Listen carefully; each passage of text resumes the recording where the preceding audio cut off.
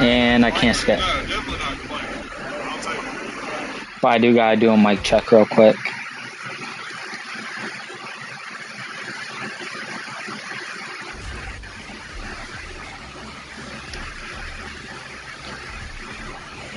I gotta do a mic check real quick before I can do anything.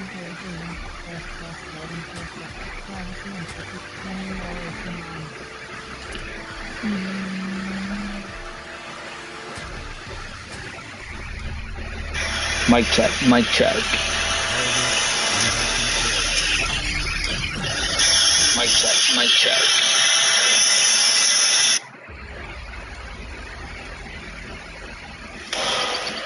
How good is your swing? Is it as good as you think? Does it look like her? Or more like them? Now, with 18 birdies, you can finally get an answer. Okay, we're gonna go regular. Our first playthrough. I might try to platinum BF6. I have not played Battlefield since BF1 on the 360.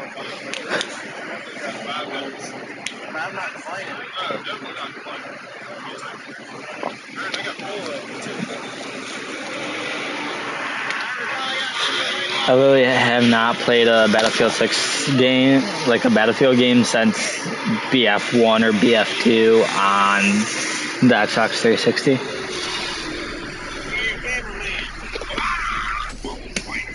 That dang turn three's treacherous. Bryce got it. Right here, qualified.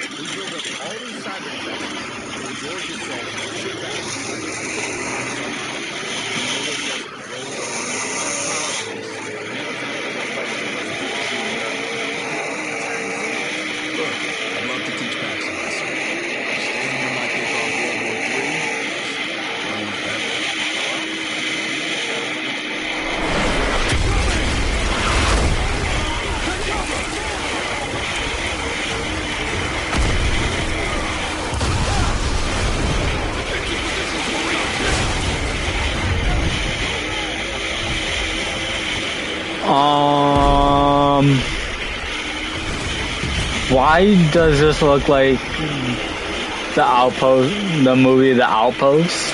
If you've seen it.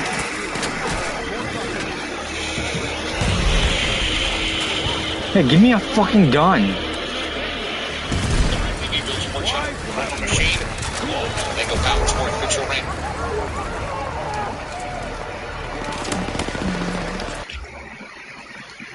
Follow my Donald McIntosh.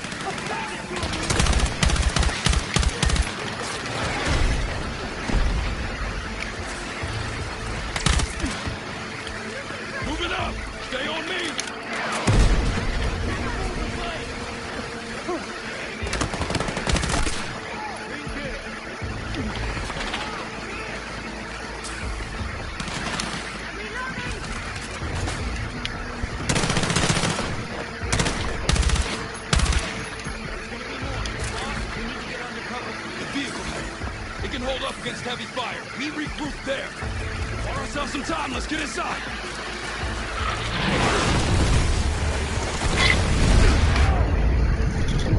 Literally signing in the thick of it. Holy shit.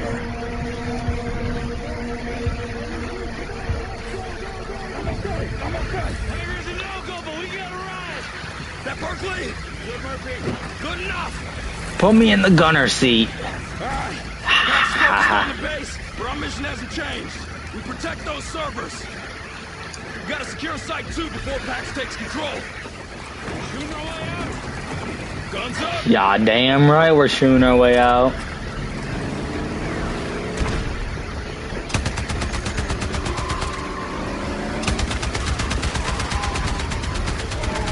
Targets on both sides.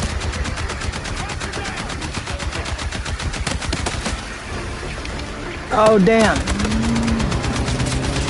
Checkpoint's just up ahead.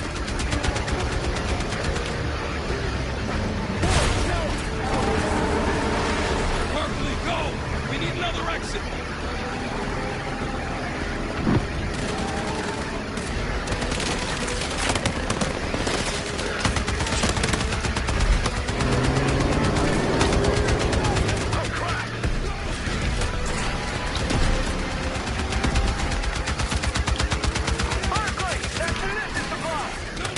Go through!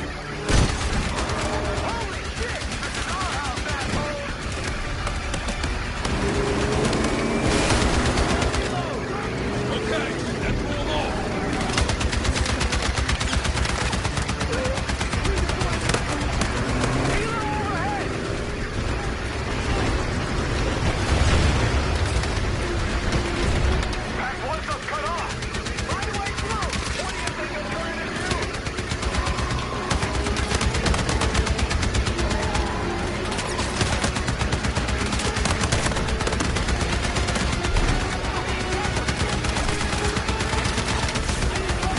Engineer, KIA! We need assist. Tip us down for the master. Jackson, come in. What's happening? Can't wait for Commander. I need you and your snipers to reposition above Site 2 and run Overwatch. Copy, Tempest. This is Tempest Action. Stand by for a precision strike. We can still get a win.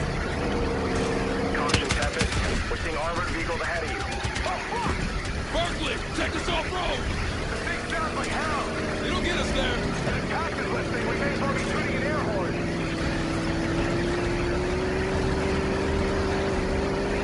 Okay, drop us here. We're at the overlook up ahead.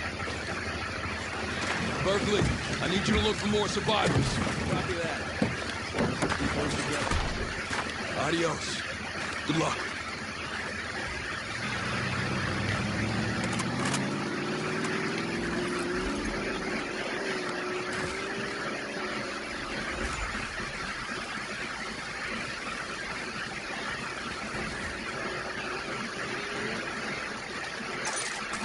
Attack foul! Glad you guys made it. Likewise, Jackson. How we looking? Fast artillery vehicles below. Lightning is slowing down past reinforcements, but they got a window to give us air support. Keep JTAC current, huh? You know it. Let's get him away from our servers. You got a laser designator ready to go?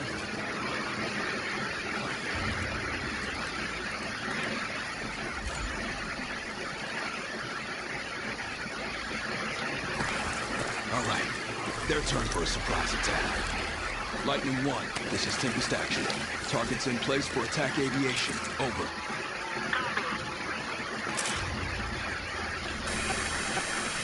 Laser on. Blazing. Bearing now.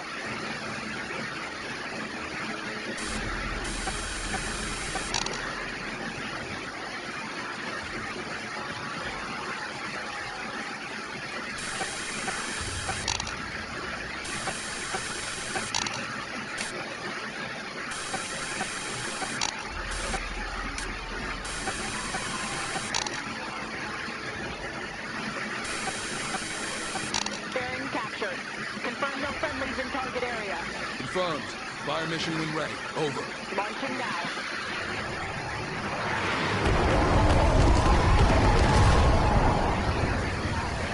Damn.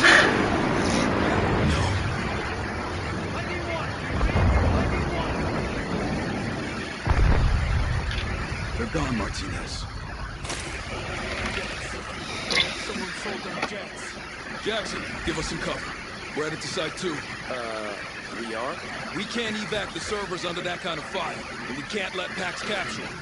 So we destroy those servers before they compromise NATO. Holy shit. We've got enough C4 to take out Site 2 and leave PAX swinging in the wind. Any input? It's a plan. It's the perfect plan. Win or lose, Mercs and the shit for coming up with it. Yo, can I get your sniper? Yo, what about you? This TAM one looks sexy. Can I have it?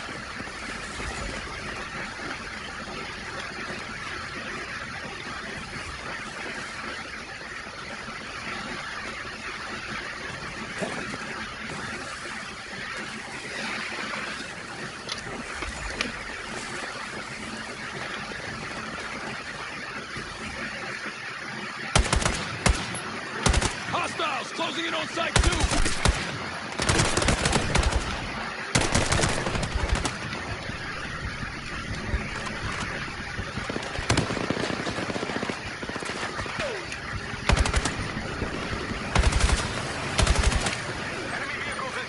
They want this place bad!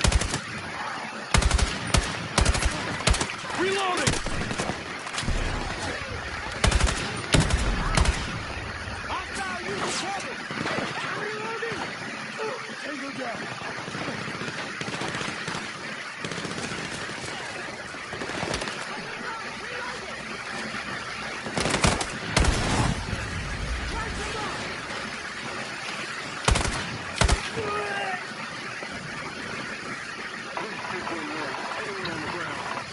This is Tempest. We'll need evac soon from Site 2. Copy. Approach when able. We got tangos down below.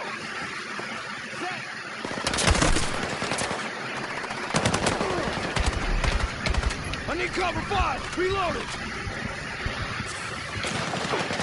Frag out.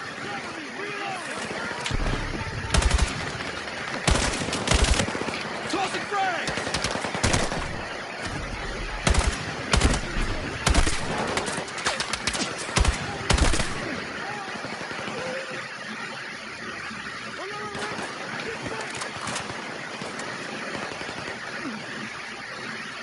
Pax tried to block the entrance. Not much of a try.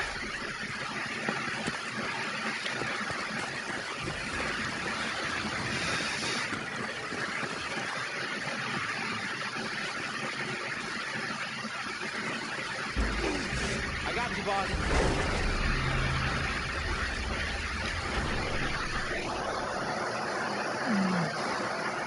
Clear inside.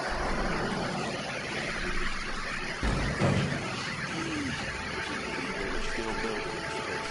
But the CIA might get their attention. Okay. No telling what's in here. No movement. Lights on. Stay alert. The commander said Pax is preparing to take control, not rolling in an armored division. Hey, not here.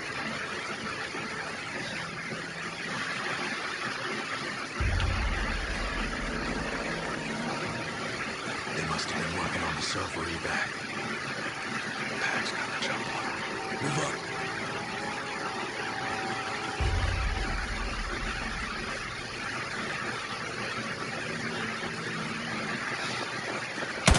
Pax got ahead of us. Where's the other?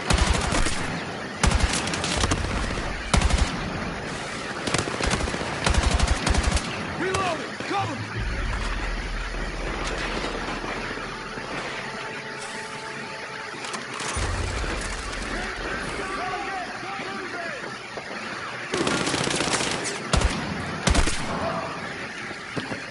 Bastards were settling in. That hurt. C4 on those support pillars should bring the whole place down.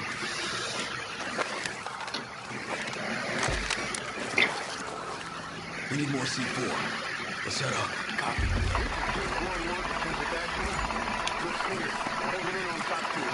That Duke 1-1, meet us on the roof. Watch your heads. Covering you. Jackson is present. Got eyes on Site 2. Patchwork forces are forming up.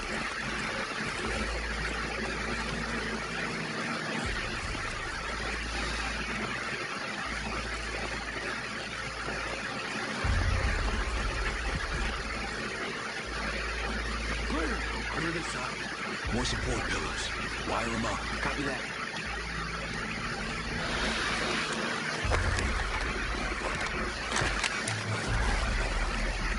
Let's get to the roof and reback, then blow this place. Spot attack setting a repair line in the elevator shaft. We'll take it. Hey, Anything you can do, I can do. Jackson, are your people close? We'll chase the evac, but it's gonna be tight. Secure yourselves, Tempest. Clear ahead. Clear! Tempest, you got pack reinforcements on the fence. They're wide for it. Can't get them all. Copy that. Evac's coming in. We'll hold them off. Oh, for fuck's sake. You gonna make us look like heroes? I won't tell if you don't. Tempest, ready up!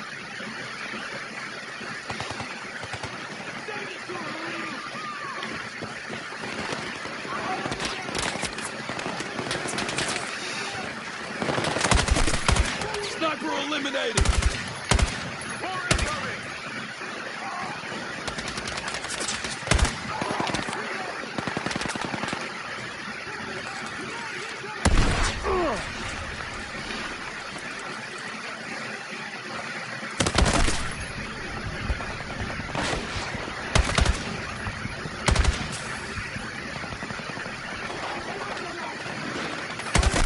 Sniper neutralized!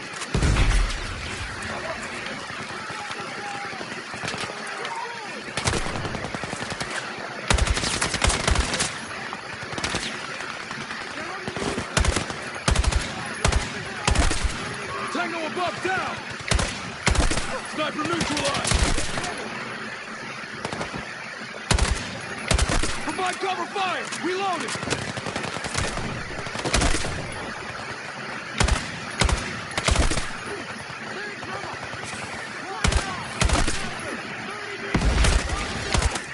Sniper eliminated! Evac's coming! We're not done! Stay focused! We got a breather, but not much.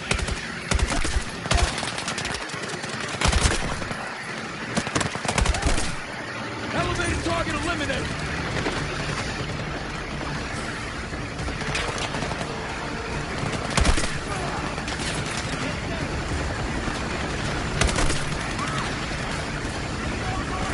Let's go, Marines! That C4 is still hot!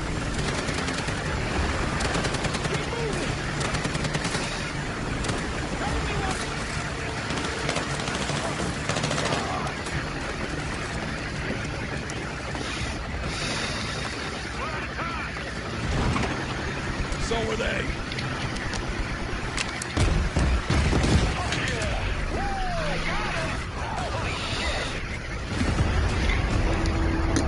Think they're building for those servers?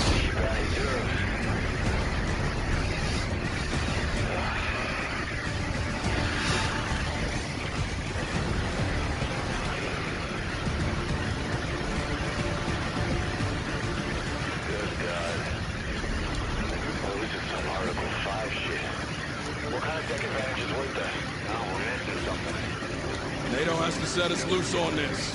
Find some answers. NATO's using allies by the day, Murphy. We got the truth. What they want to hear?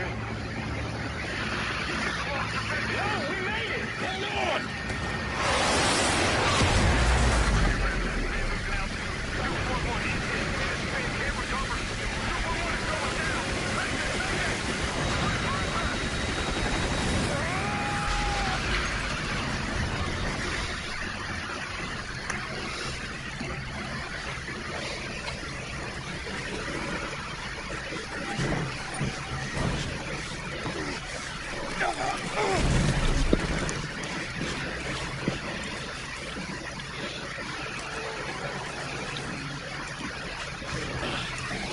Blake, you okay? Armstrong, Martinez. I think my legs broke, but I'm still here. Armstrong, come on, buddy. Can we get clear?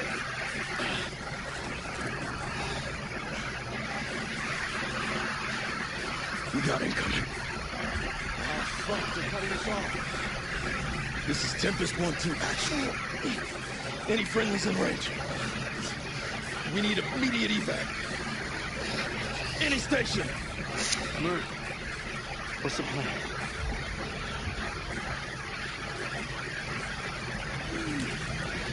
Unconquerable spirit. They gave us that motto for a reason. This is it. I'm going down fighting. Watch each other's backs. No matter how it is. It's been an honor. We still faithful? Always. On my lead. Get ready to fend. Let's give them hell.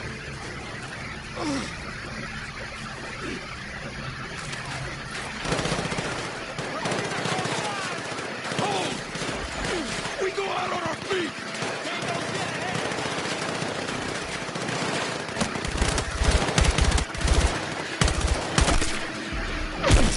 Martinez!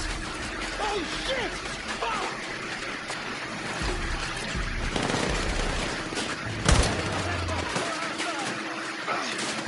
Make them work for it!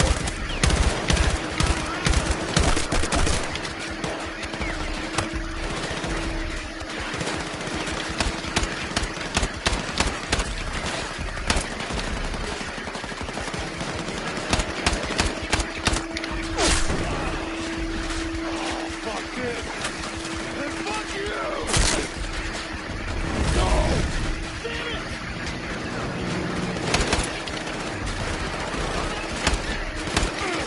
No retreat! Hold back!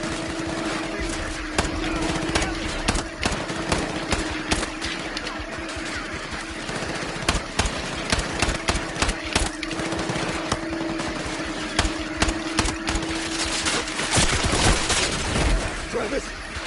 No! No, you're okay! Oh shit! Bad. Oh shit!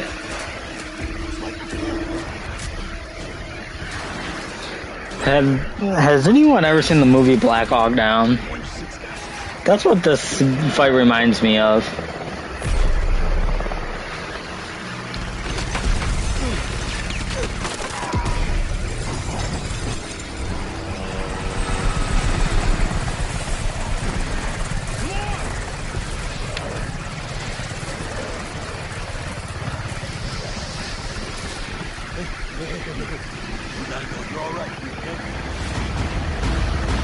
What an opening scene.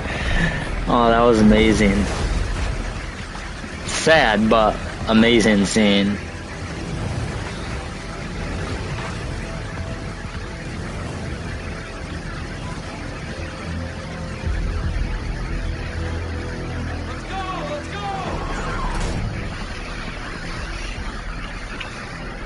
We're safe now. Anyone else made it up? It's just me.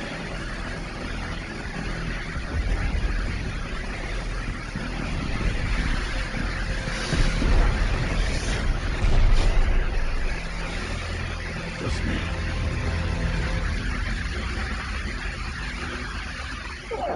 Oh shit.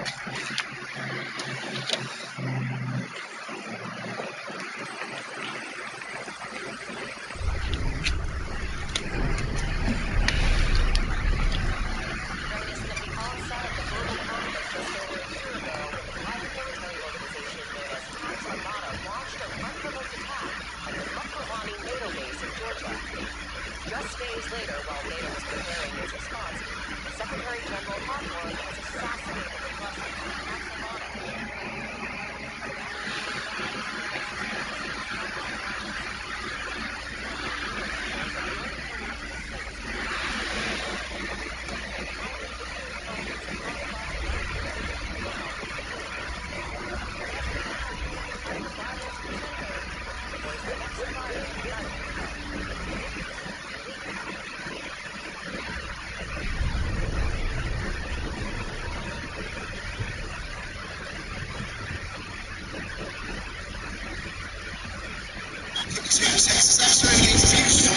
That's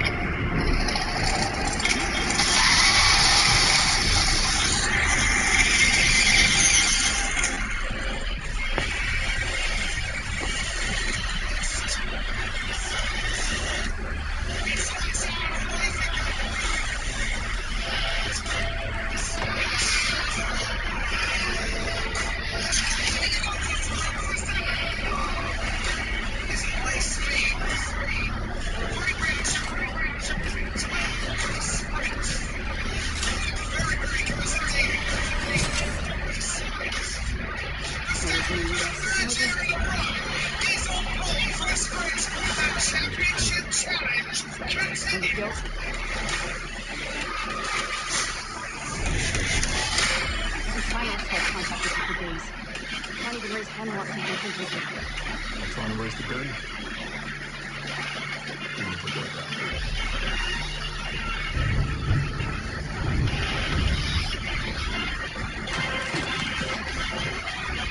Wasn't a question.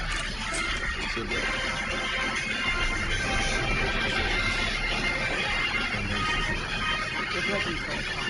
You let the contact in. The target goes too well.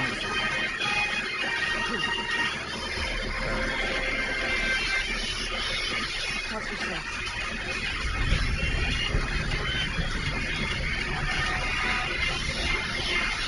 Do you believe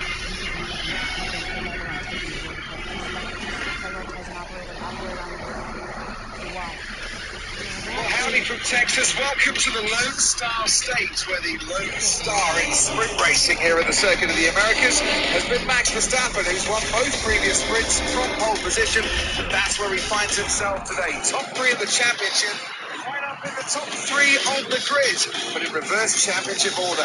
What's to come then? Over 19 laps for this Austin sprint, 3.4 miles long, Valtteri Bottas with the track record here, and track temperatures going through the roof, nearly 44 degrees currently. No mandatory pit stops, but a free choice of tyres to tackle the 20 turns around this circuit.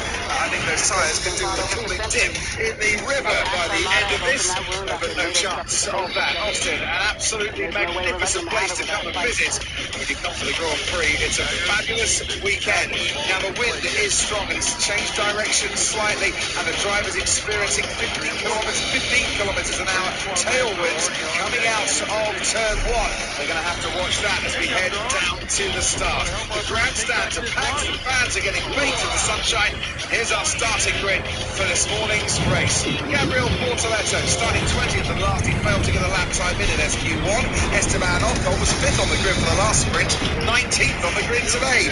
Yuki Tsunoda out in SQ1 for the second time in 4 sprints this season. He starts alongside Franco Colapinto. Ollie Behrman 16th for Haas. Liam Lawson 15th, where he started the Austin sprint this time last year. Ahead of these two, Lance Stroll on row 7 for the sprint in Austin for the 3rd year in a row. He's got Pierre Gasly for company, his highest start in any format since Spa. Isaac Hadjar down in 12th, lowest sprint starts in Shanghai. Kimi Antonelli missed the top 10 by 6 milliseconds. Charles Leclerc just squeezed in for his lowest start this season, alongside Alex Albon, top 10 sprint start for the 3rd time this year.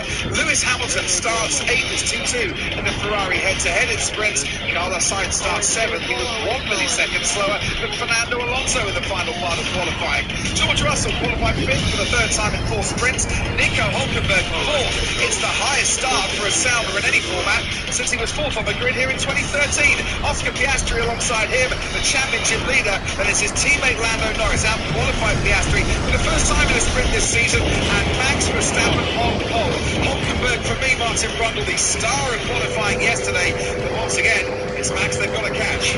Max got the lap in and got ahead of the 2 McLarens. There are 174 points available for the rest of this season, 8 of them this afternoon. They all count. You don't drop any scores in Formula One, and it's getting pretty tense towards the end of this championship year between Verstappen and the 2 McLaren drivers for the drivers' title. And it's going to be even more tense when they get up to the apex of turn 1. And 1 or 2 might be facing this way if we get a few skirmishes. How do we sort out turn 1? The inside line could give you an opportunity for a late lunge, but there are various ways to tackle that corner. You can lunge up the inside. Of course, you've not got enough steering or turning capability there, but you can take the front runner wide. If you're smart in P3 or 4, you'll just bide your time duck underneath and out-accelerate them down the hill. You can't Oh, really spend all the way in and shit. all the way out of that very long on the apex, very tight first corner. And it's the track is wide up there as well. Albeit these cars are 2 meters wide, there's plenty of space up there, so it's a fascinating layout for the start of any race. And they're all on the medium compound tyre, which is no surprise. The hard, the C1, is there's stepped jump down to that. The C3 is the medium. The soft tyre will be too soft. The hard tyre will probably be too slow. But will the C3 medium last for 19 laps? And that's going to be interesting here because this is the first race since Hungary probably back in the summer when McLaren's advantage of looking after their tyres should come to the fore again.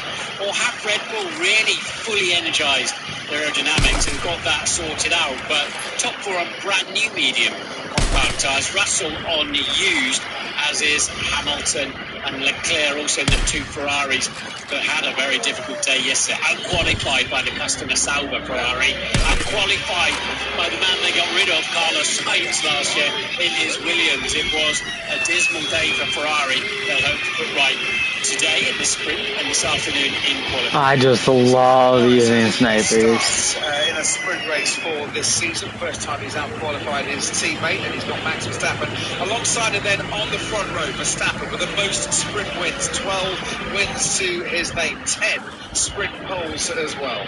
I mean, that's very indicative of turn up to one session, dial it in, deliver the perfect lap, and Max just absolutely dominates all the statistics, doesn't he, in sprint racing? There have been 22 of the sprint races, and he's won 10 of them. Do you see a race coming up of 19 laps here where the top three might just pull away from Nico Hulkenberg in fourth, and we get two very different battles going on?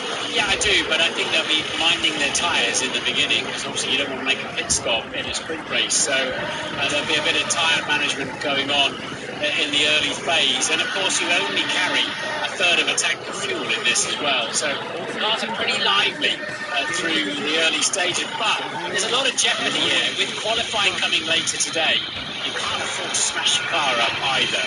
But also, you can't afford to leave points on the table. It's points from 8 down to 1. It's not as significant as the Grand Prix, but we start the final quarter of this 2025 season, as Martin said, with 174 points up for grabs. Plenty of time to open up a bigger gap at the top. Plenty of time for the chasing pack to catch.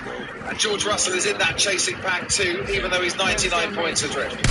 Simply dropped the wrong way back there, these final few, don't they? Very behind, tucked up behind the Alpine. They're very late to the grid. Those on the front of the grid will be sitting there well over half a minute. Well, the tyres will have cooled down, pressure's dropped a little bit, but will they be too cool by the time they get to put the brakes on and want the grip coming out of turn one? That's the view. Down the main straight, the 40-metre climb up to the first corner where anything can happen. And probably will, and we've seen it in the past. What a great shot. Look at the flag in the back. All the snipers are so sexy in this game. Right, full house here in the Circuit of the Americas. It's the Austin Sprint, ladies and gentlemen. And it's lights out, away we go. Verstappen gets away well, as does Norris, but here comes Piastri, and he's already alongside his teammate and ahead of his teammate. Norris has the inside line, takes that second place, goes wide. Piastri tangles and spins Norris round and makes contact with Nico Hulkenberg, and there's a tyre rolling down the hill there that has come up one of the cars as Verstappen goes clear. Both McLarens are out of this Grand Prix as Piastri got tagged into his teammate. Tsunoda damage, he's got a wing tucked underneath his car. That is critical for the World Championship. And that will bring repercussions. It's the worst possible start for McLaren, but Nico Hulkenberg involved as well. And you wonder, after Rob Hoy comes flying off the Sauber. And they'll have to safety car that because that's right on the racing line. That's an immediate safety car. I don't think there'll be any repercussions at McLaren because it was just basically Piastri getting spun around. yeah, but into his teammate as well. And what it has done is let Max Verstappen in the lead from George Russell. Carlos Sainz up to third. Charles Leclerc up to fourth from 10th on the grid. Hamilton fifth. Tsunoda up to sixth from 18th. There's the stranded tyre and the stranded McLaren by the side of the track. Albon seventh. Behrman in eighth in the final points position. Fernando Alonso also involved in that first corner carnage that has taken out Lando Norris and might well have taken out Oscar Piastri as well, who is stranded down at turn 9. This is the worst possible start to a Saturday morning and the final quarter of the season that the Constructors' champions McLaren could have had. The only saving grace for McLaren is both cars are relatively undamaged, although you'd always be concerned about any shock loading going through the gearbox, the transmission at the back of the car. McLaren pit wall, Zach Brown, who we'll try and get to talk to in a few moments for his instant reaction, staring impassively at the screens, but their race has been run here in Austin this morning. Safety car is out. Bernd Maylander in the Mercedes-Benz safety car. It's the 500th Grand Prix weekend where we've seen a Mercedes safety car. Made the debut, I think, in Melbourne back in '96. First time we saw it on the track. It was in Spa that year. But let's look at the start here. And the two McLarens are wheel to wheel. Then Piastri slightly ahead. And then it all unfolds, Martin. Yeah, well, Piastri yielded to his teammate and tried to tuck underneath him. And that's when he made contact with Hulkenberg and goes up on two wheels, just slams into his teammate. It's just a first corner drama in Formula One. It's hurt Hulkenberg badly, but what we're going to see is Piastri trying to do the tuck-in.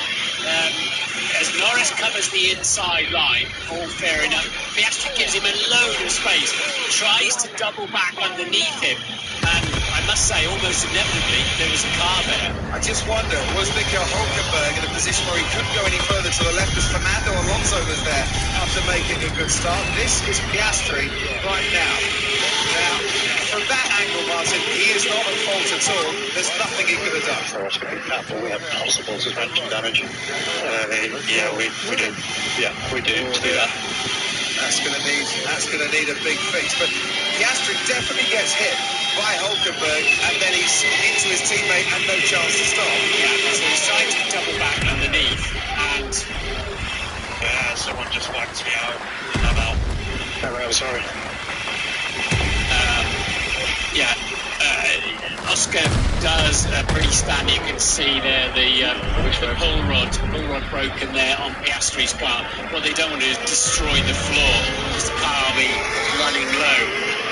This is Lance Stroll we're on board with now. He makes contact as well, loses part of his front wing. That's Gasly and Behrman trying to make his way through and both succeeding. So Stroll he might be out of this race too. Down currently in 11th, but there'll be damage on that car. Let's go to Zach Brown for an instant reaction on the McLaren pit wall. Zach, I'm understating this, that's the worst possible start you could have had. Yeah, that was terrible. Neither of our drivers to blame there. Some amateur hour driving. Some drivers up there at the front whacked our two guys. When you say amateur hour by some drivers, not just Nico Hulkenberg then? I want to see the replay again, but clearly Nico drove into Oscar, and he had no business being where he was. He went into his left rear tire. And so getting these cars ready, they don't look unduly damaged, Zach. Were any concerns for transmission or other pieces like that? No, we got to see him, as you say, but it doesn't look like it was just limited to suspension damage, so hopefully the damage is relatively easy to fix. Zach, thanks ever so much for joining us. We really appreciate that.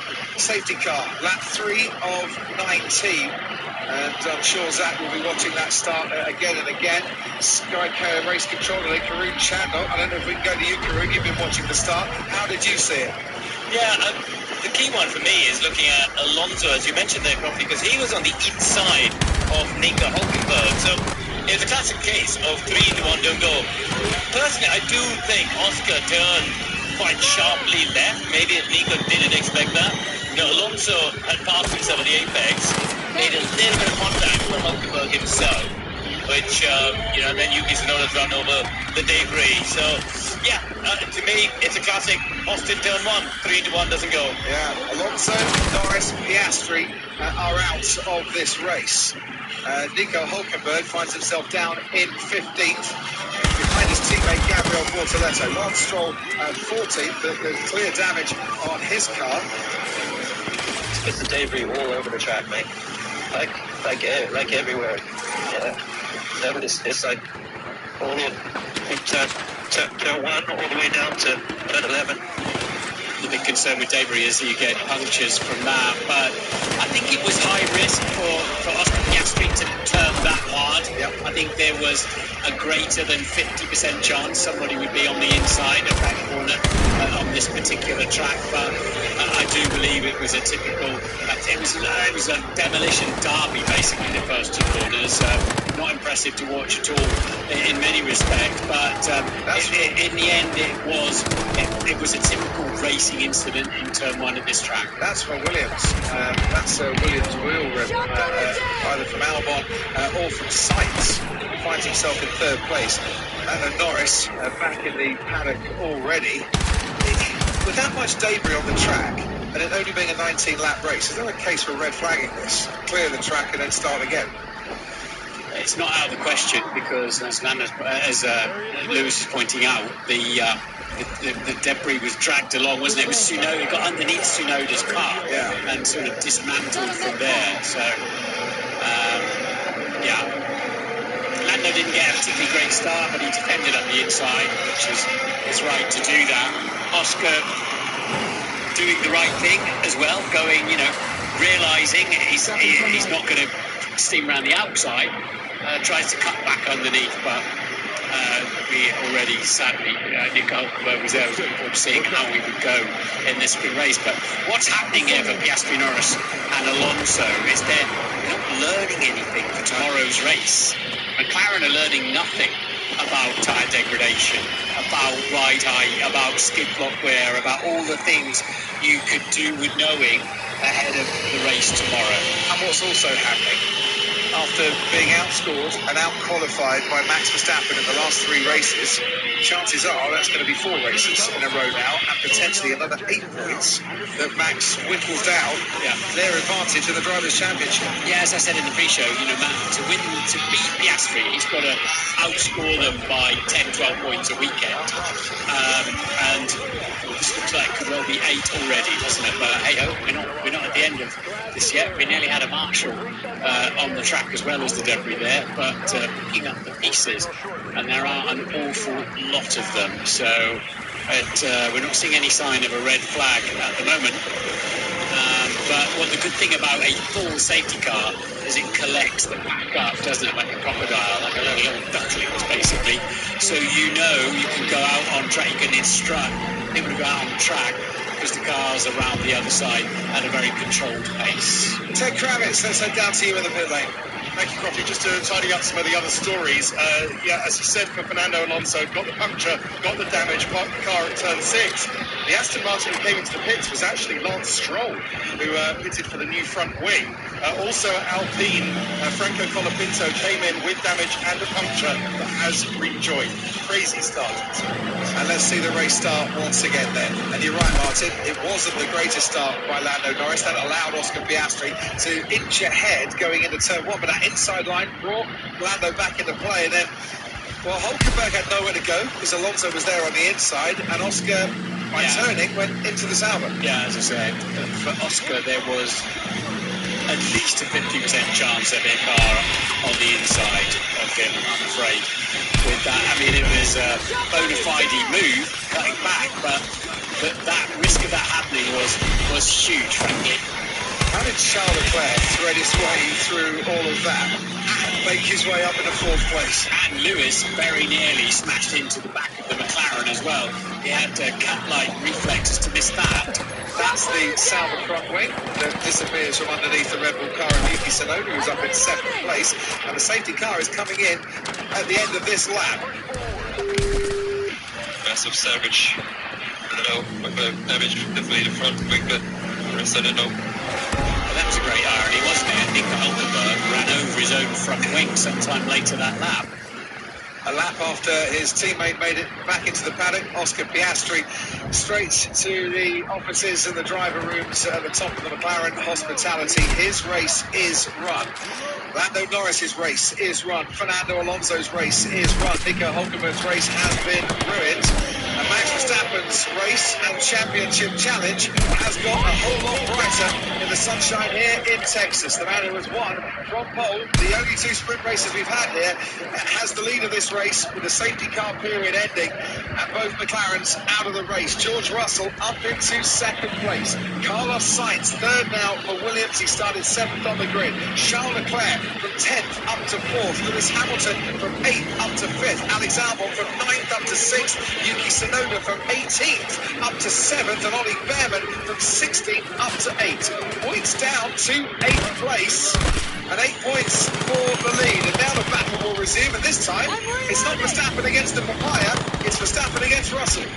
And of course now Max Verstappen becomes the safety car. It's his prerogative when he wants to let it go, and he's decided to go pretty early. He's gone pretty early. George Russell can't try and make a move past him until they cross the line. But he's done well to hang on here to the back of that Rebel, and Max sliding out of the final corner there, not getting the traction early, but he's got a big enough advantage as we power down the straight, down towards turn 1. Carlos Sainz in third place. They're all quite strung out here. We're not going to get a repeat of the carnage going through turn 1 this time. And no drag reduction system, no DRS until the end of the first lap after a safety car period. Which will allow Max Charles to scamper off into the distance. Closest battle between the two Ferraris. Leclerc and Hamilton in 4th and 5th, and Hamilton sticking to the rear wing of his teammate's Ferrari. No further investigation, say the stewards, on that lap 1, turn 1 incident. They've decided it's a racing incident. No need to look into it any further. Absolutely right. Absolutely right. So, we go racing then, and the Mercedes of Russell, he won beautifully, didn't he? 2 weeks ago in Singapore. It hasn't looked as competitive around here, so it would be somewhat surprising if he can hang on to the Red Bull. If he had DRS, Lewis Hamilton would be inching ever closer to his teammate. He's getting a decent slipstream down that back straight. Further back, there's the Alpine of Gasly with Kimi Antonelli right behind him and in very close contention too. They stream through the left-hander at the end of the back straight, and it's Verstappen now in the lead, but not by more than a second. No, you're right. It's he's within DRS is George Russell, so that's critical to keep in that zone. Max will want to manage his tyres in this early phase of the race, of the sprint, so that he's got some grip left when it matters towards the end. I mean, the one bonus of that safety car is taking 5 laps away when the tyres are going to get punished, and that will be a help to both the Mercedes and the Red Bull that leads this race. The gap's still under 1 second. Verstappen over Russell. So DRS now on this lap, and if you're Lewis Hamilton, that'll come in very handy. If you're Kimi Antonelli, that'll come in very handy because you're within a second of the car in front. We can look back from the rear wing then of the Red Bull. Max Verstappen with George Russell in hot pursuit. Russell with a new contract to race at Mercedes through the end of next year at the very least. And Toto Wolff playing down speculation that Max Verstappen could eventually be his teammate one day. Well, they're running 1 and 2 at the moment, and George is trying to hang on there, Martin, through that fast sector, which is not easy with all the turbulence that's being kicked up from the car in front. And George Russell's employing a lot of battery there to try and keep within that 1 second. He wants to keep, as he's got now, the rear wing open down the back straight. Makes a big difference around here. So you've got a slipstream and your rear wing open. Just keeps you in touch, but then you start to hurt a little bit as you're following through the grip limited corners. And down the inside, here goes Kimi Antonelli on Pierre Gasly. Nothing doing there. Gasly remains in 9th place. George Russell picked up about 0.3 of a second behind Max Verstappen down that back straight. Now, can he hang on and get to within 0.3 for the next big straight? Seems at the moment that Russell's just slipping back by a couple of tenths. And if George has got to spend a lap recharging his battery, getting the state of charge, the sock sorted out, but a big oversteer moment again for Verstappen coming through the last corner. That will give Russell quite a lot of confidence, but he's very close to the edge there. He gets DRS down the pit straight, of course. But Max's car has not got a lot of rear grip. No, we saw that right at the start after the safety car had pulled away. Lap 8 of 19. Verstappen, Russell, Sainz sounds familiar, doesn't it? That was the podium from the Azerbaijan Grand Prix. Max continues on his quest to be the only ever leader of a sprint race here in Austin. He's won it from pole the last 2 years, and he's looking pretty good as it stands. Meanwhile, Charles Leclerc has been noted for a safety car infringement. Hasn't been passed to the stewards yet, but there could be a bit of investigation going on. We need to keep an eye on this with George Russell at the end of this straight. He'll be quicker through the first sector by 2/10. He'll get ever closer to the Red Bull at the end of the straight, and he just dives up the inside. And Max goes off the track. They both go off the track. So I think Max will not be demanded to hand that back. He came from a long way back, George Russell, there. Yeah. It was opportunistic, wasn't it? It was. But if he'd stayed on the road, Max would have had to yield that position. I don't believe he has to do so. Yeah, shades of Verstappen Norris from the new Grand Prix last year, when McLaren, of course, didn't have that place back after Lando went off the track, went past Max, and they got a 5-second penalty, which took Lando out to the podium places. But what that will do is signal in the back of Max Verstappen's mind that George Russell is there and is not going anywhere and away very quickly. But he turned his cards over there, didn't he? So Max knows what he's got in his hand. But nonetheless, if he can stay within DRS down the back straight and plenty of battery, because the Red Bull, and that's the... Put the start. He went off the track there. It's that sort of thing Max does. Big dive, and the thing we love him for. That was, it's motor racing. Let's have another look down the back straight towards turn 12, and he kind of made his mind up late that he was going to go for it. Just couldn't stop. No, he just locked the inside front tyre, which took him wide. Because as soon as you put some angle into the steering wheel, you just loosen up that inside tyre. But I thought it was a great attempt to take the lead, frankly. Here we go again then, down the back straight this time. He hasn't got DRS, George Russell. Does wait, he's within 1 second by the end. And there go the two Ferraris. Lewis Hamilton on Charles Leclerc, and it looks like he might have got that move done. Leclerc looking for the old switcheroo, that ain't coming his way. Lewis Hamilton takes 4th place ahead of his teammate, sliding through the turns, but managing to stay clear. Teammate is the greatest misnomer in history, isn't it? There's no such thing as a teammate. Ferrari chairman John Elkann coming out with a statement today saying he's got full confidence in Fred Vasseur as team principal and the rest of the team. I'm sure they were cheering that because it was a great battle between the two drivers. There was no contact. So Russell under investigation for forcing Verstappen off the track. I thought it was a really bona fide overtaking manoeuvre.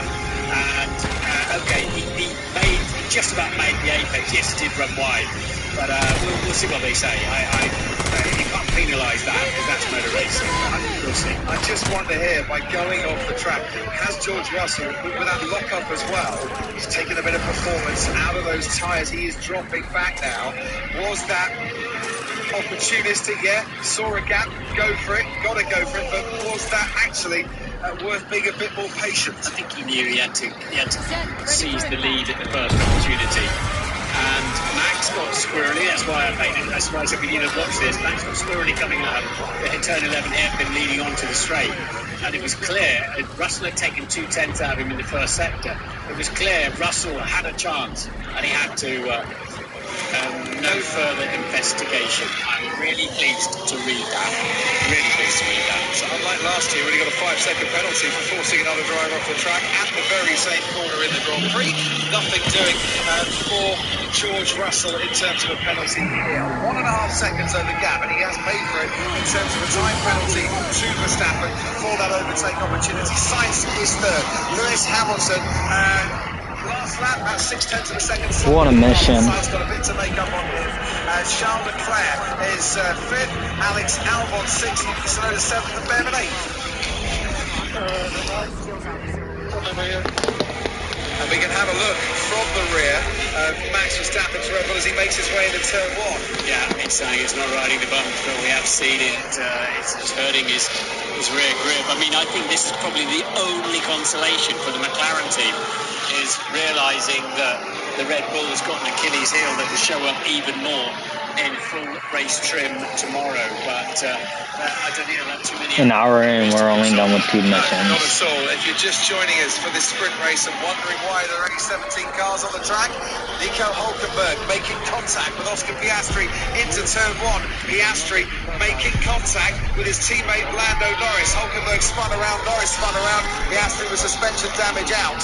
Norris out. Alonso with a puncture out. It was a huge kerfuffle at turn 1, and it's left Max Verstappen out in the lead and on course to pick up 8 championship points to close that gap down between himself and Oscar Piastri, who started today with a sizable advantage, 336 points, 273 the Max, 314 to Lando Norris, but it keeps getting whittled down race by race. Yeah, and the only consolation for Piastri's World Championship is that he caught the back of Norris and he won't score any points either. But pretty unlucky for Lando Norris there because he was clear of the corner, minding his own business. On board with Lewis Hamilton, bringing overtake on his teammate Charles Leclerc. That's how he got so close to Leclerc. He went off the top. Sorry. And that then set up the opportunity for Hamilton to get him later in the lap. He was about 9/10 of a second back, but then he saw Leclerc go off. Yeah, that explains a lot. They were in uncharted territory over there, the two Ferraris, that's for sure. And a big chance of punctures in places like that. Liam Lawson and Pierre Gasly down into the left-hander. Lawson stays on the track. That looked pretty nice to him. Liam Lawson then up into 10th place. Now, Lewis Hamilton, last lap, 1:38.1. A 10th of a second clear of Carlos Sainz. He's just inching ever closer to that magic 1 second where he starts to get a bit of DRS. He's probably the fastest driver on the track at the moment, aside from Max Verstappen, who is continuing to pull out an advantage over George Russell. He might just have overcooked his tyres with that lock-up we saw when he tried to get past Verstappen 3 laps ago. Yeah, he threw the kitchen sink at it, didn't he, George? And didn't quite pay off. But yeah, as soon as you start cranking in steering angle, especially with the complex geometry of the suspension on these cars, you lighten the inside front and it will just pull off. And as soon as it stops rotating, then you stop getting grip from it.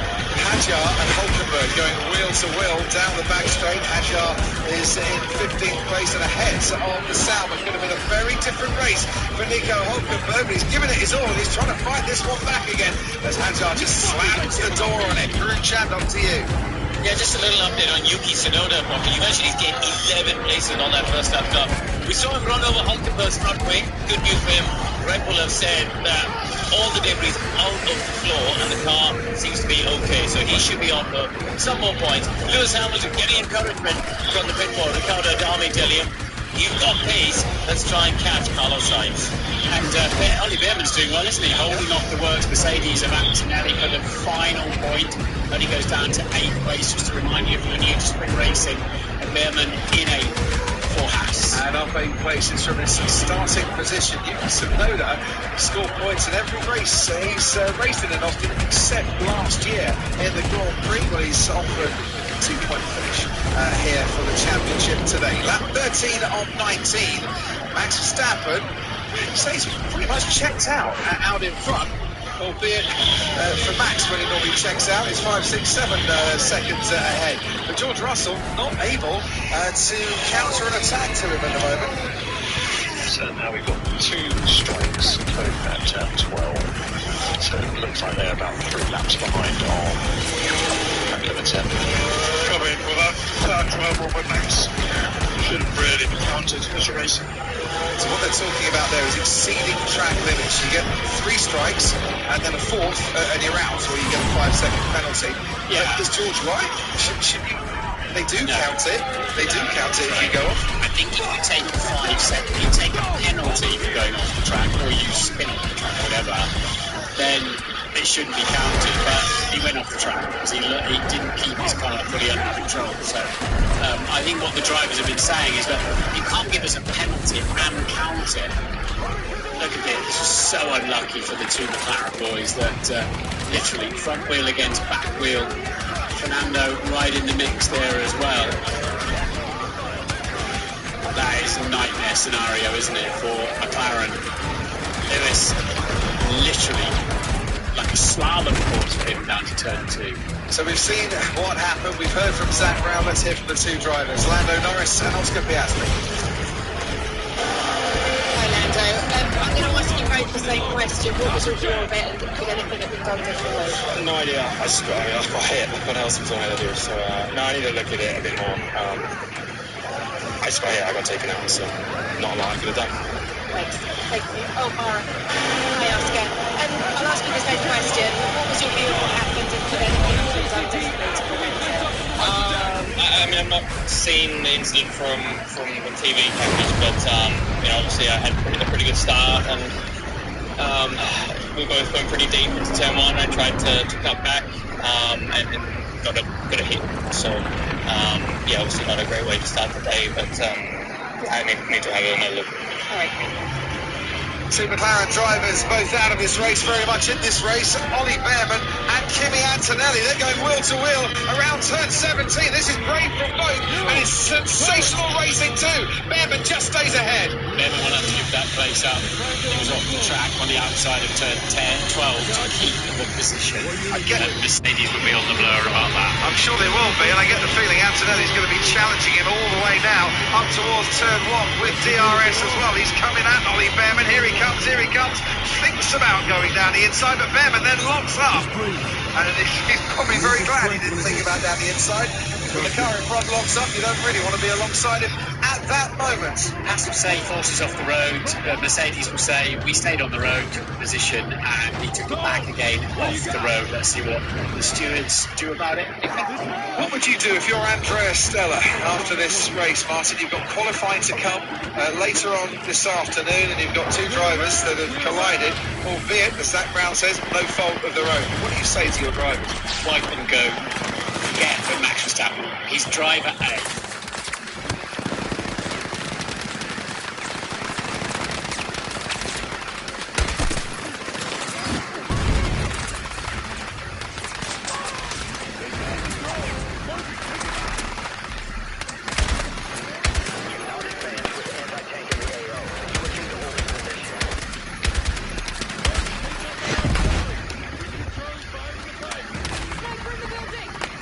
Stages, no further action there. Isaac Hadjar behind Gabriel Bortoletto, closing in on him.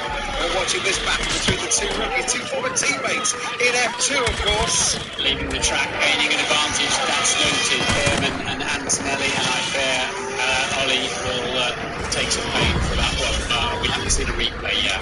One of those things, does he give the place back now and stop any stewards' investigation, or does he just hope that they decide no further action? He's going to do that, give the place back just before the DRS detection zone, and then try to have him back down the back straight.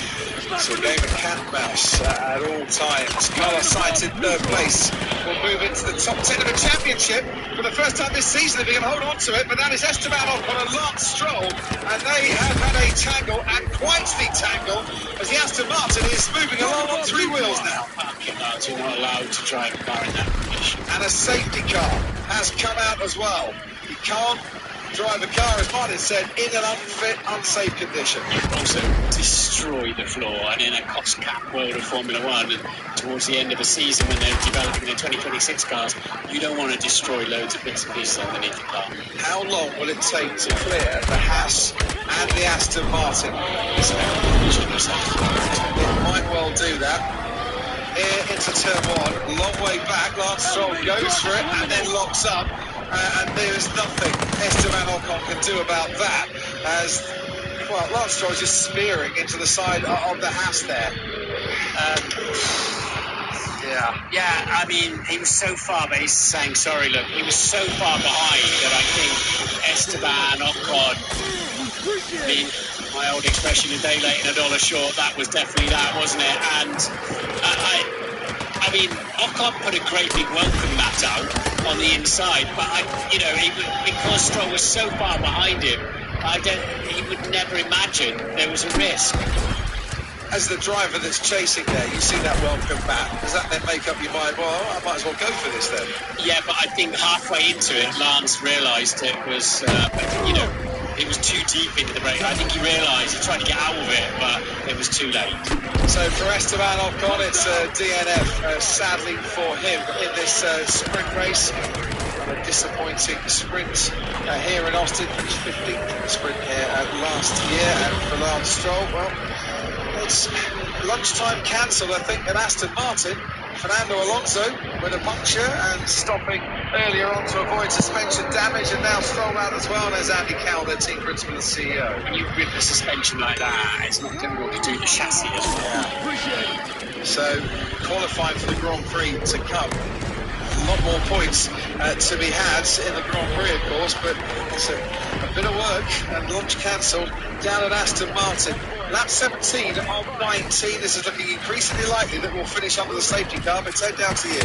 That's the message going out to quite a few of the drivers. Charles Leclerc saying, look, where you are with Hamilton, this might finish under a safety car. Just to underline with the Haas, they've got a bunch of new upgrades this weekend, Crofty. I'm not sure how many spares they have. So this will have implications for Esteban Ocon for the rest of the weekend. We'll keep an eye on that. But crikey, what have these guys been watching? Sort of Texan monster trucks or demolition derbies around here. What's going on today? Well, you know, every point is precious, every position precious, and they've just gone for it in a big way today. Yeah, nothing happens in these sprints, does it? They're rubbish, aren't they? Yeah, I'd rather have free practice 2 or free practice 3. It divides opinion, but yeah, we want to see racing. What we have seen a lot of is the safety car because of the incidents. All the drivers say, yeah, but we don't take this, and we back off part way into the sprint, which is in chaos, I think, because their competitive instincts are driven. They're just driven people, and they can't back off, as we've just witnessed. I think the Texan phrase of the day is risk it for some brisket. Yeah. Yeah. The stewards have decided they're going to have a little look at Ollie Behrman leaving the track and gaining an advantage. Stuart grumbled in the commentary box. He said he should have given the place back. You can expect a penalty if he doesn't. Is that a Texan saying risk it for a brisket? It's not be risk it for a biscuit, but I think it's called brisket around here. You had to be there. And you were. So it's pretty much guaranteed to finish under safety car release. Let's just have a look. Cutting that off, or might we get a one-lapper? I think we might be able to, because I'm trying to see if there's a Haas or there's an Aston Martin, and I can't. And well, just trying to hurry Mailander along in the safety car. No, you've still got the JCB by the side of the track, yeah. So unless the race control feel that JCB can get behind the barriers in the next half a lap, we're going to finish behind the safety car. And I don't think it's going to be able to do that. Shame, you know. One last lap shootout between a Red Bull and a Mercedes. Yeah. So they've got a few more corners before they'll have to say safety car ending. This is the Ollie Behrman incident. So down the inside goes Kimi Antonelli.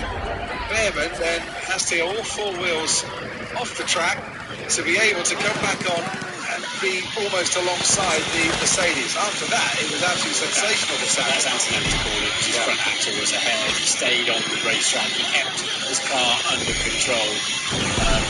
So a time penalty has been given to Ollie Behrman for leaving the track. That's a no-brainer, I'm afraid. It's a 10-second time penalty, which will leave him last in this sprint race.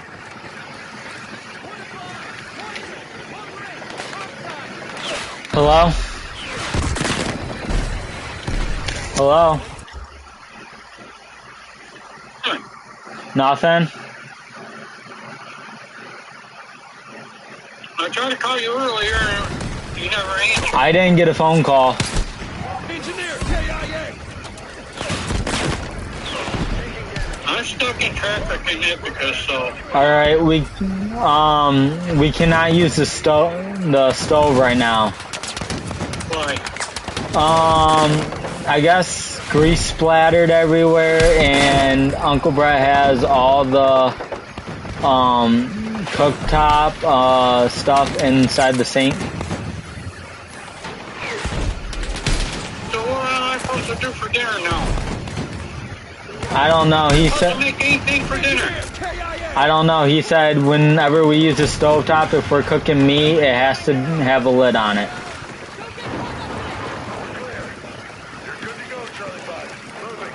But there's a pizza in the freezer. If you want me to take it out, we can have that for dinner. Yeah, I don't know.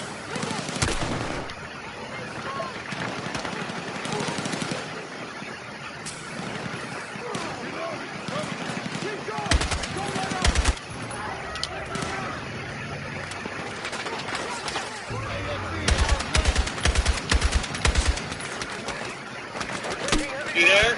Yeah. Yeah, another spam call. Yeah,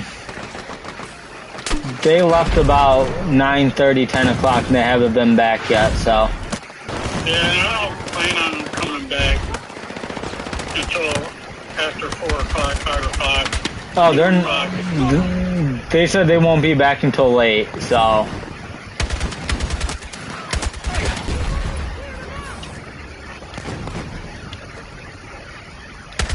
No, I'm not feeding their dogs neither.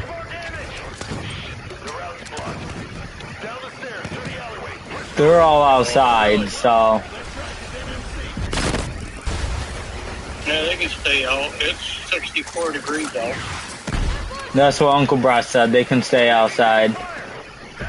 Star, they've been digging a hole, and Star's been a part of it, so. Where? Everywhere. We're clear. You can advance, Charlie 5. Negative, Dagger 1-3. You cannot advance until all hostiles in the immediate area are down. I'll catch her digging on beat her ass.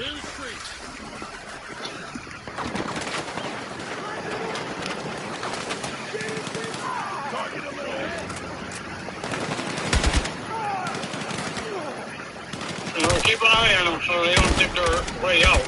I have been. Alright. Bye.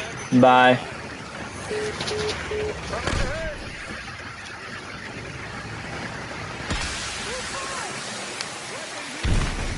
Because we're all going to finish behind the safety car, I would imagine. Yeah. That was as crystal clear under the driving guidelines as you'll get. Once again, if they'd have just given the place back and thought, actually, caution is the best way forward here. It was one point in it, and they probably thought, let's wing it. But I think that was always going to be a penalty for him. So for Max Verstappen then, it's the familiar sight of the rear of the Mercedes GT. Safety car done a bit of work here this morning with Mailander. He won't worry about that too much because the threat from behind is not going to come, and we're going to enter the final lap of this race behind the safety car. Investigation. What happened in the investigation? Yeah, unfortunately, 10 minutes. What the hell? That is incredible. In the way that he's going to feel that he was run out of road, but Antonelli got his front axle up. You've got to have it at least alongside him to head. Or his mirror actually on when you're going up the inside. It's the front axle when you're going around the outside. Antonelli claimed that corner and kept his car under control, kept it within the confines of the racetrack. So that is the driving guidelines, in a nutshell, basically. So there's your live Drivers' Championship with Max Verstappen gaining 8 points on the two McLaren drivers. He'll be 33 points behind Lando Norris. He will be 55 points behind Oscar Piastri, with 5 rounds to come after this weekend and still a Grand Prix to come in Austin. That lead has been whittled down by 41 points in the last 3 race weekends. At 49. Yeah. I'll go back to the T-Rex and the Jeep in Jurassic Park. He's on the charge, and they will do well, McLaren, to look in their rear-view mirrors a little bit, because the T-Rex ain't slowing down. No, but as I said, they've got to wait the T-Rex and just drive their cars, stick them on pole. I mean, they've got a fast car. If they just start thinking about Max, they're thinking about the wrong thing. The fans are thinking about applause for the end of this sprint race where we had a safety car on the first lap and a safety car on the last lap, just like we had in Miami earlier this season, where the podium places, well, there was a podium, the 1, 2, 3 will be identical to the podium from the Azerbaijan Grand Prix, where Max Verstappen stormed to victory, and he has stormed to victory here. Brief challenge from George Russell, who locked up. Both drivers went wide. Max Verstappen held on to that first place. No need to swap things around. George had one opportunity this afternoon, and to get to Max had one opportunity only. After that, the Red Bull pulled away. Now the safety car can pull away, and Max Verstappen, as he has done once, twice, and now 3 times in a sprint here at the Circuit of the Americas, can look at the checkered flag and say that's 8 points in the bag. Thank you very much. Verstappen wins the Austin Sprint. George Russell comes home to take second place. Carlos Sainz will claim Options. Fuck down and pass to push through. God damn it.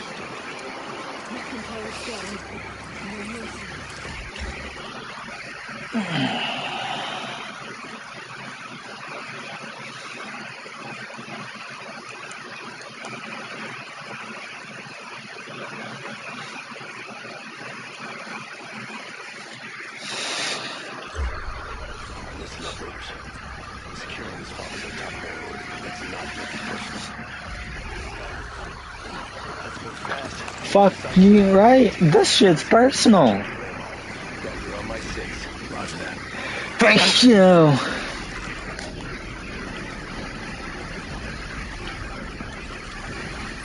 Let's move through. Charlie 5, you are cleared to move in. Roger that, Dagger 1-3. Coming in from your 3 o'clock. Enemy armor, south of the square. Marines, we're clear to engage. Maintaining defensive position. We need to clear the way for Charlie 5.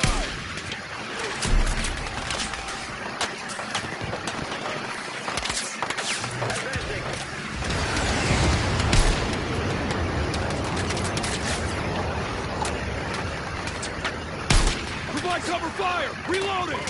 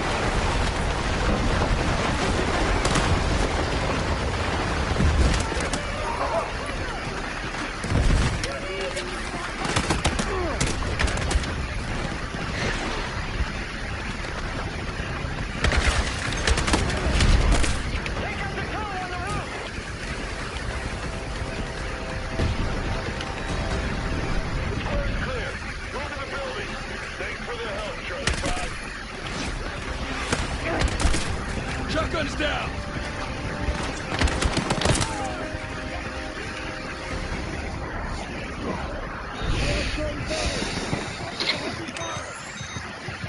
We're clear.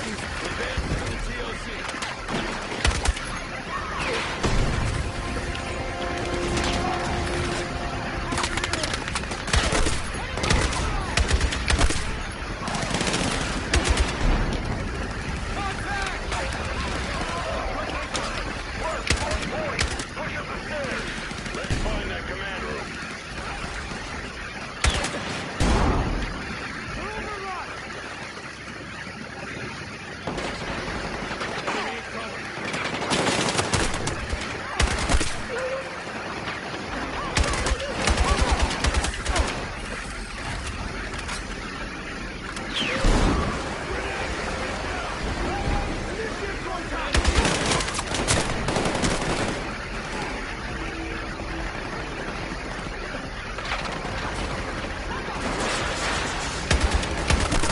Elevated target eliminated.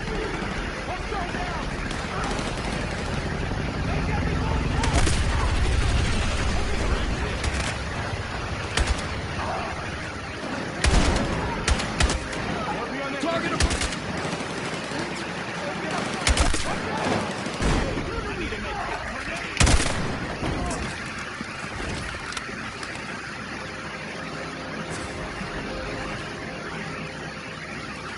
Anyone got eyes on the command room? Looks like the room opposite.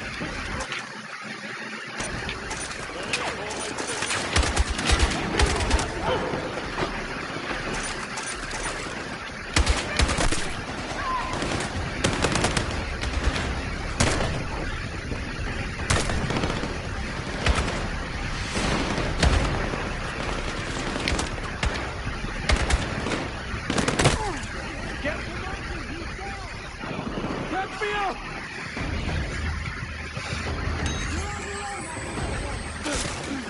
You're a lifesaver.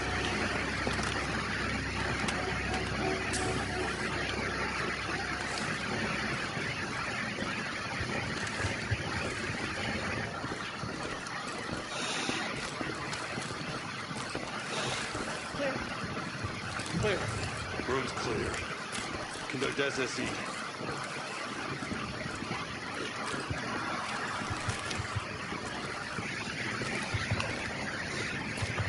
Bunker's gone! Pat, looks like our ride is here.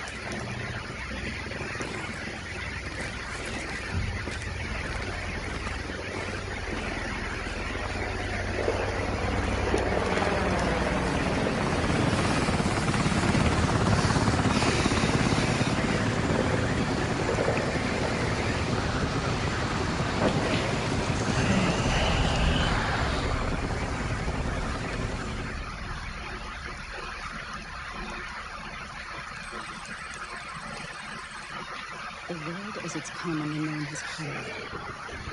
Alliances that held since the end of World War II. All the traditional assumptions about who's on whose side. But you know, every crisis is an opportunity.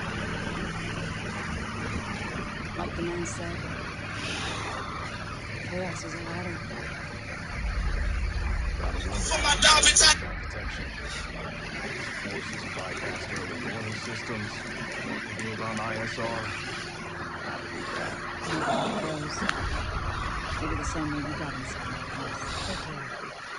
Executed hundreds of decorated bricks. Hard bastards. Yo, what up, Josh?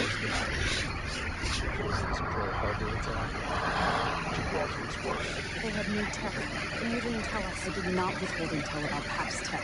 None of the countries supporting PAX make shit that can match that. Don't we? You care enough. I wasn't under contact with you. Whose assignment is this? You trust me like I trust you. You know, like my power. Any questions? Of course I trust you. That's why I sent you to Colorado.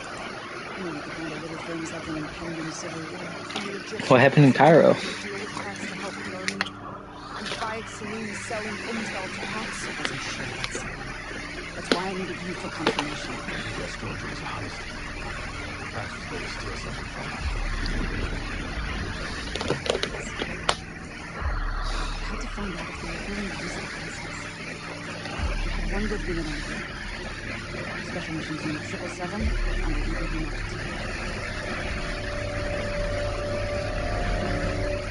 The fuck?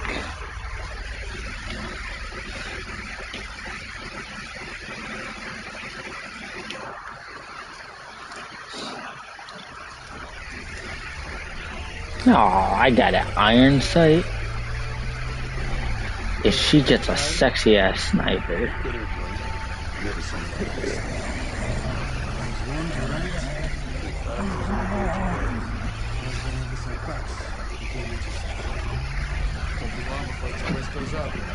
My people have had Pax's booty this weekend. What happened to the army? Pax came in to support us.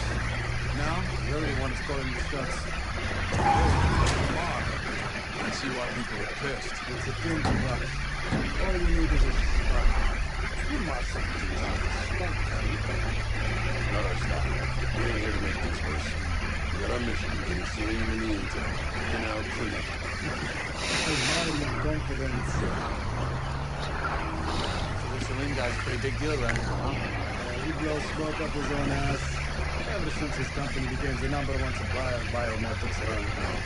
We haven't had it yet. Looks like Pax is too happy about it either.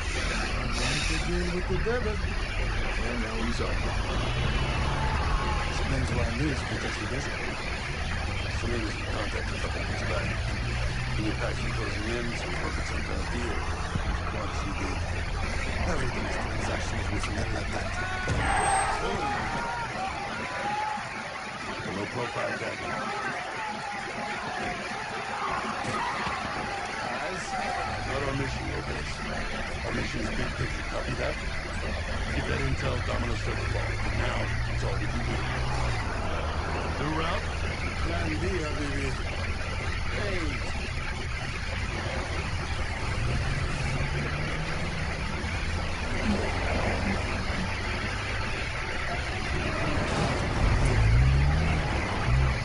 Straight to the shitty part of the plan. What can we never do? Leaders, dismount. I'll trade you. You take this iron sight AR and I'll take that sniper off your hands.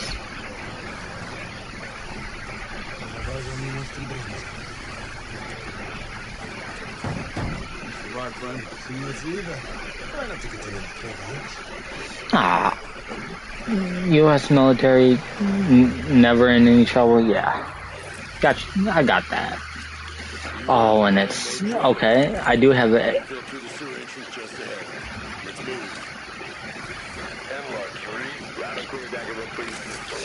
Oh.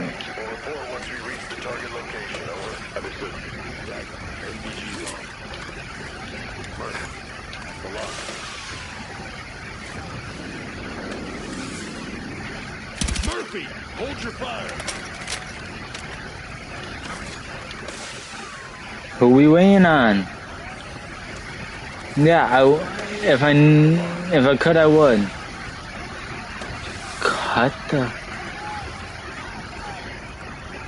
Huh?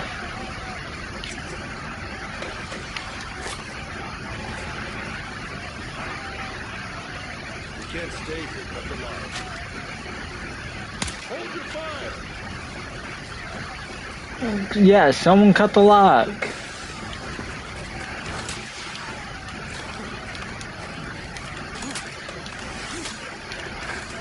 Murphy, cut the lock.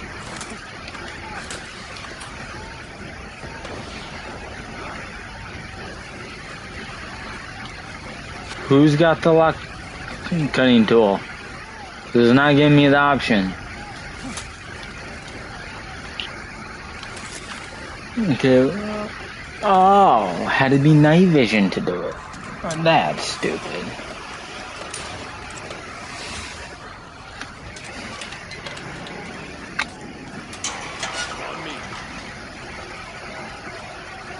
I wasted so much ammo on that.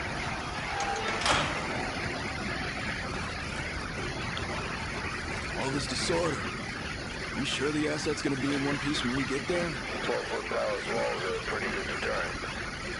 Bags above, hold your fire.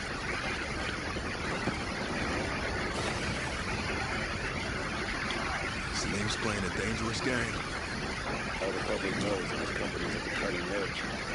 Serious business happens in private financial packs, propping up puppet regimes, troop smuggling, you name it. A real charmer. Has. Falcon Cave. What's the deal? It looked like he'd seen a ghost. You heard of Farouk al-Bashir?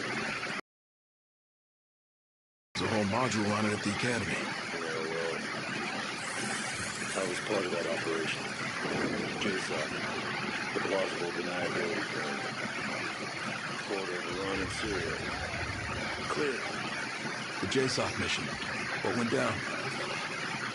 There was an SAS and Delta joint gathering intel on Iranian chemical weapons. Said there was a time snafu. We got cornered by an IRG battalion and shook him down like you wouldn't believe. Losses? Too many. US won the UK and vice versa. It was a whole diplomatic clusterfuck. And Kincaid? Troop commander of the SAS unit. Bendable. The kind of guy you want by your side. He'd seen it all. Iraq, Afghanistan, Bosnia, Northern Ireland. But? Listen, Kincaid went back to his troops and didn't return. I made the call. Contact Bob. Francisco in Gibraltar. Now we can control of Cairo. You can handle a piece good. You can have the rifle in your hand. You're part fucking Hamas. It's not the civilians I'm worried about. The generals might have rolled over, but the rest? You know enough of it, huh? Clear. Sergeant T, we're through the sewers. Is your drone up? I was drone heavy. Confirming visual on you now. Copy that. Clear to move. Dagger, advance. The door is coming. On your right.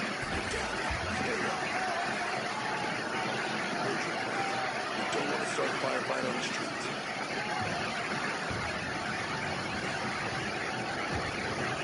We're good. Move. So you left Kincaid behind? We knew the risks, and I had my own team to save. I waited, but look, sometimes there are no good options. You get that, right, Murph? Yeah. I get it.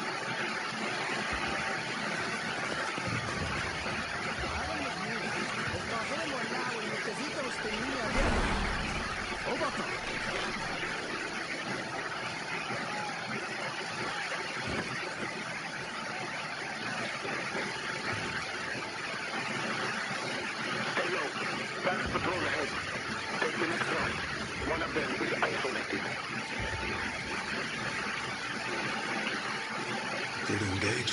More guns around the corner. Take them out.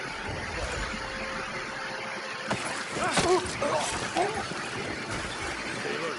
More nearby.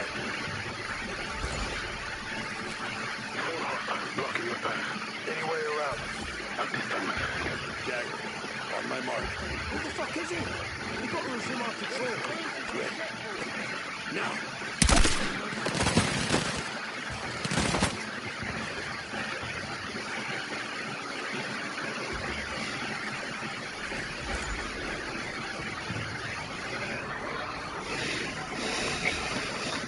Yeah, it could have been way better. Nicely done, cowboys. Clear ahead. Take the left and then turn right.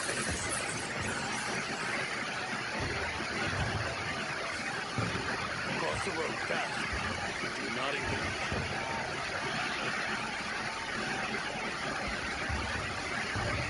Alpha Team, we got a visual on the palace.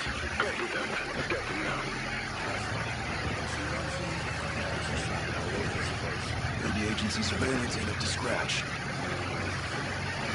not the first time they've so set. The wall. Alpha Team, we're going over the wall. You see an entry point? I see easy climb. Out of sight. My plane is stuck. Roger, moving. Cut. I can't risk getting any closer. Pulling the drone away. Appreciate the escort, Alpha Team. Alright, it's just us now. Let's hustle. Careful. Weapons ready. Take them out. Headlock, copy. You got it. Status report. Asset potentially compromised. Packs are in the AO. What's your assessment? We infill over the compound walls, cut the power, and secure the asset. Carter, this is Mills. The asset situation is volatile. How can you be sure, Mills? You trust me like I trust you. Priority is securing the intel. Is that understood? Roger that.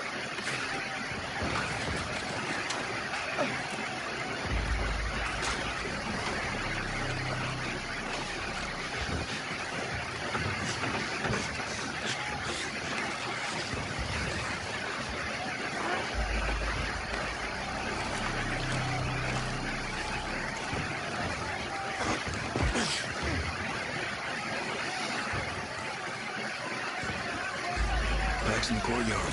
What's the play? We go quiet. Let's head for the breaker. On me. Stay low. Use the shadows.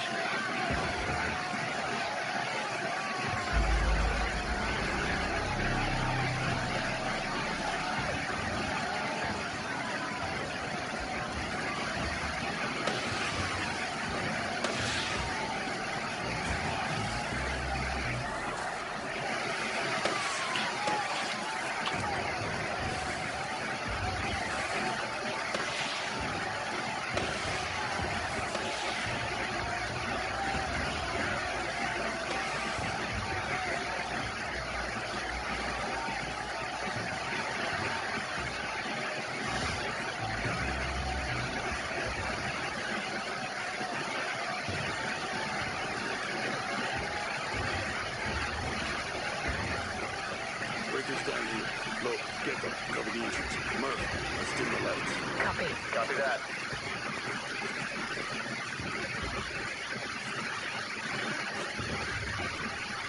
Murph, you're on. On it.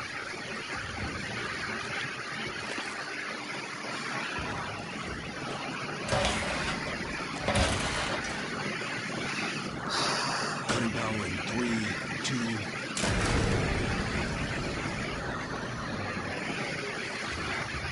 Weapons free, Dagger. Let's go secure the asset. Not long before the backup kicks in. You heard the man. No time to lose. Search the building hard and fast. Shock and fucking all.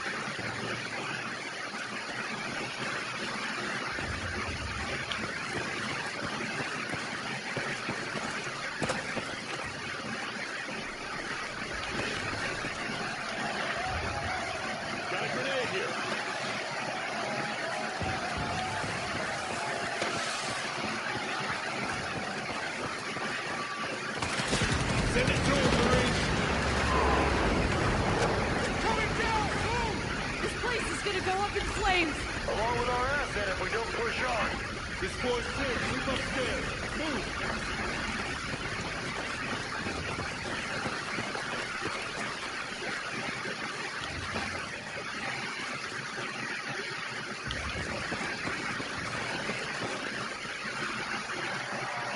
Assets not on this floor.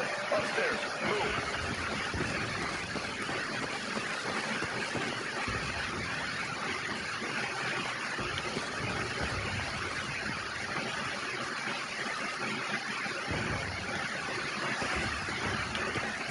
Floor's clear. We need to sweep upstairs.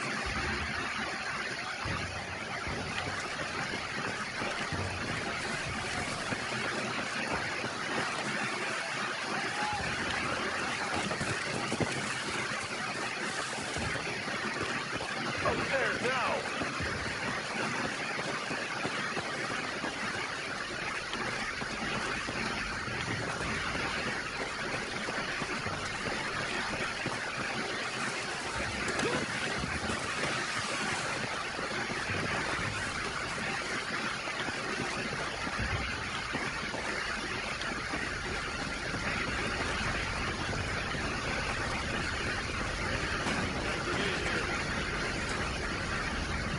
Start checking the roof. He's gotta be here somewhere.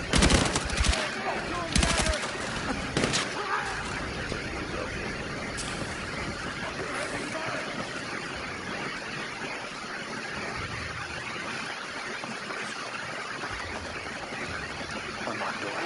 Ready. Weapons free.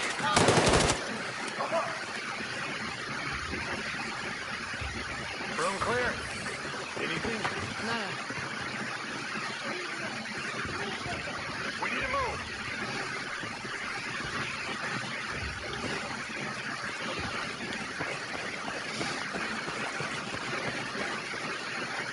We're compromised. Nothing changes. Push on. Check the door. Tempo.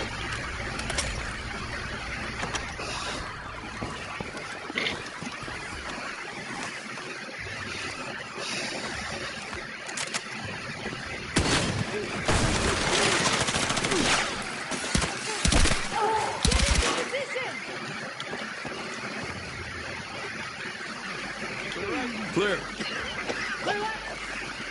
Clear. Let's get to work. Guy? Yeah. Damn it. It's Salim. Talk to me, Lopez.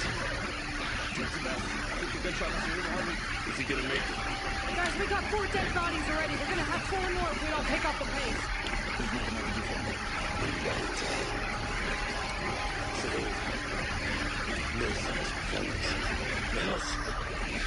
She promised me.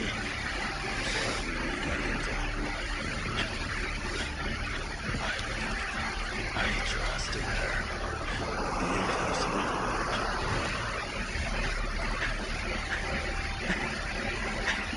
Buddy, you are not okay. What's our holdup, boys? Sleep. This day could not get any worse if we tried. It's the thumb. What? He's a tech guru. Check it. We're gonna have company real soon. Yeah. Think we got something. RFID. Holy smoke. We need it. Pass. Murphy. The thumb. Whatever you're doing, do it fast.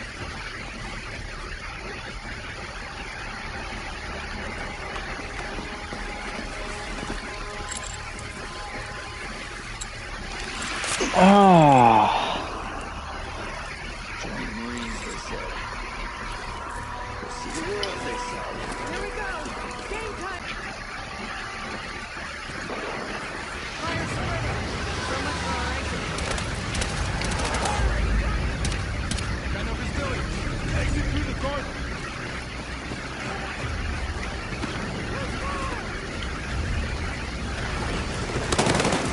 Drop down there. Let's move.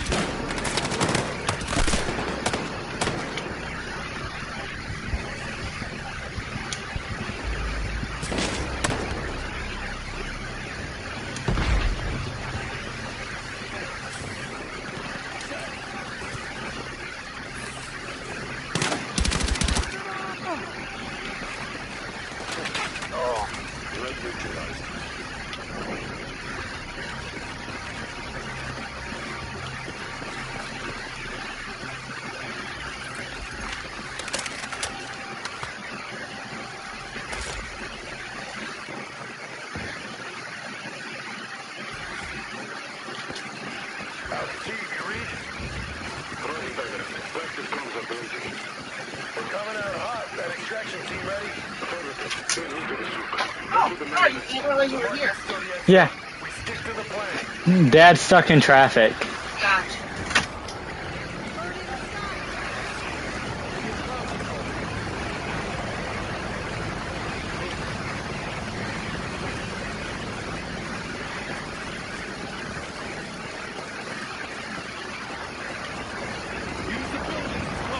Through here! Move!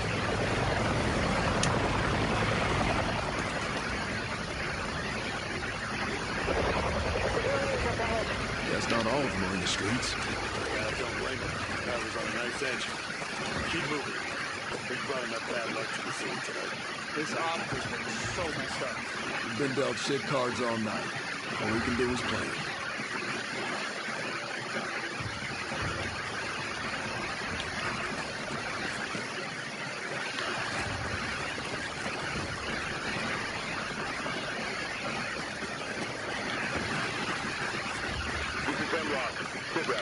Secure the intel, moving to the exfil now.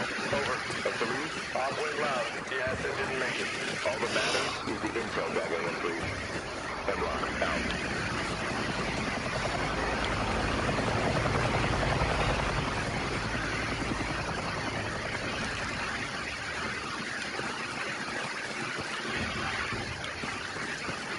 That's the tower. We're almost there, Dagger. Nicely done, Murph. This hasn't been easy. We're at the suit. The van is in position. Signaling my team now. Make it fast.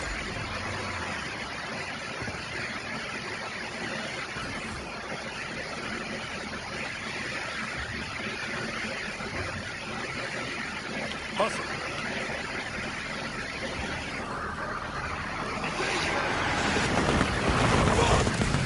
Take cover!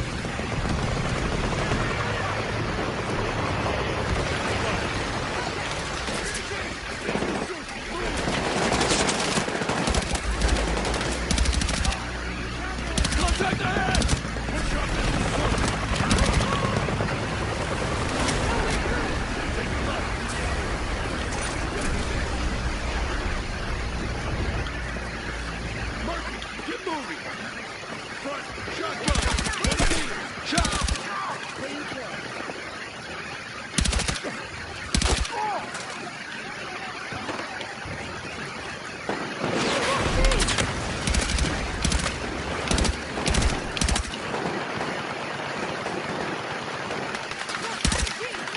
Cover me while I reload!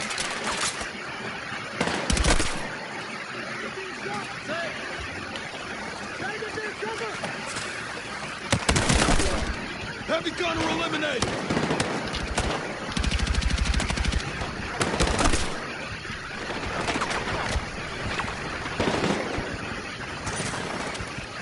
Keep up the fight! Heroes back!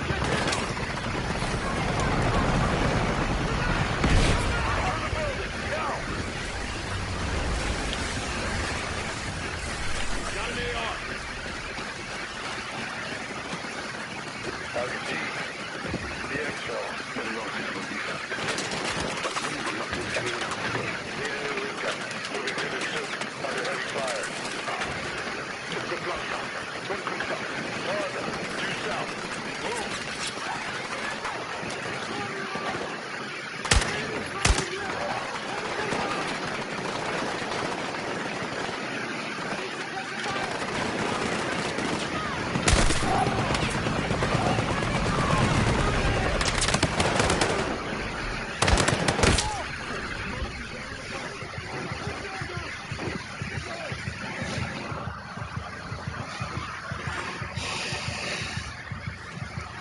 Keep calm, you're gonna make it. You're a lifesaver.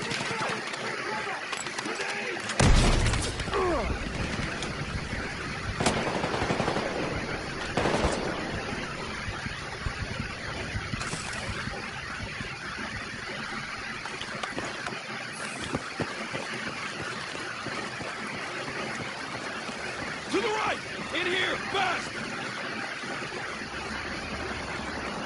Swapping out kit. Hero's bugging out. Finally, some good news.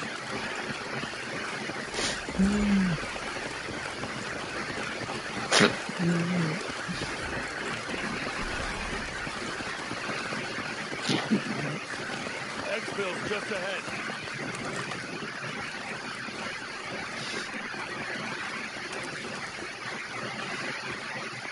Dagger actual on approach. Sit rep Alpha team. En route to pickup. Hold up there. Talk to me.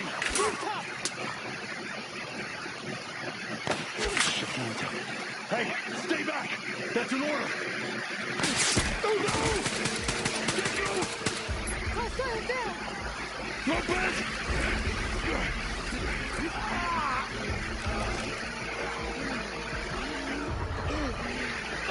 Feels like I got hit in the chest by a sledgehammer. Next time, do as you're told, Marine. Alcatraz, where the fuck is our exfil? Closing in, brother. Gecko, help me with Lopez. Murphy, stick on our six. On your feet, Marine.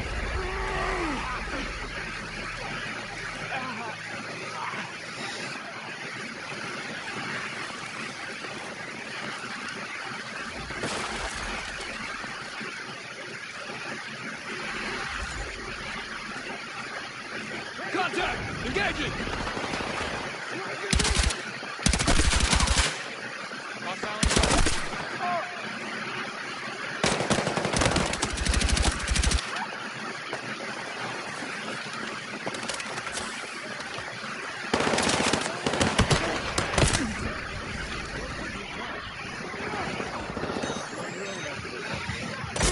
You're a lifesaver!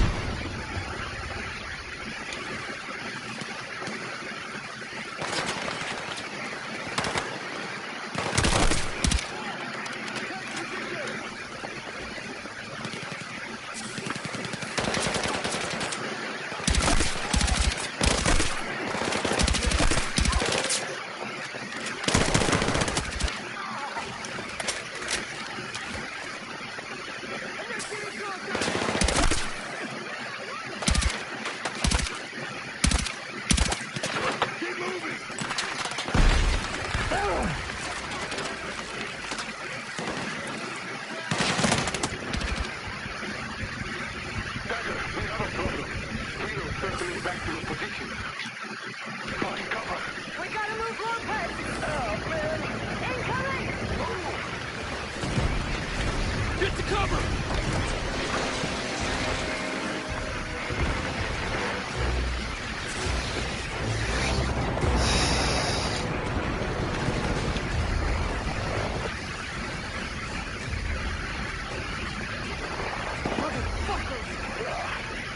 Damn close.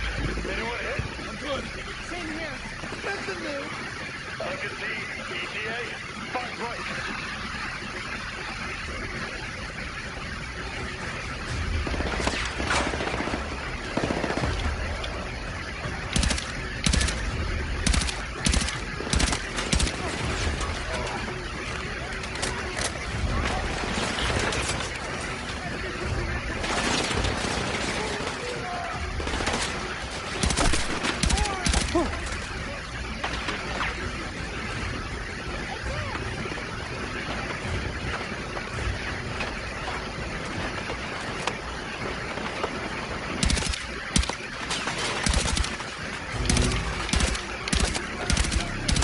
MG down!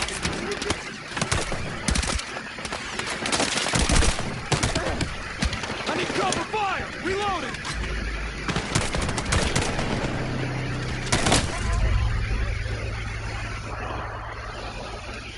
Be right back.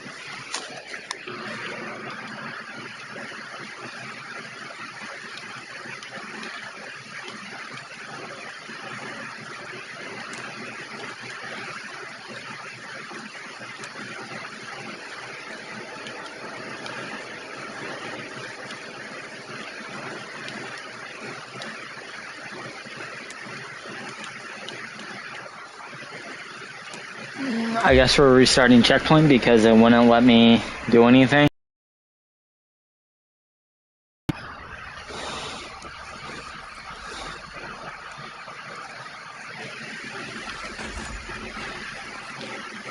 Survive.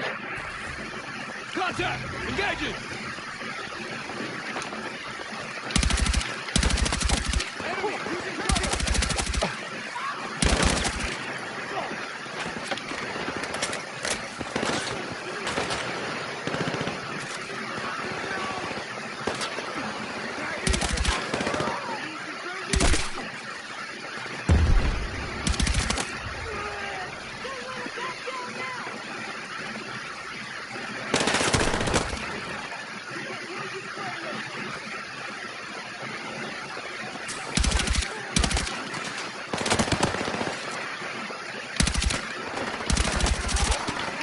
Provide cover fire! Reloading!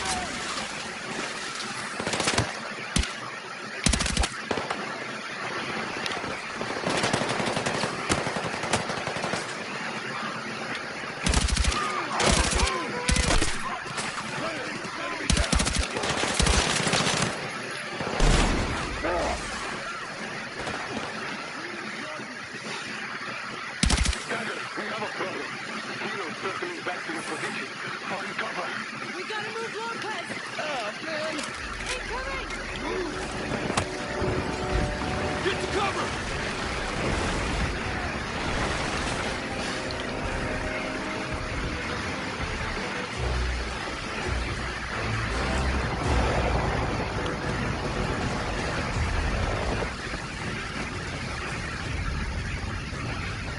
Motherfuckers! I'm good. Same here. Target T, ETA, 5 right.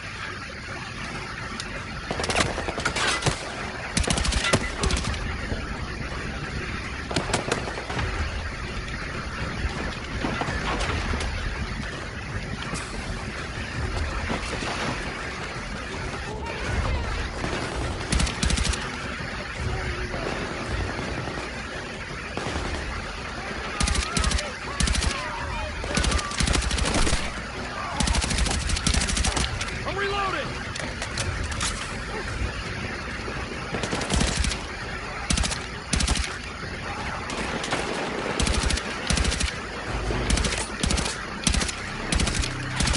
GG down!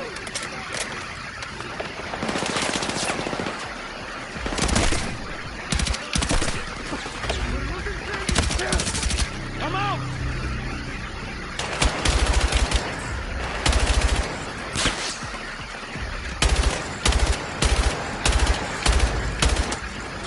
Sniper neutralized!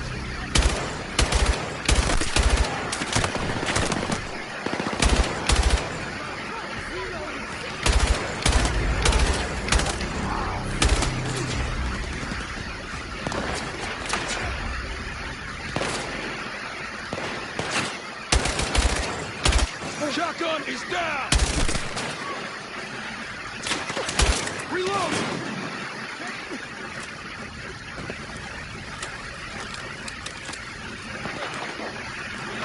Weapon secure! Gunship back inbound.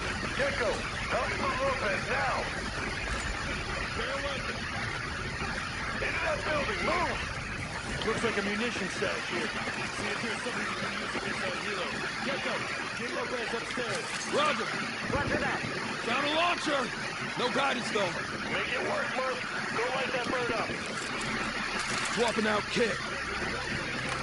We'll hold up in a 2-story building back of the plaza. Get down! Murphy, hit that thing!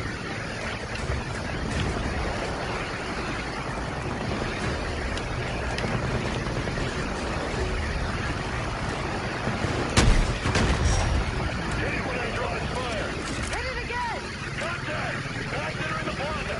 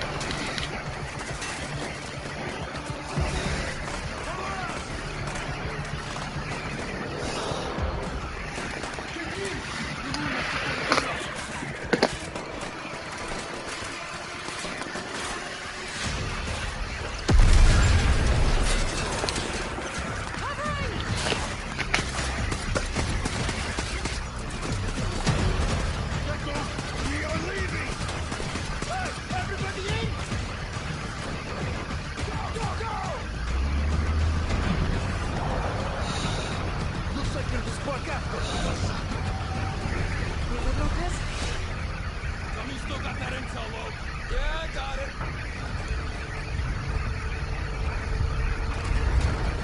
What's next, guys? See if Pat tells us what's next.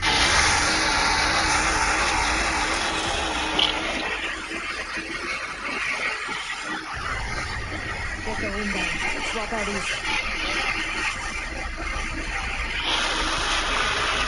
The Night TV Bill Sports Shop, Rubber Machine, Mango Power Sports, Mitchell Rance, followed by Donald McIntosh. This year's Rookie of the Year in Lucas Oil Series, H&E Settle Sales, Coleman Farms Racing, NobodyWalksNC.com, Outwell Custom Homes, Rich Haver, Expensible Financial Gambler. Let's skip this one. Robinhood can help you build your portfolio starting with just $1. This isn't just a wallet, it's a rare find. There's something different about owning something almost nobody else has. That's why when Rich dropped their limited consignee collection, Predator Custom Trailers, and Joseph Joyner, the Brent Driver, he is in the Cold Miller Rocket Chain and Concealable Hammer Construction, Fiber Take Lines, Neon Bubbles Car Wash, DryBarstow.com. Dustin You got it, Garrett Albertson, top of the leaderboard. D-Mac third, up the front, fourth. Let's see what Albertson has. On lap number 2, Weston's dad, even faster, 16053. That's the new time to beat. Donald McIntosh, your O'Reilly Auto Parts Rookie of the Year, third quick, 16527. And Joseph Joyner, he'll go to third quick. Good lap for him, 16482. It's now Garrett Albertson, Michael Joseph Joyner, your top 3 after 6. We're not going to be far off. Bummer to win a 4.48. Joseph was a 4.8. Quick time was an 0.5. Garrett Albertson. Yeah, there you go. I'm not going to shoot a deer. It's a trail of blood.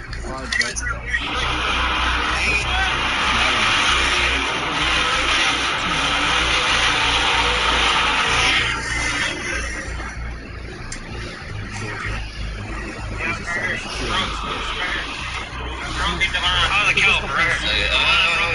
So I just got to unscrew that and roll pump brake. Just broke back. What was, huh? You don't need bathroom? Yes. This end, I felt like I did okay. I basically just holding on steering because I couldn't do nothing with my brake pedal to help me steer, and it just steered kind of right around there, and I did the gas good that end.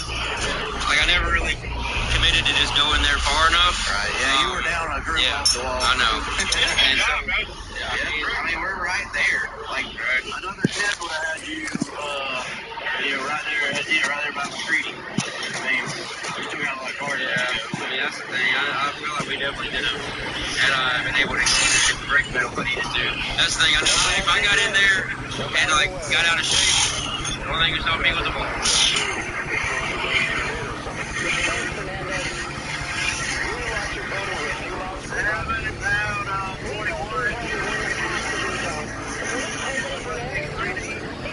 Probably 16, second 3.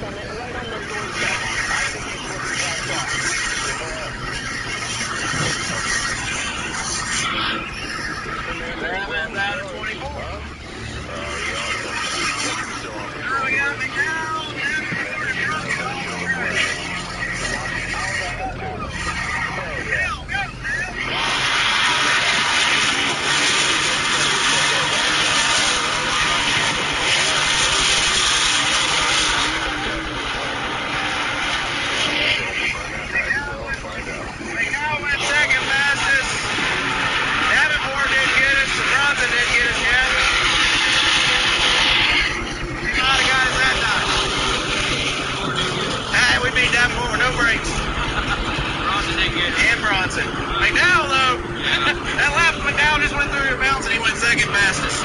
He didn't use no brakes there. Not bad, last car.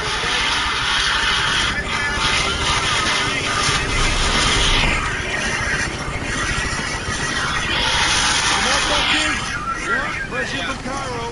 Team Chief Carter, Sergeant Akers. I'm the lead for the signals team. They say it, we relay it. Where we are? I got a briefing set up with the other team leaders. Get pressed, get joined.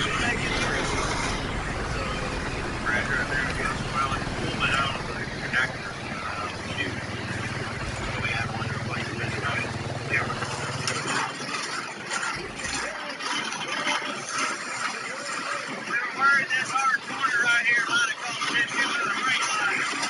We went out a little wider this time.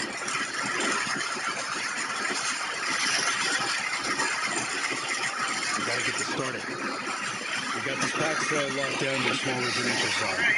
Perimeter's tight, but they still control one side of the street. Outside the street. That's what Kincaid's willing to protect? No idea.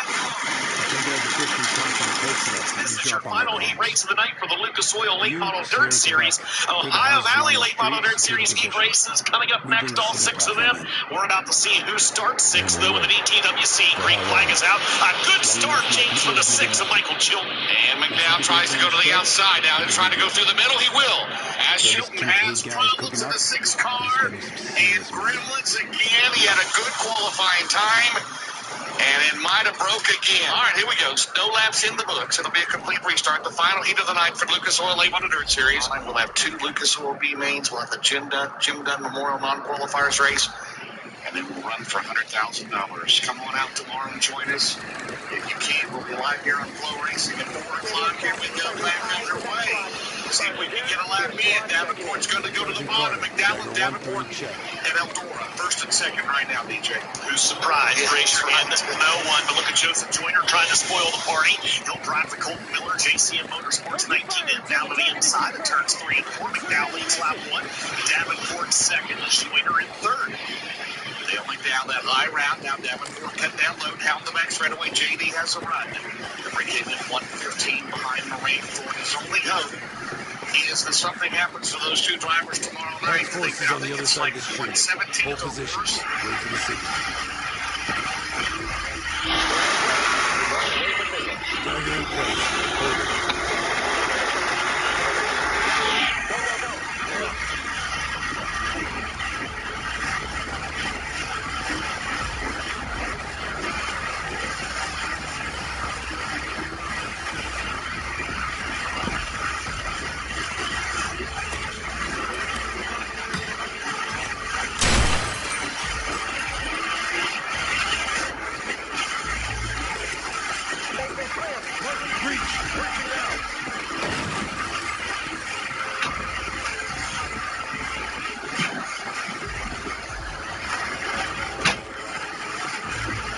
Floor's clear.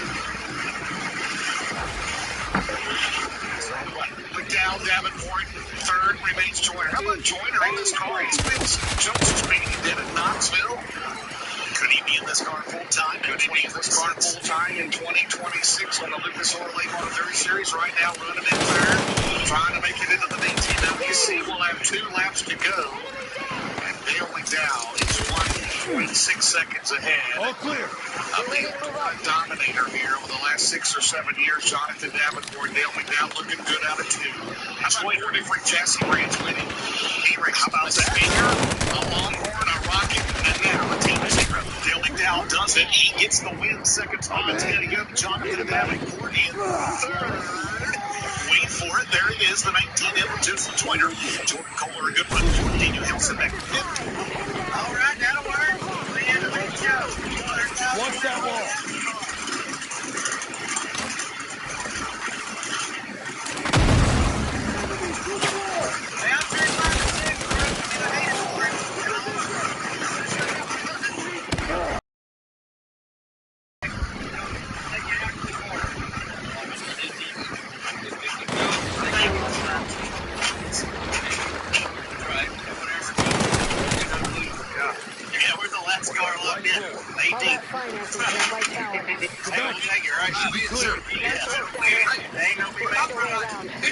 Dagger 1-3 actual. Street is clear for signal. What's up to do? Celebrate a Steelers win.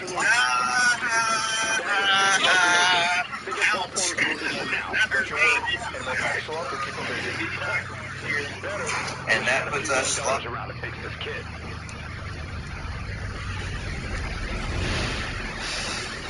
Okay, Dagger. System is up. Got some active signals. Quebec and Sierra are pushing forward to the HQ. Dagger, give them cover from the roof while Baker runs the system. Understood.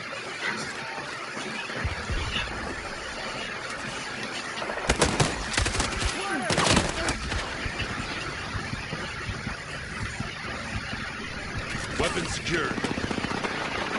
Hostiles sighted. Sierra, Quebec, hold position while we clear them out. Copy that. Reloading!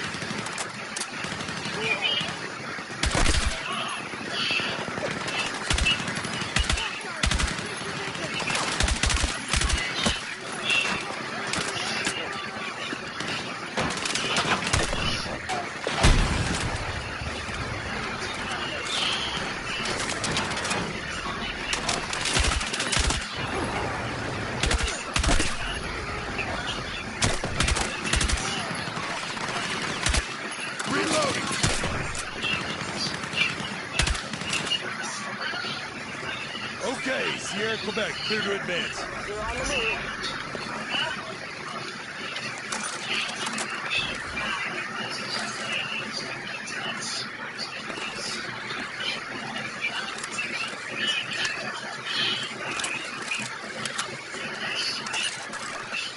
Medical supplies here.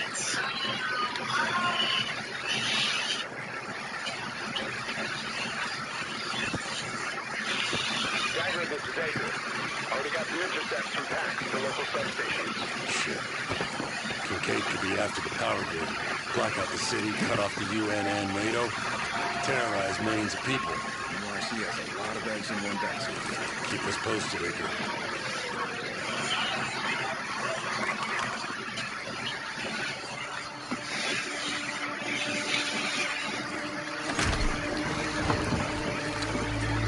Clear right? Stairwell left. Stairwell clear. Looks like Kincaid's war room. Dagger actual to command.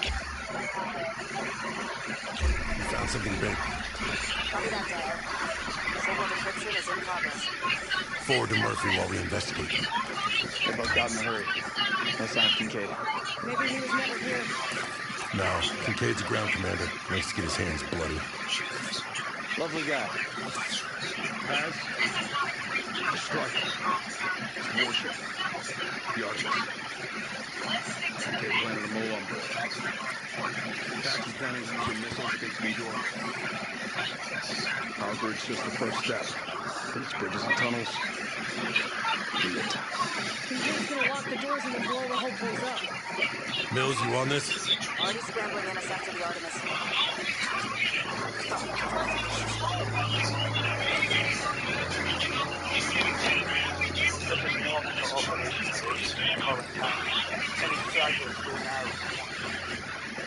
The men are dead, Alice.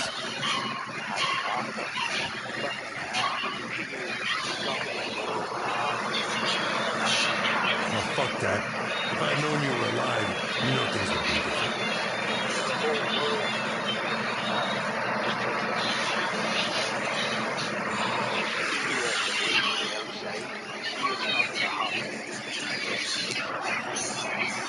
Oh, yeah?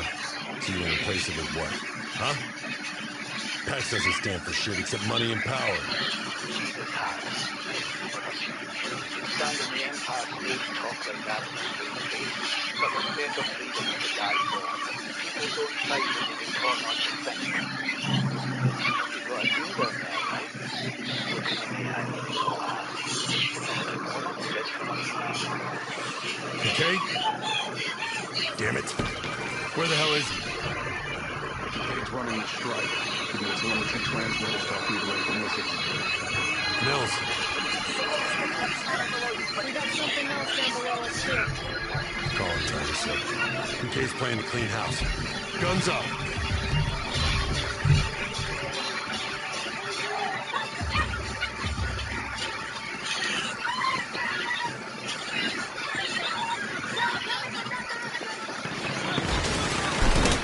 IED! Kincaid rigged this place.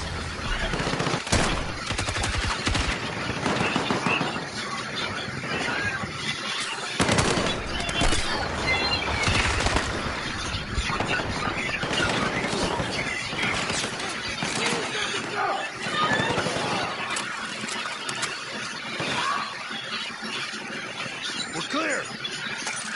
Down, Dixon? All right, look for a way below street level.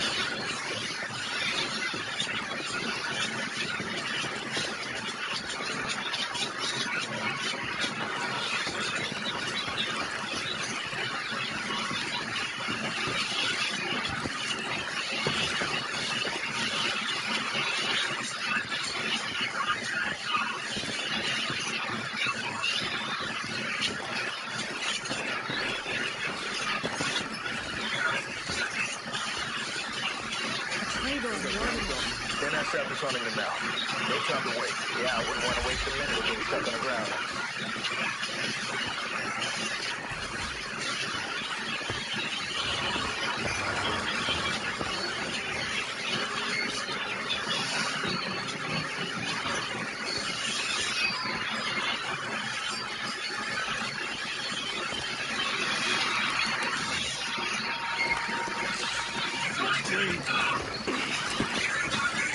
Watch out for booby traps.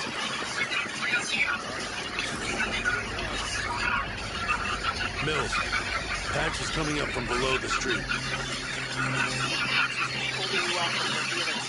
Yep. Kincaid can still have forces in the neighborhood. Bedrock here. I'll run Quebec and Sierra while you take Dagger below. Do that.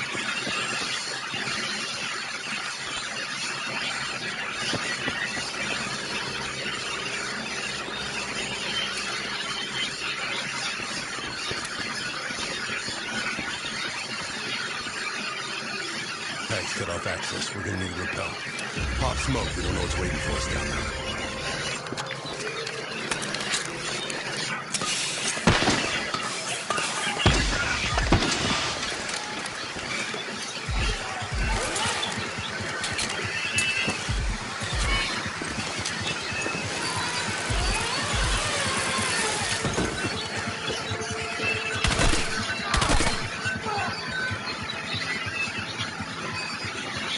Heads up! Welcoming committee!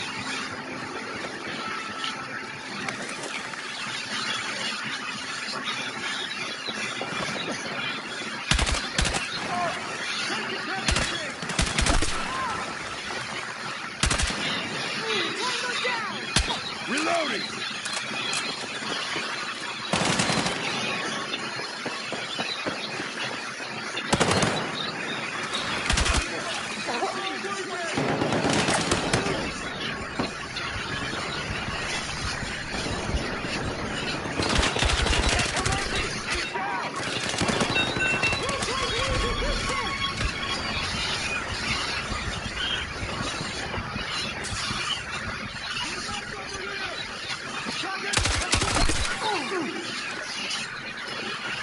Look at all this. Little PMC home away from home. Must have dug into old subway tunnels. Imagine the construction bill. No wonder Bernie got wise.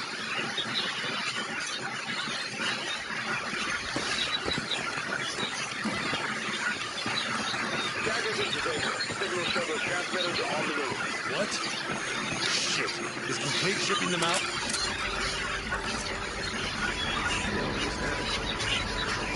If that's how they're shipping them out. Come on! Lock! Breaching!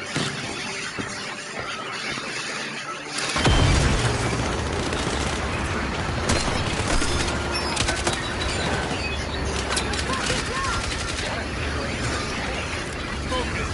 Maybe we can board it if we can catch it. Grab the defensive!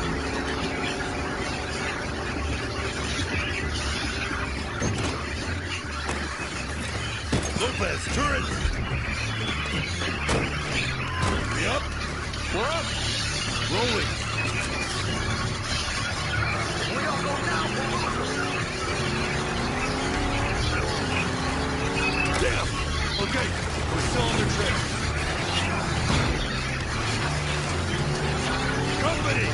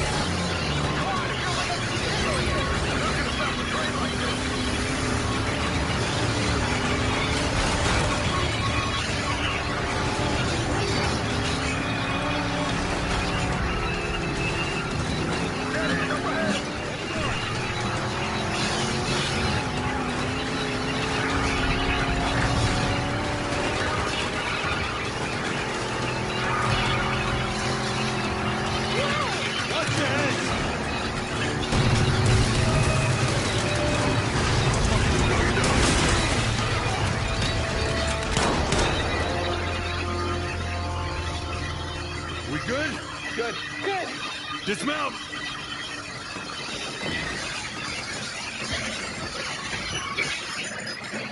Damn it! Swing's one gone. Then we pursue from the air. Let's get topside, calling a little bird. Hey! You see the logo on the container? That's Salim's company. Oh, great. Cops could stick in whatever they wanted. Into the tunnels and anywhere in the city. 8 o'clock! Marksman! Tag found. This is Dagger. We need immediate pickup. It won't be when we're done. Take them out. Marksman down.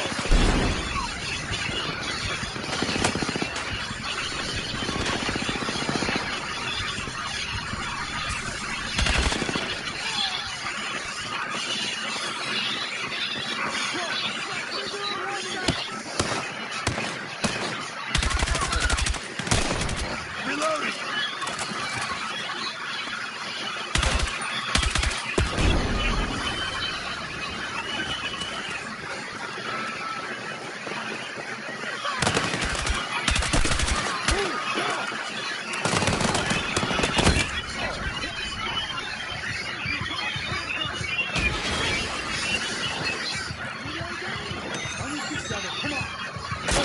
Appreciate it. Cover me, reloading.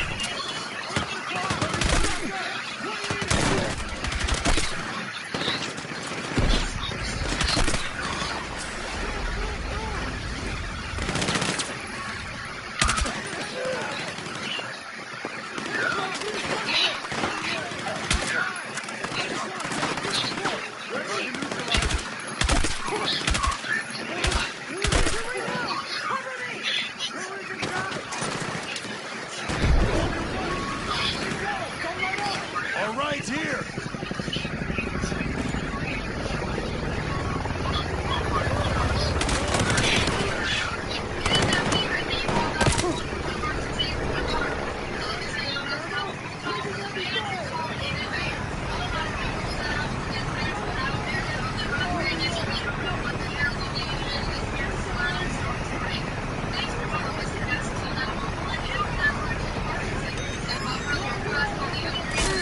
Appreciate it.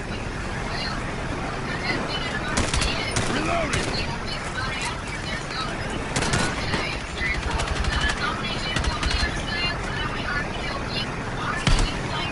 Sniper, neutralized.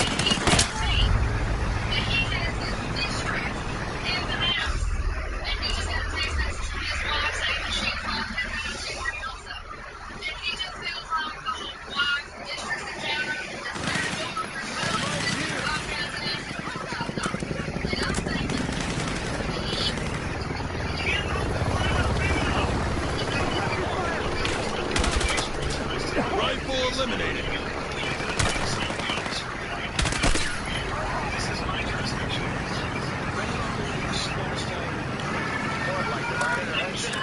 Kate always did act like someone was looking out for her. Sniper, neutralized.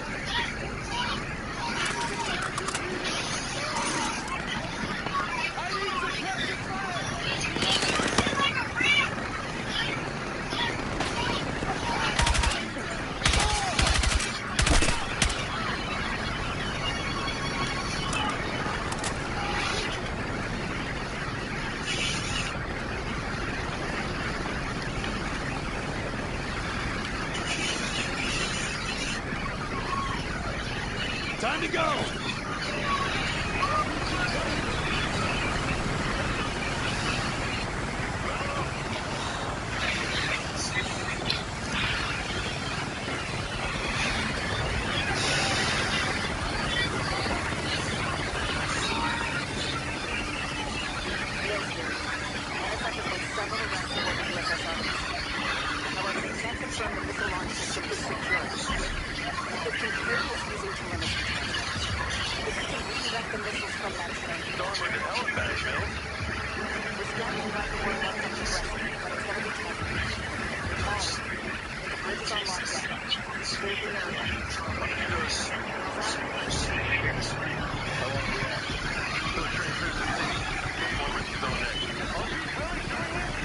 Ready to wait on Oakland?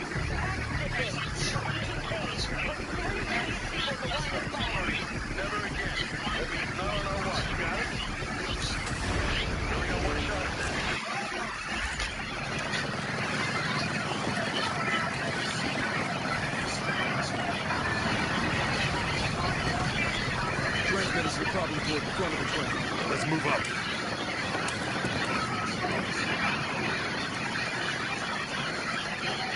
Heads up! We shouldn't stay there long. Turn to the right. No quarter, shoot the dagger!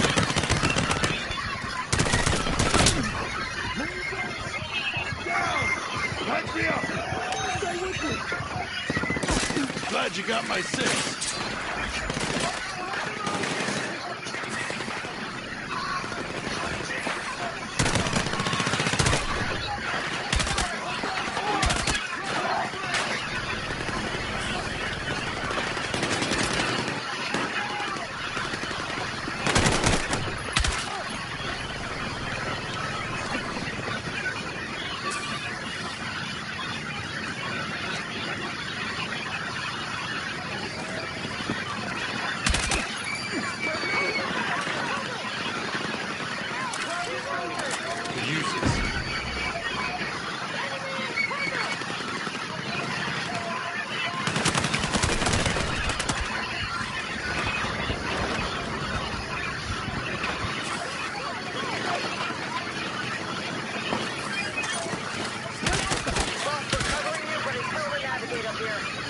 We're pushing forward.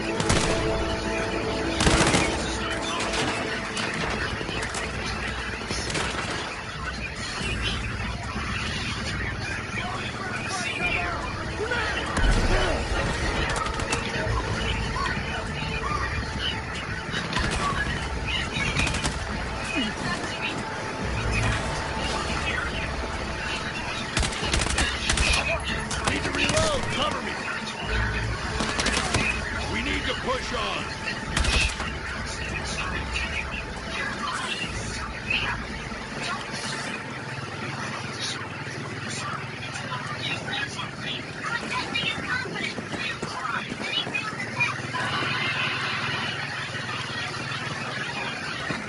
Through here!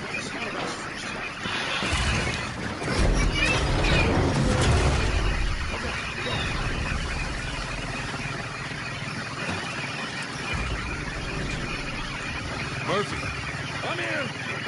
But shit was that close! Look for another way around. I'll meet you up ahead.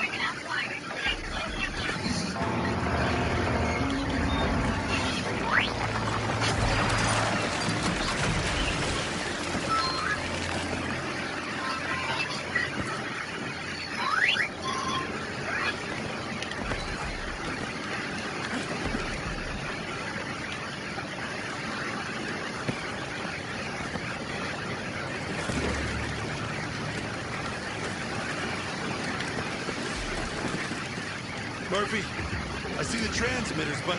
Interrupt the connection. Switch off anything linked to an antenna.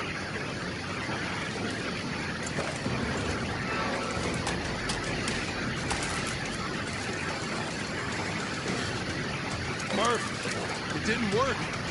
Then they set up a backup. Look for something with a battery and a lot of wires going into it.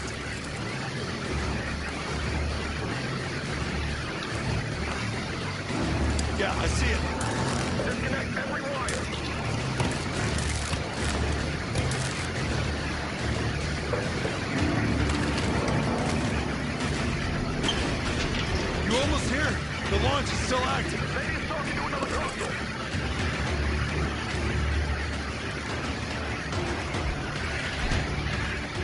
fine. No idea what it's doing. Break the shit out of it. Can do.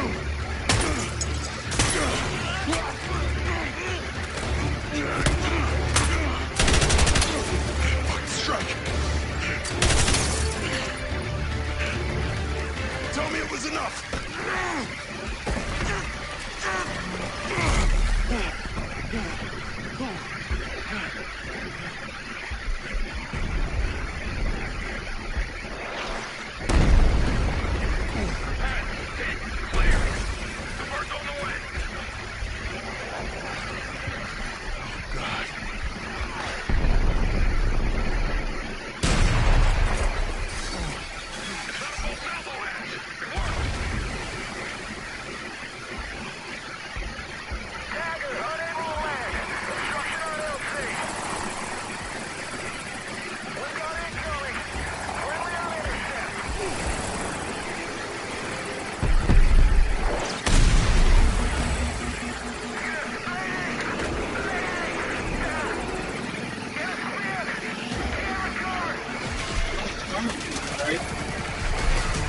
I'm not flying.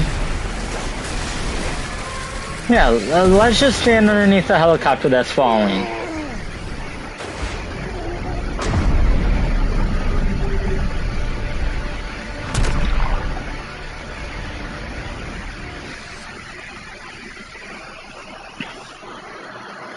No fish in Maxwell. Huh? There ain't no fish in Maxwell. You called? No, I got it. I don't know about Webster. There's no fish in Maxwell, there's no fish in Webster. Webster doesn't hold that much water anyway. There's better freedoms out there. Don't you want to die for something real?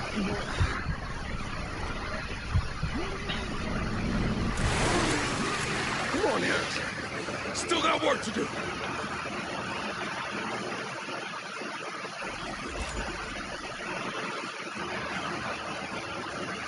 Miss Carter and the mate to the transmitters would be worse. Hey, Murph. He's coming around.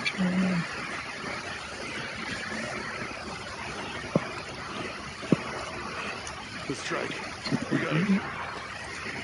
It's okay, Ass. Murphy, intercepted almost all missiles. Big residential neighborhoods made it. We saved a lot of lives. Yeah, and all your wounds are superficial, so you're gonna be okay. You know, aside from whatever you picked up swimming in the East River. We should see why we got away. They want to take me to the 503 Fulton. Just to be safe. I'm fine. Guys. Paz. It's Mills. She says President Fernandez has been moved to a safe house across town. So we gotta make a stop at Empire Fulton Ferry. Wait. Kincaid. He's not here. Ass. It's because the bastard's on his way to the real target. What's bigger than New York? President Fernandez. Yeah, go. Give the location of the safe house from Mills. Tell her we're headed there now. Roger that. Headed there in what? A little bird got totaled. That's all right there. That thing? Pretty sure Pax just ditched that. Yeah, well, the runs were in business. Look, if I'm wrong, I'm wrong. But you can visit me in the brig after the president's safe, okay? I'm glad to fall and knock the shit out of your piece of top.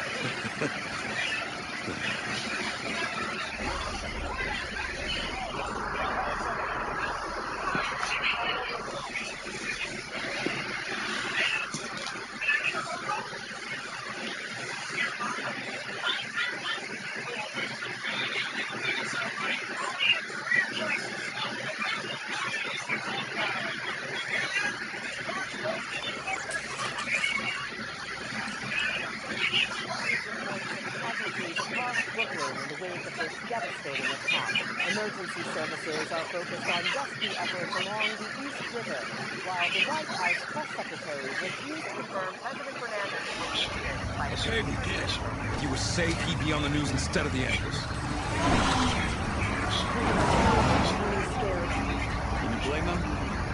first time this town's been through hell. All thanks to one man. Kincaid will pay for this. Don't worry. What about President Fernandez? We warned him if he just listened. So you're shooting Pat's gunning him down in the streets? Fuck off, I know who the enemy is. Enough. We do our job. Leave the rest to the folks like this. Hey, what's up? God, it's the presidential motorcade. Shut the hell. Pac's already found them. Where's the principal? Where the counter assault team? No signs. No movement. Wait, listen. Sounds like the cat team to me. Yeah. No way around. We got one. Through that playground. Go fast, go quiet. Whoever's fighting needs us now. Us. As a team. Got it? Let's go.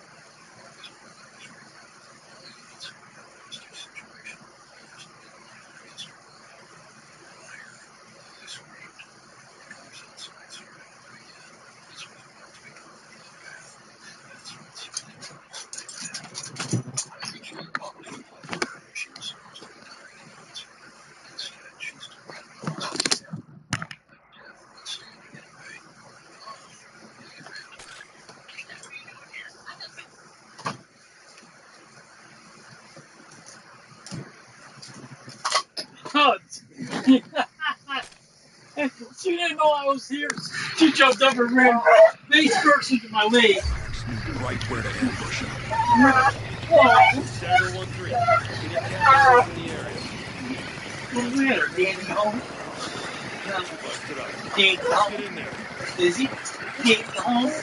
Making deal. Don't jump on Ben. No radio contact yet, so Cat doesn't know we're coming in. Man, you missed me. Did you go back to bed this morning? So yeah, I slept with Matt.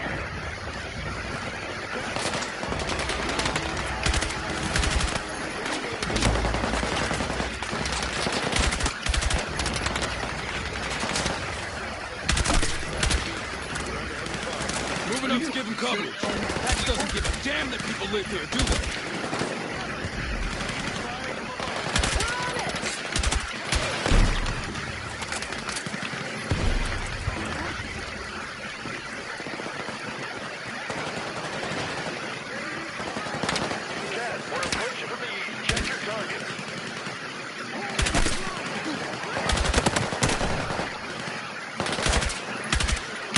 Target above neutralized.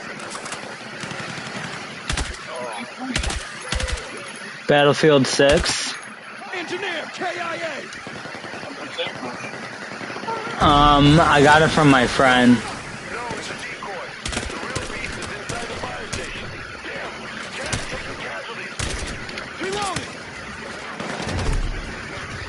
Get this guy off of me. God damn. Sniper eliminated.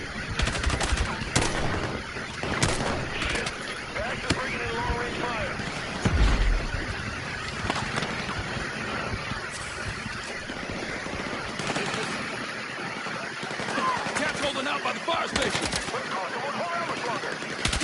Sniper eliminated.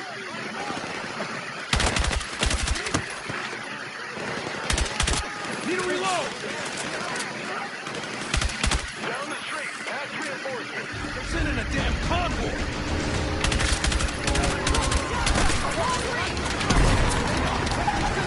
Into the fire station, help the Cat team.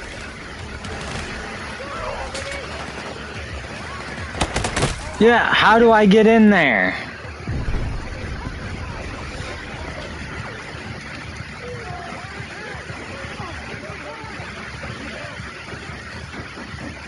Don't you quit on me.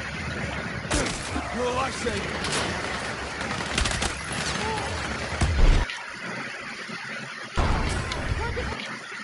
Commence firing.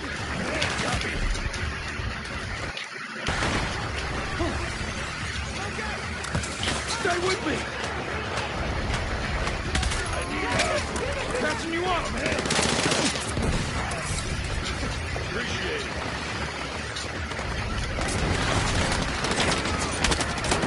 I need cover fire! Reloading! Copy. Cannon holding the stairs. The president is above. Securing this floor.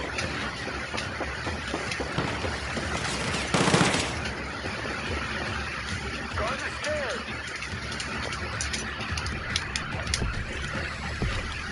I am on the stairs.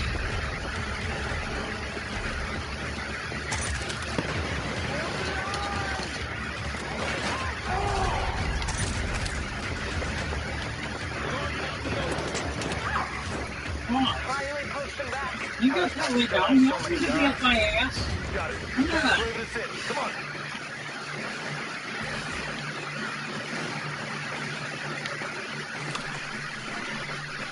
Eagles incoming.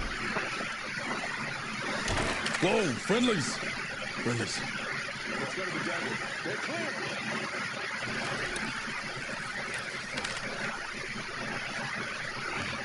Yes, you're fine. You're fine. Lay down. Service. All it took was a straight bullet. Lay down. Best are called first, sir. Lay down. If we can trace these circuit paths, no contacts, no signals. We're alone. Dagger, this is John Rossetti, head of my detective detail. I suppose you know who I am. Mr. President, do you need a medic? What I need is my chief of staff. Only Pax shot Gale in the neck trying to get Find a place to lay down. Just like Pax put millions of people in the firing line. This is the world the coalition wants. No diplomacy, no compromise. Just survival of the fittest. I'll leave the politics seriously. The packs are still out there. Marine One was escorted in here. But the street's too hot for an extraction. Sounds like we're securing the roof. Could be a sitting duck. For whom? We race with the Pax forces outside. If we go right now. Negative. Half of the PPD just got wiped out. No one is taking the bus anywhere until I make a safety move. John.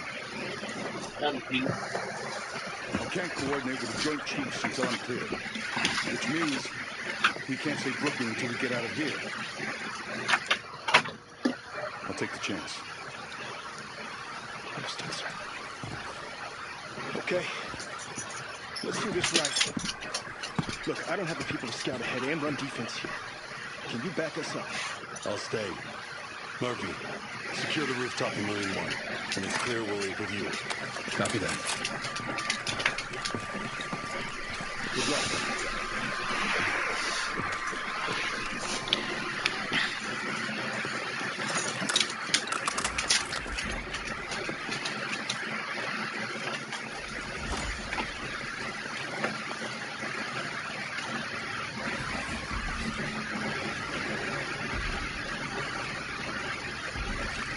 Good This is Marine One. Visual on the LZ.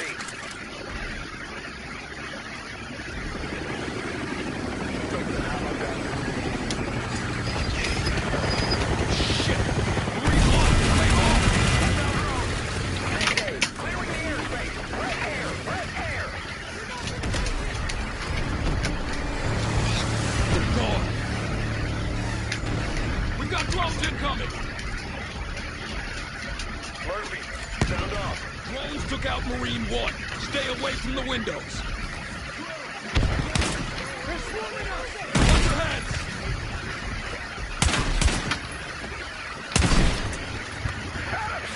Okay, sit him down. Get pressure on him. Murphy, we need you three back inside. Should we look for survivors? No time. Not with the drones and the prisoner to protect. And that's not a crash you'd walk away from.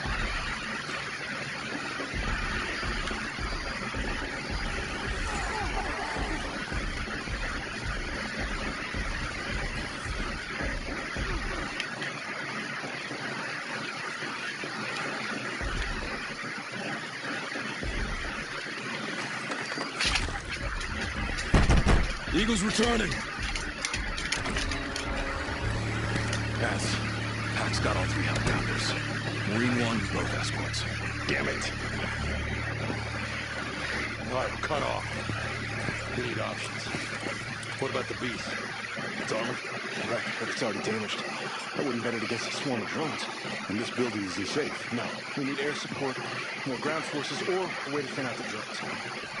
Not the drones. The operators. Do we know where they are? They'd have to be close. Probably with a protection detail. Enough space to launch them.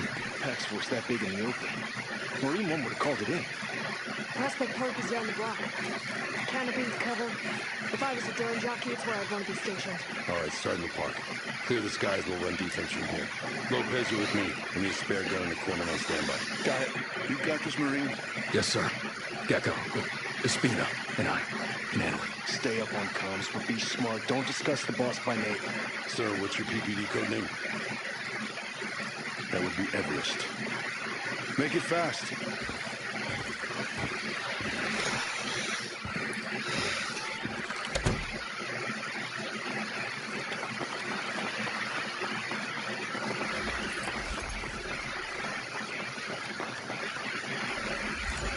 Medical supplies here. Okay, I got another defib.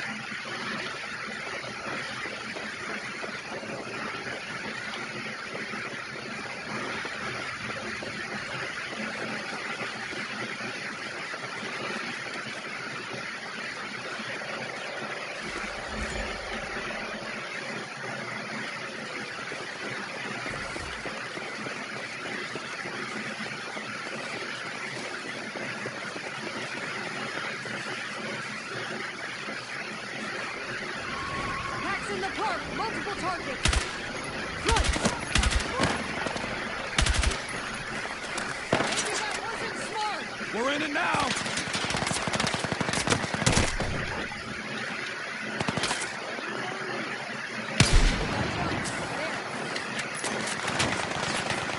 Tango sighted. Park's full of them.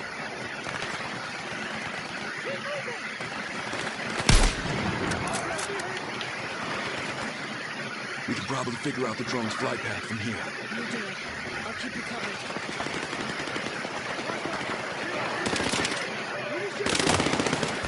At least we know you were right about Prospect Park.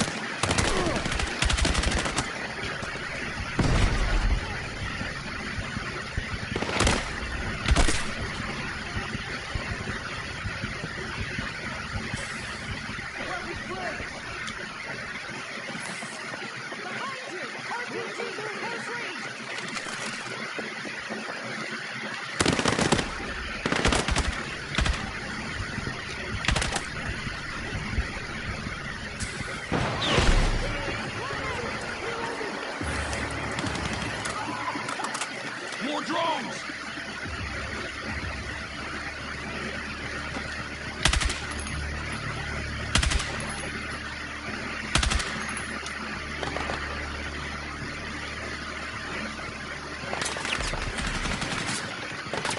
Drones again. Full swarm around here.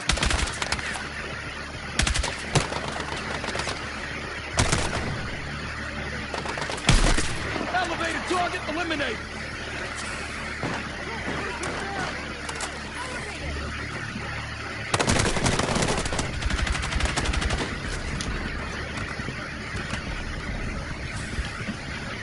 Drone operator. 60 meters. Drone neutralized! Drone operator eliminated! Enemy in sight! Keep sharp!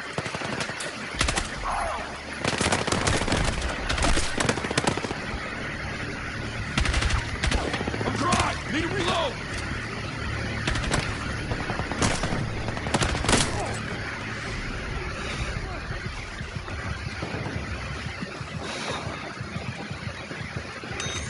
Stay with me. Appreciate it!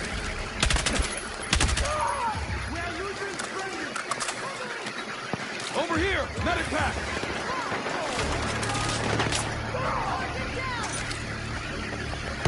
Drone neutralized.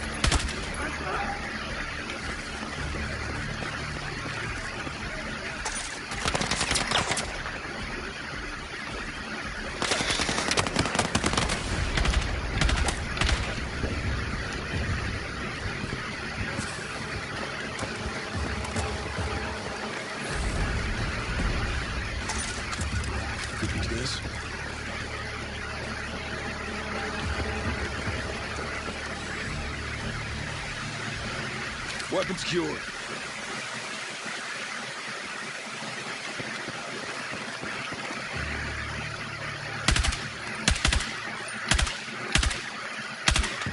Drone destroyed!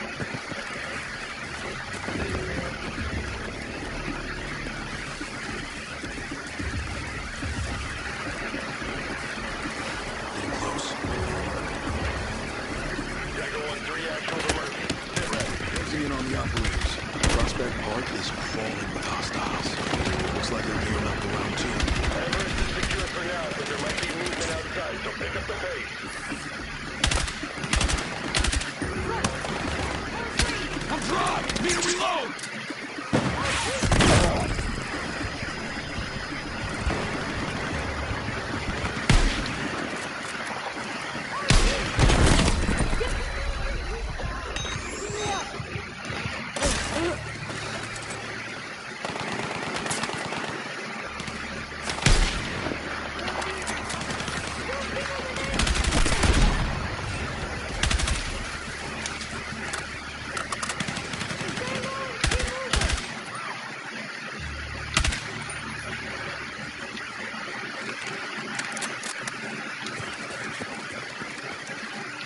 Could use this.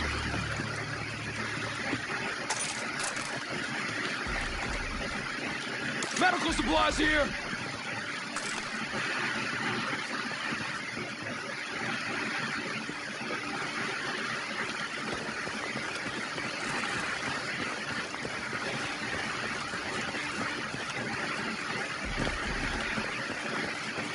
Objective under fire! Trying to cut us off!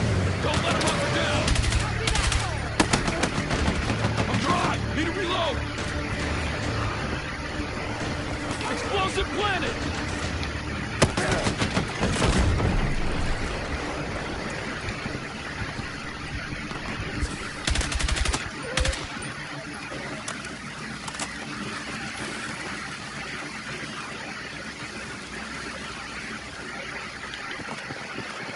Got him! They're running the drones from under Endale Arch. Smart. Can't be seen from the air. We secure the area first, then neutralize their gear. Copy that.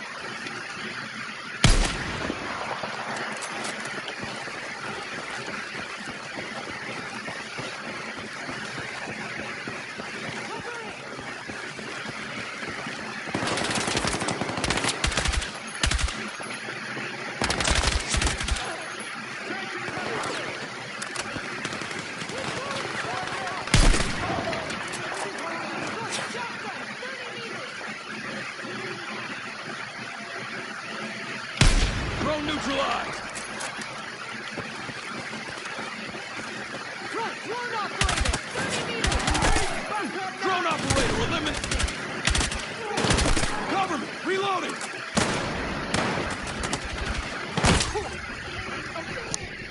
Me up!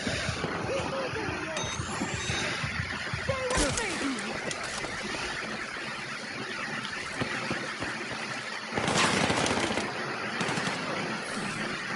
It's gonna take us too long to unhook all this drone equipment. C4? C4. Watch my 6. Got a medic kit bag over here! Fernandez is spoiling for a fight. Makes sense. This is no time for the U.S. to show weakness. So we can't be weak, and Pax can't care about collateral damage? Where does it end? We can't solve tomorrow today. Let's get the job done.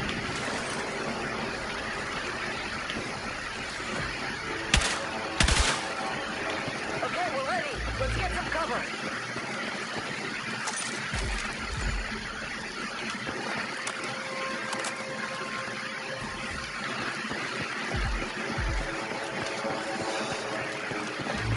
On 3. 1, 2, 3.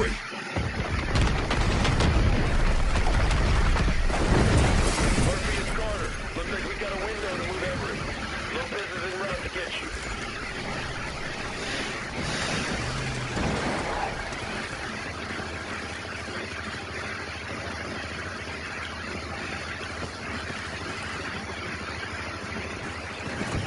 That worked. No drones, no waiting. Great! Another tax vehicle!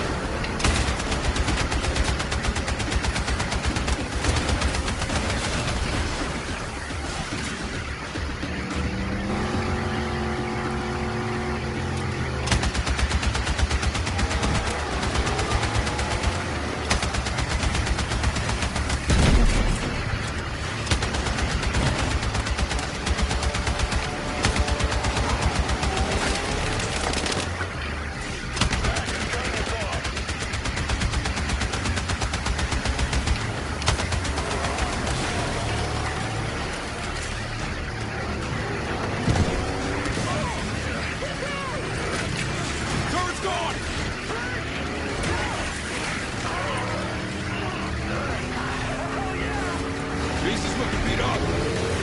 We got him, Haz.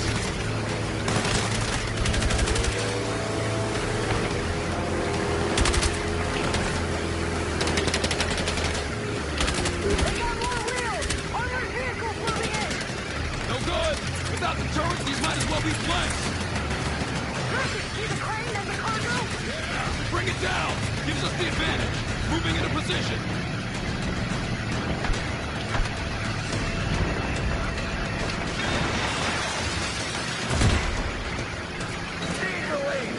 Haz, is everyone okay? Alive and rolling. We need to hold together.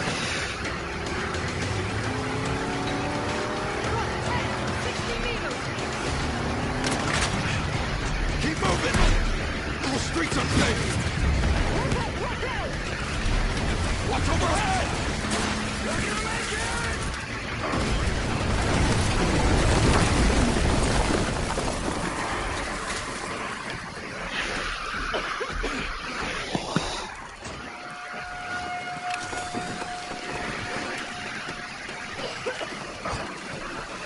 Lopez, you good? Good. I think. Yeah, go.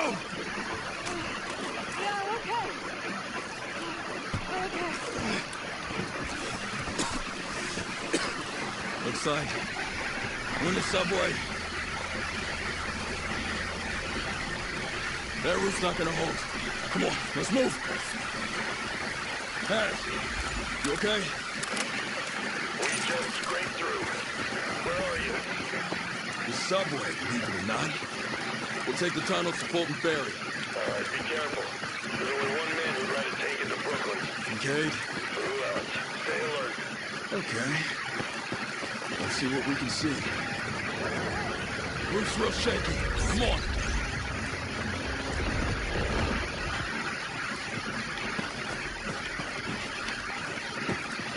Did the missile strike wreck this place? Or the building collapses, or Pax digging around. CJ said under my NATO. They really went for it, huh?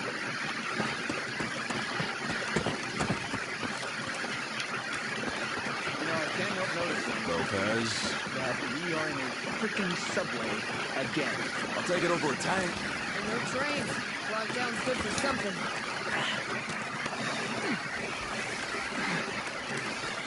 You hear that? Rats. They sounded bigger. Kids, watch your eyes. Light him up!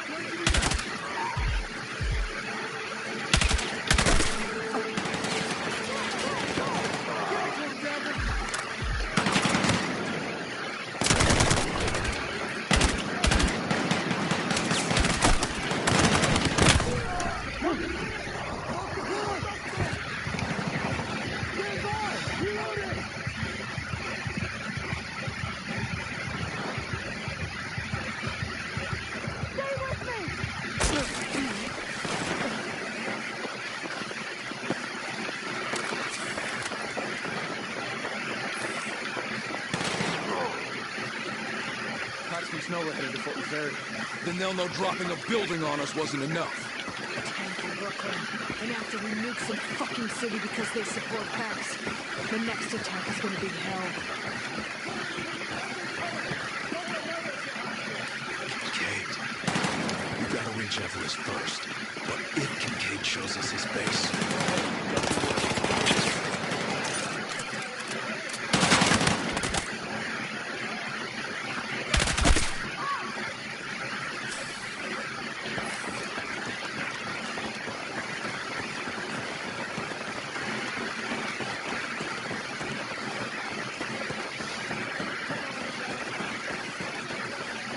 It's big. Don't take it.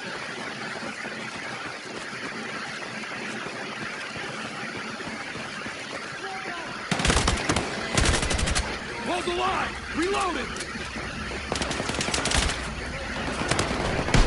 Launcher eliminated! Reloading!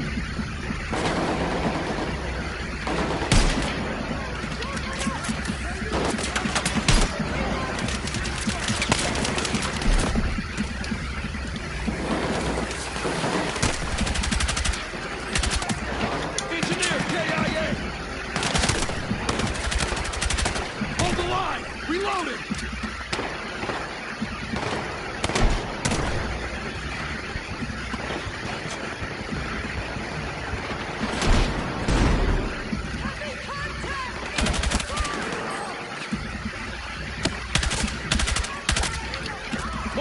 eliminated.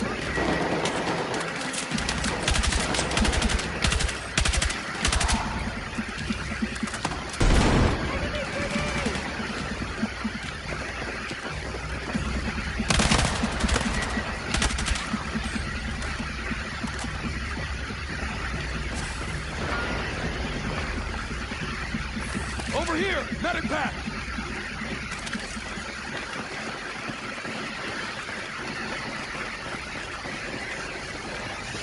Light, finally. We're overdue for a light at the end of the damn tunnel.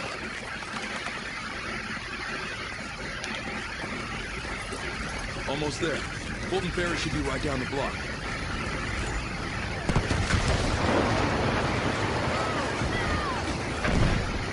More past forces. You've still got time. Come on.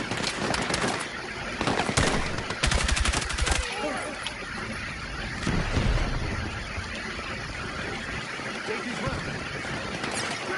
Open this Stagger Actual. We need support at the pub. We're on our way. Good, because these fuckers brought more heavy guns. How much more? Clear the way and I'll fill you in.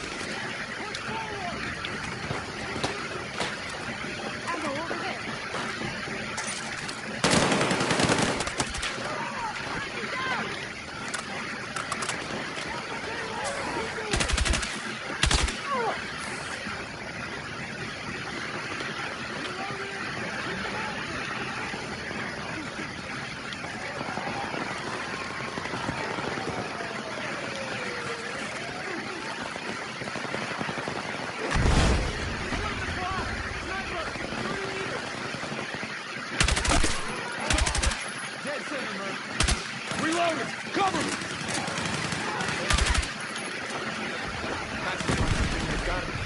Let's get in there.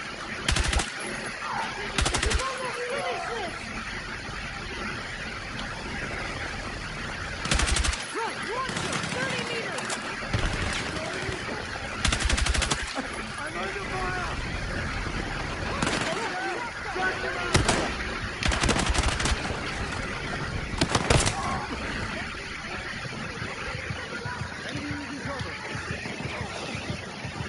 Don't quit on me. You're a lifesaver. I'm hit! Need a medic! Why you run after the tank?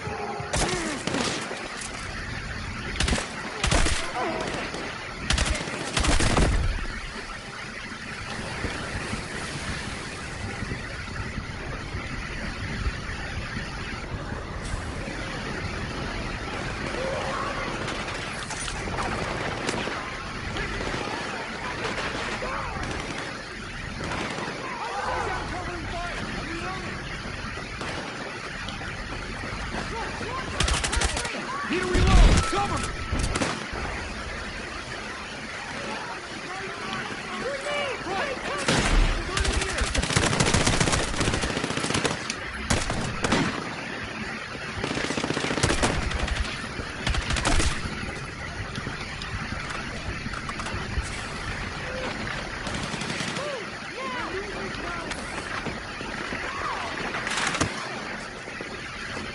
Nice going, Murph. This way!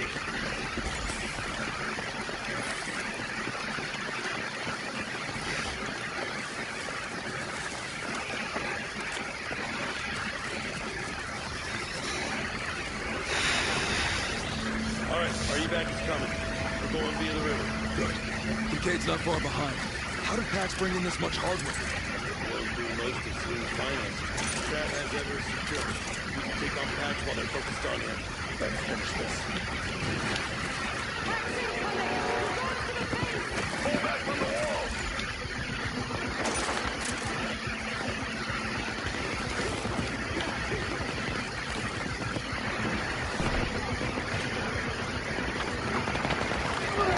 Could use this.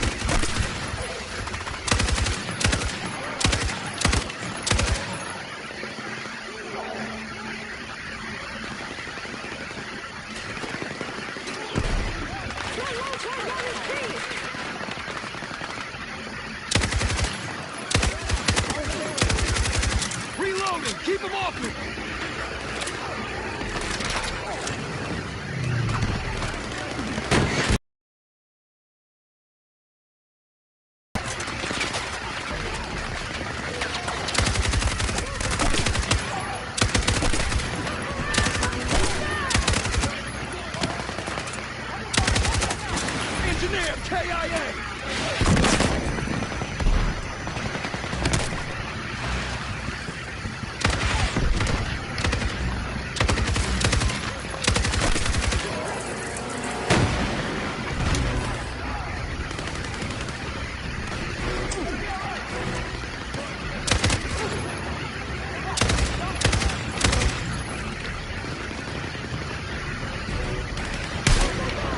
Detection flag!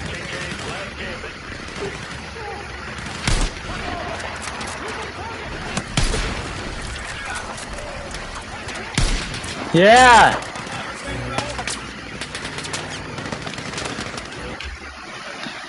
Come here. Come on. Come on. Go get him. Go get him.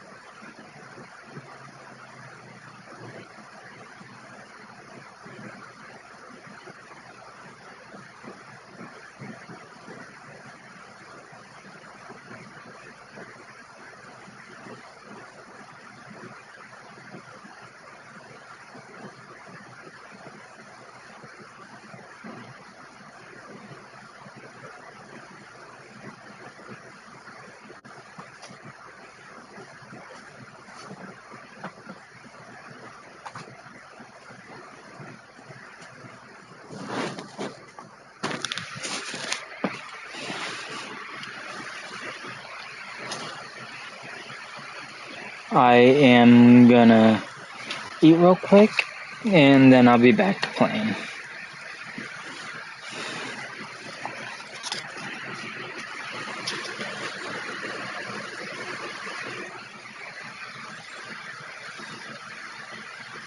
Bringing all sides together.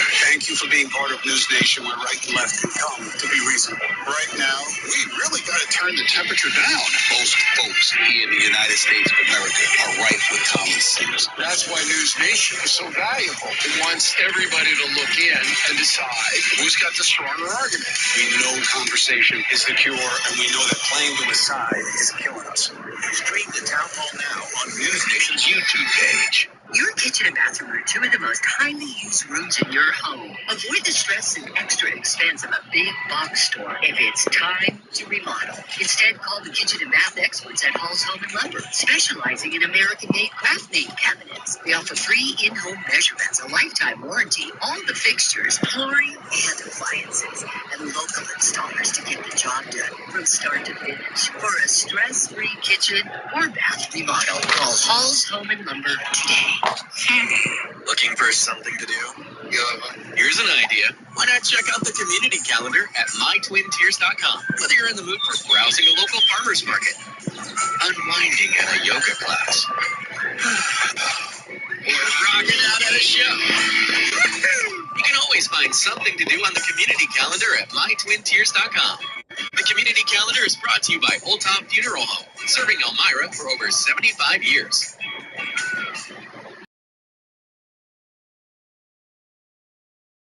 Speedway. It's big, it's fast, it's unpredictable. It's the wild card of all wild cards. And today it hosts race number 2 in the round of 8. CW Sports welcomes you to the Xfinity Series playoffs. Here we are, broadcast booth, welcoming everybody with Parker Klingerman, Jamie McMurray, 2 drivers that have won right here at Talladega Superspeedway. I'm Adam Alexander. Jamie, I'll say it, you just can't beat race day in Talladega. No, there's nothing quite like coming to Talladega. It's the biggest track that we go to, obviously the fastest, and it's a lot of fun for the drivers, but there's just so many unknowns, and no more than recently here in May when you saw Connor Zilic actually in a position to lead, gets involved in a massive wreck here and actually has to sit out the following week. Yeah, there's nowhere safe at this racetrack, and I think that was interesting listening to Connor in the pre-race talk about playing it safe today with his massive points advantage. That's a tough place to race at Talladega, trying to protect yourself. I know the team asked him to take it safe today, but I have to wonder if he's actually going to do that in the same position going for a win. I don't think so. Every driver wants a mulligan, especially when you're coming to this place. I think Zilic has 2 mulligans, plus 82 is where he sits. The cut line is tight. Brandon Jones and Mayer are there. The anticipation is high. We are green next at Talladega. Closed captioning for today's race is brought to you by Tableau TV. Pay once, watch forever. Race fans, don't miss a single lap. Catch the races for free with Tableau. Plus, pause and record all the action. There's a method to all this motorsports madness. A reason to do all this shifting. Launching. And battling over a bottle of champagne.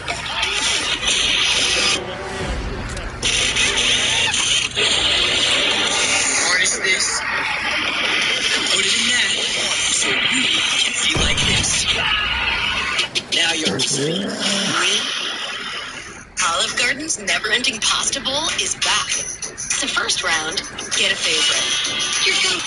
Get that third round of breadsticks. Go for a hot take on our new spicy 3-meat sauce. You know, throw some spaghetti at the wall. See what sticks. And try it all with our never-ending first course. Never-ending pasta bowl, starting at $13.99. Back for a limited time. Where are my contacts? Maybe you should keep your eyes on the road, Janice. I have to be able to see first flow, take driving very seriously. Yeah, well, that's what Progressive Snapshot is for. Personalized discounts so that safe drivers don't have to pay for bad drivers' mistakes. Are you saying I'm a bad thief? This isn't Mom's house. I have a date. We're celebrating your birthday. Oh, I love that for you. It's a new dawn. It's a new day. It's a new life for me. And I'm feeling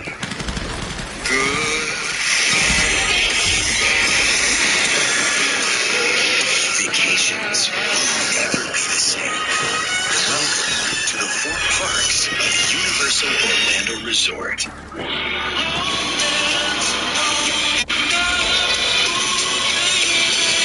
racetrack to road, Mobil 1 Motor Oils make whatever you drive more beautifully. Sunshine, 86 degrees in Talladega, Alabama. Great Saturday afternoon for racing. Qualifying earlier today. Jesse Love on the pole. That's 7 straight poles for RCR here. Let's take a look at the starting grid. You said it, Jesse Love on the pole and number 21. His teammate Austin Hill. Both of them in the top 5 today. Listen to this. Richard Childress Racing has won half the drafting track since 2022. But the team's never won this fall Talladega race. It's still just insane to hear those stats about them. As we look to this page, you see 3 playoff drivers in this group, and let's highlight Sheldon Creed, the 00 on row 8. He's finished in the top 10 in 4 straight Talladega races. He needs 1 more today to tie the Dega record. Don't forget about the Fords today, guys. Ryan Sieg, number 39, is going to start 23rd. He's finished 2nd here twice. And Harrison Burton's going to start 30th. He has 3 top 10s in the drafting tracks this season. We know he's good at these speedways for sure. And starting out back is the number 54 of Taylor Gray. They had a transmission issue in qualifying. They weren't able to post the lap. He finished 11th here in the spring. Got some work to do from back there. Taylor Gray, just a perfect example. There are potential winners throughout the field. 250-mile race today. Things will be electric at Talladega. And now we get the keys to Formula 1 victory lane, Jamie. Well, it's all about decision-making when you get to drafting-style tracks. And you got to decide when to be aggressive, when not to be. And I want to learn all race long. As we get down to the end of these stages, they're going to have a couple of chances to work on what you're going to do at the finish. And you're going to see the guys work on that. Most importantly, when we get to Talladega, though, you got to have some luck. You got to avoid the wrecks. You got to hope when it gets down to the last lap that you make the right decision and that the people behind you do as well. Storylines are plentiful when you come to Talladega Super Speedway. With that, let's get a couple of more from pit road before we turn them loose. Good afternoon, Kim Coon. And Adam, in April, it was a photo finish as the caution came out that determined the winner here, with Jeb Burton finishing 2nd to Austin Hill. Now, Jeb was very emotional after that finish, and this weekend he told me it still stings thinking about how close they were. And he said it probably will sting a little bit forever. But he said after what happened earlier this year, we are hungry to prove ourselves. We know we bring fast race cars. I know what I can do at these style racetracks. His confidence level is very high as a 2-time Talladega winner. He said today is all about redemption, Dylan. And Kim, maybe the guy in the car with the least amount to lose today is Eric Almirola in the 19 car, with a car that can win, that isn't having to worry about points or the pressure of having to win. They can just go try their best. And as Eric said to me earlier, we can get on the plane at the end of the day pretty content either way. They do have some teammates today, namely the 20 of Brandon Jones, that are, of course, still in the championship fight. Eric said that they'll try to do what they can to not make things more difficult on them in the first 2 stages, but come stage 3, it's every man for himself. The 19 has a race they want to win for their guys. Almirola, outstanding with that win last week at Las Vegas, but one driver he was keeping an eye on the entire evening last week out west, Jesse Love, who starts on the pole today. Here's driver 2. Looking good on top there, homie. Let's keep it there all day. Let's execute a solid day, and let's be there at the end to get this trophy. Yeah, absolutely. Not a whole lot to talk about. Done a good job preparing for it. Put a lot of work in these races. It's a good ordeal. Controlling control. Being perfect as they Secret Service, no, complete no sleep and moving mountain. Here, Danny Stockman in a good mood right now. Set that car on the pole. Jesse Love's done a great job at these style tracks. RCR, we talked about the dominance they've had, so a lot of confidence there. Danny Stockman's always been a great hype man. And I like, he's always hyped when his car's up front, especially in qualifying. I would have a lot of confidence in Jesse Love and that whole race team here to keep that car up front. We know they've done it before.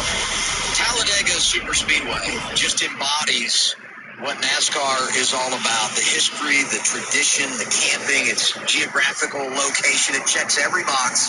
And here's a great perspective of how massive this place is, courtesy of the Lucas Oil Health Club.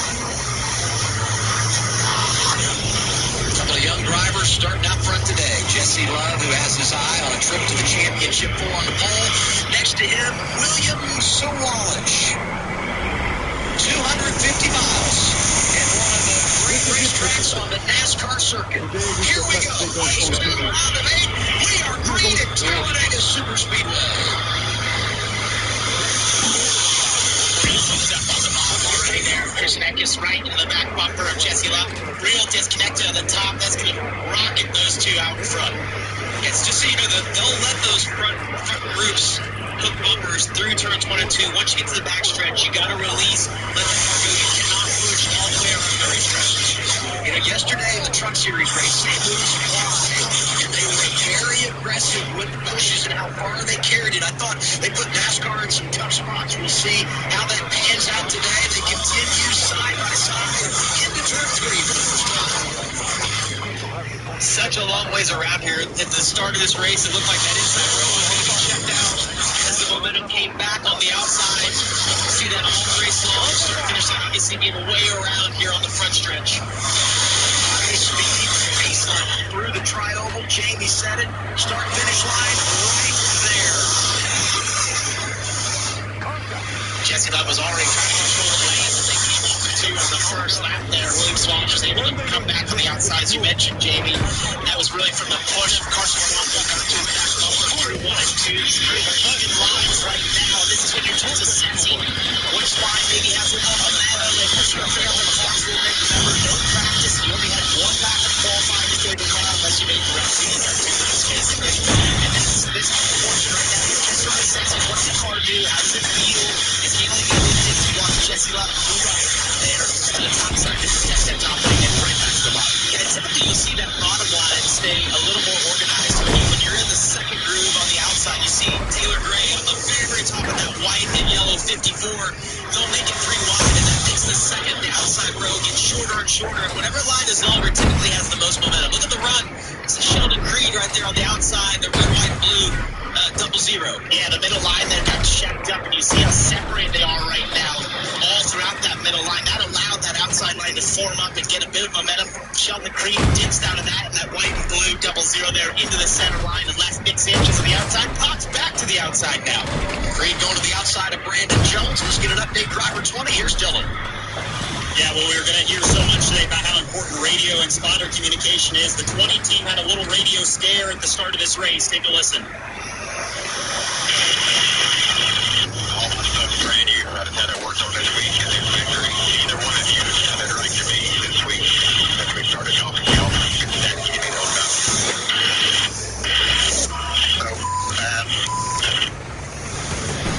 The problem was on the backstretch. Brandon was having trouble hearing spotter Chris Lambert. They said that Lambert was going to be critical for them today. Their success is one of the best spotters on the race car for Dana Hagan on Sundays. They switched to a backup radio, and the problem seemed to have been fixed. So I think the only way that we can compare that is if you ever have a bad cell signal and you're trying to comprehend what somebody's saying. They don't have time in the cars to think like that. When the spotter says something, you need to make that decision immediately. If you're trying to process what they're saying, think about how aggravating that can be, Mark. And there's the idea if your spotter isn't talking, you think there's issues. You are right. Yeah, and what's happening? And should I make this move? And did they see that or not? And so it just adds so much of you questioning exactly what's happening at that moment, and you can't have that when you have to make split-second decisions. Brendan Queen, 11.99. Connor Lozak, a couple of drivers we don't always see racing in the Xfinity Series. Contact right here. Yeah, just a little bit of a checkup. It looks like right there they did a nice job. Should have been back for the 99. It's into the back of Brendan right there. You see they lost their momentum. The whole row starting to check up. I like what I'm seeing on the top, though. If we look halfway back in the pack, the red, white, blue 00 car, Sheldon Creed is really committed. He's got Nick Sanchez right behind him, who has a fast car and is kind of affiliated with the RCR group, Great Engines. So Sheldon's committed, and they've got 3 or 4 guys behind them also committed. And if you can keep that group together, they will be able to work their way to the front. I don't know if they can get all the way to the front, but that bottom line, sometimes those get checked up with people on the entry of the corner and allows the outside to catch up. And then as they work their way forward, I wonder if some of those guys in that middle lane start jumping up in front of it and continue to help the energy in that outside lane. We're 6 laps in. It's stage 1 at Talladega. I give you the Mobil 1 leaderboard. Jesse Love, William Sawalich up front, and they're there with Waffle, Eckes, and Jeff Burton. You're watching the NASCAR Xfinity Series.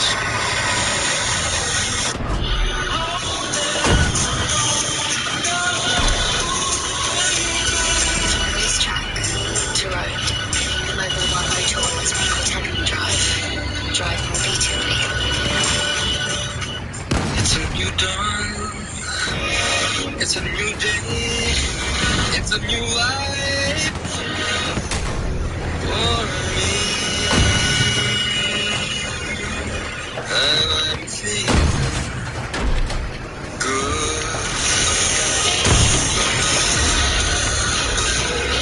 Vacations will never be the same. Welcome to the 4 parks of Universal Orlando Resort. You know what's crazy? We're eating breakfast and none of us are morning people. I blame it on the bacon. I concur. Cheers. Cheers. I know, right? Sounds good in my mouth. You concur. Everything about the word of the day. I concur. Sarah and Selena. Brandon Coley. Jablonski Auto Body, LLC. Woo! What'd she call Harper? No, you mean Jablonski Auto Body LLC. He actually sold the Twins naming rights. You know, like stadiums do. Kids are so expensive these days. Here he comes. Oasis, Freeze, Tan, and Stop. Me, Tan? I'm your man to do business with you. Or we can look at some investment options for you. Works for us. The right money moves aren't as absurd as you think. You can get this fixed now and pay later. You can get this fixed now and pay later. And this, get it fixed now and pay later in 4 interest-free payments at SafeLight.com. SafeLight Repair, SafeLight Replace. My scalp needs a little extra love, so I'm trying Head & Shoulders Bare. Welcome to your new scalp. Welcome. With just 9 ingredients, Head & Shoulders Bare helps soothe your scalp and controls itch, dryness, and flakes. All with no sulfates, silicones, or dyes. Is this a cult? No, it's a shampoo. And it's great. From the #1 dermatologist recommended brand, Head & Shoulders. Ever wonder how NASCAR Cup Series playoffs work? Outlast the pack, finish first among the championship 4, and you're doing donuts in victory lane. Now you're up to speed. You in? Oh, Cole's mom. Now that my kids are out of the house, I'm starting to notice my house. A little update goes a long way. With an extra 20% off store-wide, you can update your home and your closet. This is Mama's house now. So how did these 3 end up in this Vegas speakeasy with a story no one can believe? It began with ringside seats from BetMGM. That meant anything was possible. Like chatting with this guy, not that guy, this guy, who knew another guy who gave them a password that led down here, through here, and along here, uppercut here, and helped them open this door. Actually, a bookcase with a hostess named Jules and an epic spot. Make it a night where anything can happen. BetMGM. Make it legendary. Saw you were scoping out my tires the other day. I need some new ones. I was going to ask you what those were. Good eye. Those are Arturo tires. They really grip on the street and the trail. Cute dog, by the way. Stylish all-season tires from a company with an off-road racing heritage. Arturo puts performance within reach. Take a risk and make your power play by heading to your local lottery retailer to get in the game for tonight's estimated Powerball jackpot of $295 million. Will not see me tomorrow. I already knew that answer. I will be out. How about this racing? I mean, we got a little bit of a breakaway here at the front, but then behind these first 4 or 5 in that bottom lane, maybe 6 of them there, 3 wide, a lot of shucking and jiving and dicing going on. It's been all over the place. A lot has happened here. The third lane came into Trey there for a second, led by Sean Street. They got all the way up to maybe 3rd or 4th for a second. Then the middle lane started to struggle a little bit, and the bottom lane became dominant. So it's just been a lot of moving around and see which lanes are working. It doesn't seem like to me, as I watch this, any particular lane looks like the one being maybe the ones that whatever what the RCR cars are leading. But other than that, it seems to be very even across the 3 lanes. I'm here with Jet Bird, state water heaters on board camera. Yeah, a lot of those guys you see in the middle are actually on the bottom. The previous lap, they've moved up. I think everybody's trying to figure out where they can get to the front of the best. You see that white and blue number 21 right there. You do not want to get those 2 cars hooked up, and they are now. It's going to be really hard. Those cars both being RCR. We know how dominant they've been at these tracks. And the guy behind them in the green and blue number 19, Eric Almirola, he's won at the cup level. And tracks like this, always a threat when we come to the track. Jesse Love is in a comfortable place, leading at Talladega. Led 28 in the 2 laps here last year. Led 50 laps here in the spring. He's not led laps at all of his 12 career starts in the draft. This kid is so impressive and so quickly just gripped on to this style of racing. I know he's with RCR. I know how fast their cars are. But to watch him do what he's doing right now is flat impressive. And to your point, just watch how often he's moving that car lane to lane. It's multiple times down each straightaway that he's protecting and covering different lanes, killing their momentum, then seeing another lane get momentum, covering that, and he moves all over the racetrack. And who did he really learn that from? I feel like a lot of respect to the man behind him, the 21 Austin Hill. He's probably the master of doing that exact thing. Jesse Love has really gone to school in that, and he's showing it here today. He consistently moves at the exact right times to cover those lanes. Let's listen to their team as he executes out front. I don't know what to call it. 21. 3 at the bottom, 27, no help them. How many lines? Don't have a 7 help them, 27. Too far detached, so get that from down half. Sorry, not down. 641. As you listen to the communication between the spotter and the driver, I can't tell you how mentally exhausted you are when one of these races is over, because as you listen to all that as a driver, you're trying to process it. You're also looking in the rearview mirror. The whole time here, you see the 21 coming up behind him, and you're trying to time out. Are they going to pass? Are they going on the inside? Are they going on the outside? And then everything that spotter's telling you when these races are over, you're just mentally, you're just exhausted. Over halfway through the stage, Love is led. He left very loose there. And he continues to control this field, but boy, is he working hard out front. And this move was key for Love to get ahead of the curve and take the top spot. Starts on the pole, and he is in charge. Driver 2 getting it done. Talladega Super Speedway. Get ahead of your curve with a bump. Explore Peyronie's disease treatments at GetSomebodyForPD.com. The new bike is officially protected by America's #1 motorcycle shirt. We can now safely go wherever the wind takes us. That's right. It was one of those books that smelled bad, but in a good way, you know? Oh, didn't think this through, did you? Nope. You go without me. The owner and I aren't on speaking terms. Apparently the refills are limited. Okay. It's not okay.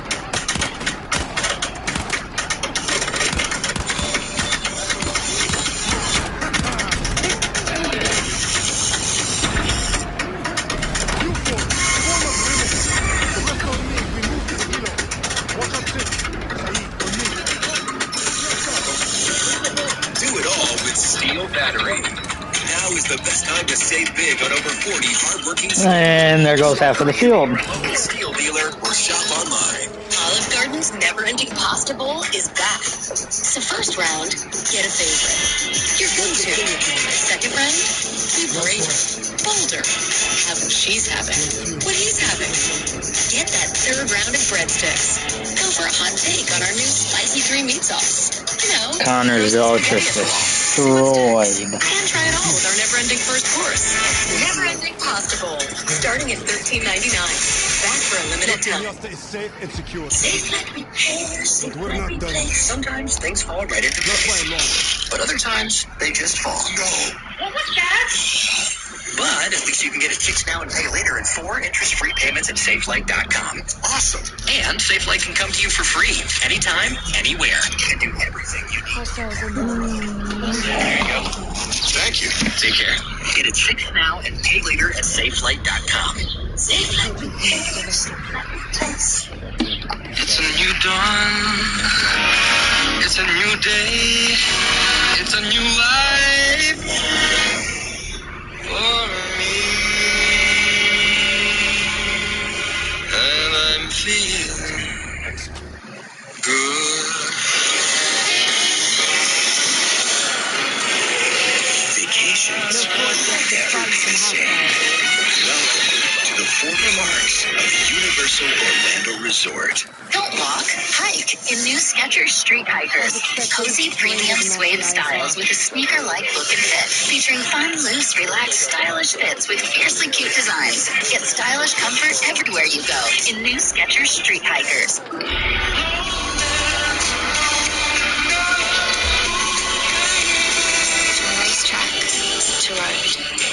Mobil 1 motor oils make whatever you drive. Drive more beautifully. You saw in our side-by-side coverage, big crash in Talladega, and with that, the Whelen caution lights are on. Whelen, the official warning lights of NASCAR and America's most trusted manufacturer of emergency lights and sirens. Playoff drivers involved. You see the heavy damage for the 00 of Sheldon Creed. His teammate Sam Mayer got a piece. Brandon Jones was damaged. We highlight Jeb Burton as the big one transpires here at Dega. Right, this is through the trials when the cars are most on edge. Right here, you see Jeb gets in the back of Sheldon Creed, gets loose, goes up the track, and gets into a variety of different cars here. It almost looks like Zero had to check up a little bit, getting loose. Jeb got into him a little bit, knew he was slowing down and moved up. I'd like to know what was in front of the 00, or did he have an issue? You see, he's right behind Sawalage. It's like they all checked up just a little bit. Yeah, kind of the accordion effect. Jones hooks him in the right rear. And that is the most treacherous place of Talladega for these race cars. The cars the most on edge through that travel, especially on the bottom. It's very flat. There's very little banking, and any sort of touch in your rear bumper really upsets the car. You said that correctly.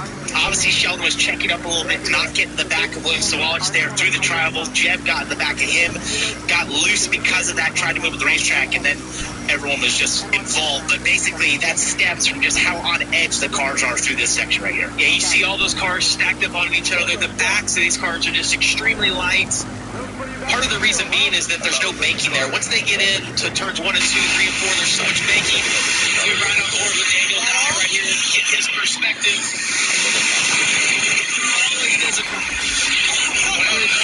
He's fighting through all that. I would like to tell you that was skill. His eyes were closed.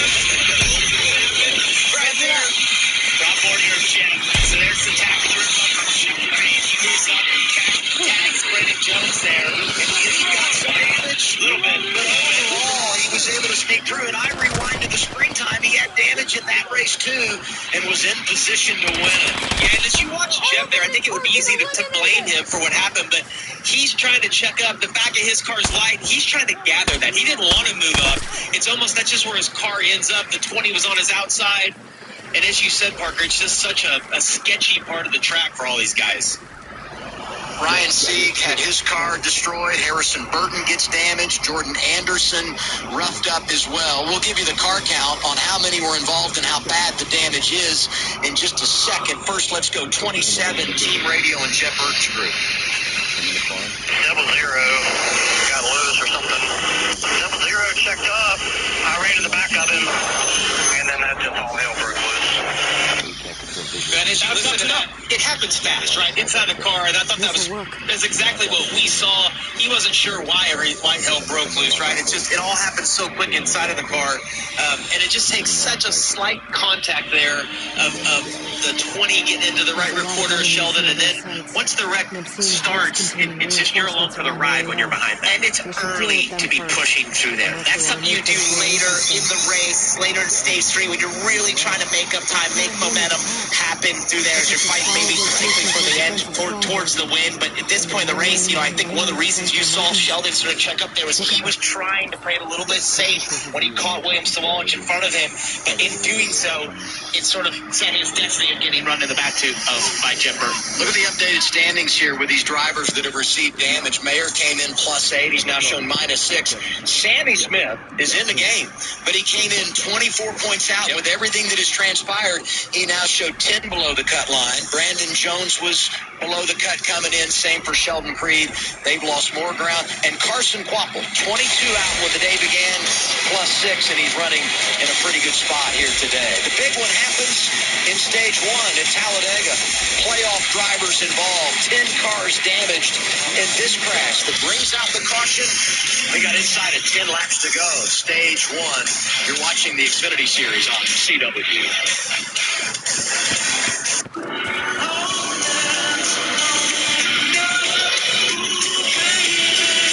Racetrack to road. Mobil 1 motor oils make whatever you drive. Drive more beautifully. When you think work, you think booze. You think booze, you think ending the day with the same number of toes you started with. Because you're thinking heavy equipment. You think heavy equipment, you think construction. You think construction, you think welding, torching, and hammering without the smashing, puncturing, and scorching. Now you're thinking on your feet. When you think feet, you're thinking boots. You think boots, you're thinking Harriet. Dinner time is going to be easy tonight. Wings to go for game time. They say patience is a virtue. I say game's on in 15 minutes, which is why we got to go. It's to go time. I'll go start the car. Consumer Cellular is lowering the price for those 50 and up. Get 2 unlimited lines for $30 each. That's just $60 a month. So switch to the carrier ranked #1 in network coverage satisfaction. Visit consumercellular.com today. Oh, Cole's mom. Now that my kids are out of the house, I'm starting to notice my house. A little update goes a long way. With an extra 20% off store-wide, you can update your home and your closet. This is Mama's house now. My scalp needs a little extra love, so I'm trying Head & Shoulders Bare. Welcome to your new scalp. With just 9 ingredients, Head & Shoulders Bare helps soothe your scalp and controls itch, dryness, and flakes. All with no sulfates, silicones, or dyes. Is this a cult? No, this is shampoo. That looks great. From the #1 dermatologist recommended brand, Head & Shoulders. He does know he's in public. He doesn't care. When a young homeowner starts to turn into their parent, it helps to show them just how bad it can get. So they just hang out here naked? Yeah. Believe it or not, she's made progress. Really? They don't have changing rooms here? Nope, they do. Progressive can't save you from becoming your parents, but we can save you money when you bundle home and auto with us. Why is he in his lunch in here? You're asking the right questions. CW Sports coverage of the NASCAR Xfinity Series is brought to you by Progressive. Save when you bundle home, auto, and motorcycle insurance. Visit Progressive.com. Toyota, let's go places. And by Credit One Bank, NASCAR American Express Card.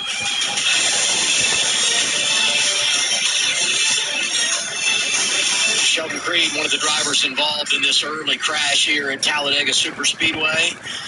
Backing things up, going to pull it into the garage. Window net is down. There's no bodywork left on that race car. And starting to look like a modified, you know? Brandon Jones sitting idle. We're now under the red flag, and so these teams can assess what they want to do. But because we're under the red flag, NASCAR rules indicate you can't work on the race car. So you put your plan in place so the minute that we go back to yellow, you can start the process to getting things where you want them. As we get ready to celebrate our nation's 250th anniversary next July, the CW is honoring the people who make our country so special. It's all part of My American Story, and we're kicking things off with NASCAR's own Connor Zilisch, who's got an incredible story to share. Hey, I'm Connor Zilisch. This is My American Story. My parents, my mom and my dad have been behind me since day one, and this sport is not easy. There's been a lot of uncertainty along the way. Nobody in my family let me quit, and I think that's why I'm sitting here today. Every day I wake up and I remember 10-year-old me with a dream, and 10-year-old me is what motivates me. Like, I wanted to get to the highest level, and I wanted to keep winning races and championships. Nobody's going to sit around and wait for you. You got to put the effort in and wake up every day knowing that if you don't do it, somebody else will. Winning a championship, I'm guessing you would probably see tears out of me. Lots of prizes. 5-year price guarantee. One internet price, 5 years guaranteed. I would say there would be tears if he won a championship. There should be. What a season. Yeah. I think that's a great comment by Connor right there. A lot of times when you see emotions, not just from race car drivers, but from athletes in general, it's because of how hard they've worked to get there. Everything that they sacrificed, everything that they've done. And when you finally get that major success or that huge win, it's like just a sigh of relief, and the emotions sometimes overtake you. And living up to the dream that you set out to accomplish, and, everything it takes to go after this, and your family, and you mentioned his family, what they put into it, especially in the motorsports realm, it really takes a full commitment from the full family to go after this and try to make it into a career. And with the season he has had, the ups and downs and everything that's incurred this year, I definitely would not blame him for being emotional. He's in the round of 8, so is his teammate, Sammy Smith. They're just outside the top 10 as we sit here under the red flag. Sammy Smith came in 24 below the cut line. No margin for error. Might need to win to advance to the championship 4. And watch him come through this accident through the tri-oval. I mean, they cleared out just right in time for Sammy. You wanted to hit on your spotter there, but that's really just on the brakes, kind of looking around, and it's instinct to get through those moments and luck. The one thing I will say is he had a slight advantage, which was actually being at the back of the pack, so you don't have to look behind you as much. You can get on the brakes a little bit harder and give yourself more time to assess where all the cars in front of you are headed, where they're sort of going as they get hit into each other, and go, okay, this is the path I'm going to go towards. It's those cars in the middle of that pack that we say is sort of the danger zone. The reason being, it's not only because it's most likely where the wreck will occur, but for if you're trying to avoid it, you have so many cars behind you that can run in the back of you and force you into the wreck. If you're riding towards the back of it, it gives you a little bit more time. Well, your reaction is to get on the brakes hard immediately and get slowed down, but there's been so many wrecks happen because the car in front gets slowed down and the one behind doesn't know it's there and gets run over. We referenced that we're under the red flag. Part of that is cleaning up all the debris from this big incident, but they also had to do some repair, as you can see here, to the safer barrier. AMR safety team is on it. We're back to Talladega in a moment. Ever wonder how NASCAR Cup Series playoffs work? Let Godswood Racing break it down for you. NASCAR is a bracket system with eliminations at 16, 12, 8, and 4. How to advance, win races, or survive the cut. Outlast the pack, finish first among the championship 4, and you're doing donuts in victory lane. And trust me, Toyota's ready for victory lane. Now you're up to speed. In. Slow down, honey. A new driver. You need new insurance. Zebra compares over 100 insurance companies to find savings no one else can. Up to $400 a year. Oh, look, it's my stone. The Zebra. We do the searching, you do the same. My name is Whitney Allen. I am a widow. My husband Ryan died. We never thought we'd have to use life insurance with Ethos. It is so fast and easy. You can get a quote in seconds, apply in minutes, and get same-day coverage. Check your price today at ethos.com. What if I told you that one of the best things you can do to improve the look and performance of your car can be done for under $20 and in less than 30 minutes? Fix your cloudy and weathered headlights with Cerakote's #1 best-selling ceramic headlight restoration kit in just 3 easy steps and without power tools. Just wipe, sand, and apply. It's that easy. Cerakote restores and protects. And for as long as you own your vehicle, it's guaranteed. You can trust Cerakote with over 60,000 5-star reviews. Don't wait until it's too late. Buy today for under $20. Are you certain that's a good idea? Yeah, I'm just gonna zap it for 20 seconds. Are you for imprint certain? Certainty matters. So when you need the right high-quality promotional products, printed perfectly and guaranteed to arrive on time, that's the certainty of 4imprint. Wow your clients, nail your next event, or inspire your team by visiting 4imprint.com. 4imprint, for certain. The newest show in the iconic TV series Law & Order Toronto, Criminal Intent, is on the CW. From the same team that brought you the original series, this time a new city on a new network. Law & Order Toronto, Criminal Intent, new episode Wednesday, 8/7 Central right here on the CW.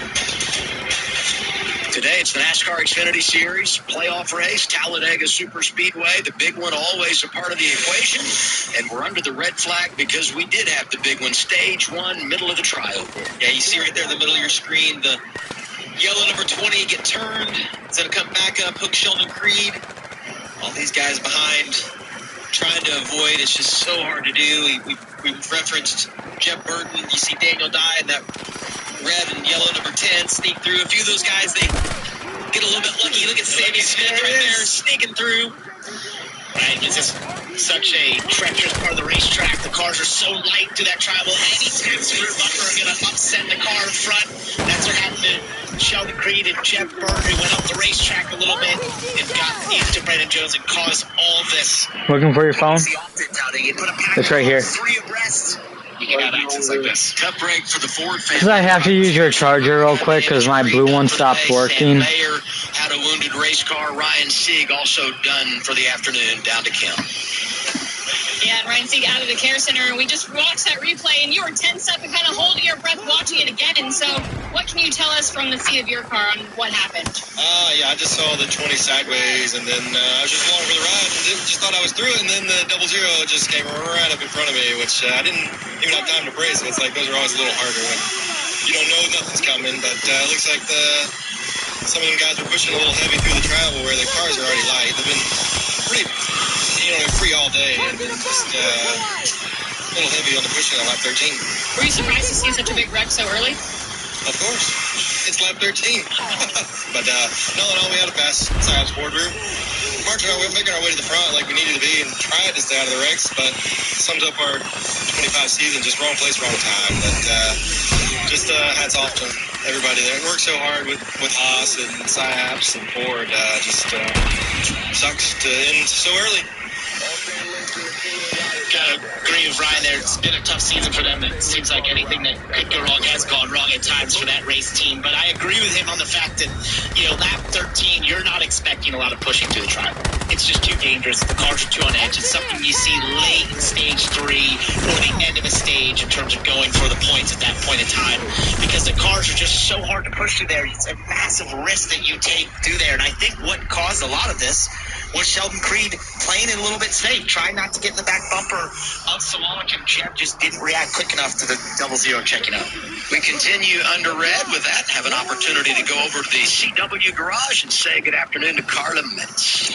Yeah, holding things down here in the CW garage, Adam. A lot happening in this race so far, but a lot happening in the sport earlier this week. Some big headlines to get to in the series this week. One immediately impacting Viking Motorsports, who announced this week that Connor Mosack will drive the number 99 for the remaining 3 races of the season, replacing Matt DiBenedetto. And then an even bigger announcement, right? Justin Allgaier's crew chief, Jim Pullman, going to finish out the season with the number 7 before moving to RCR to become Kyle Busch's crew chief in the Cup Series. That's going to happen next season. Allgaier told me this week, he said, yes, of course, I was sad when we sat down to talk about it, but I told him, you'd be crazy not to take this. He said, I'm just happy to have been a part of his story, to showcase his abilities. He's worked so hard his whole career for this opportunity.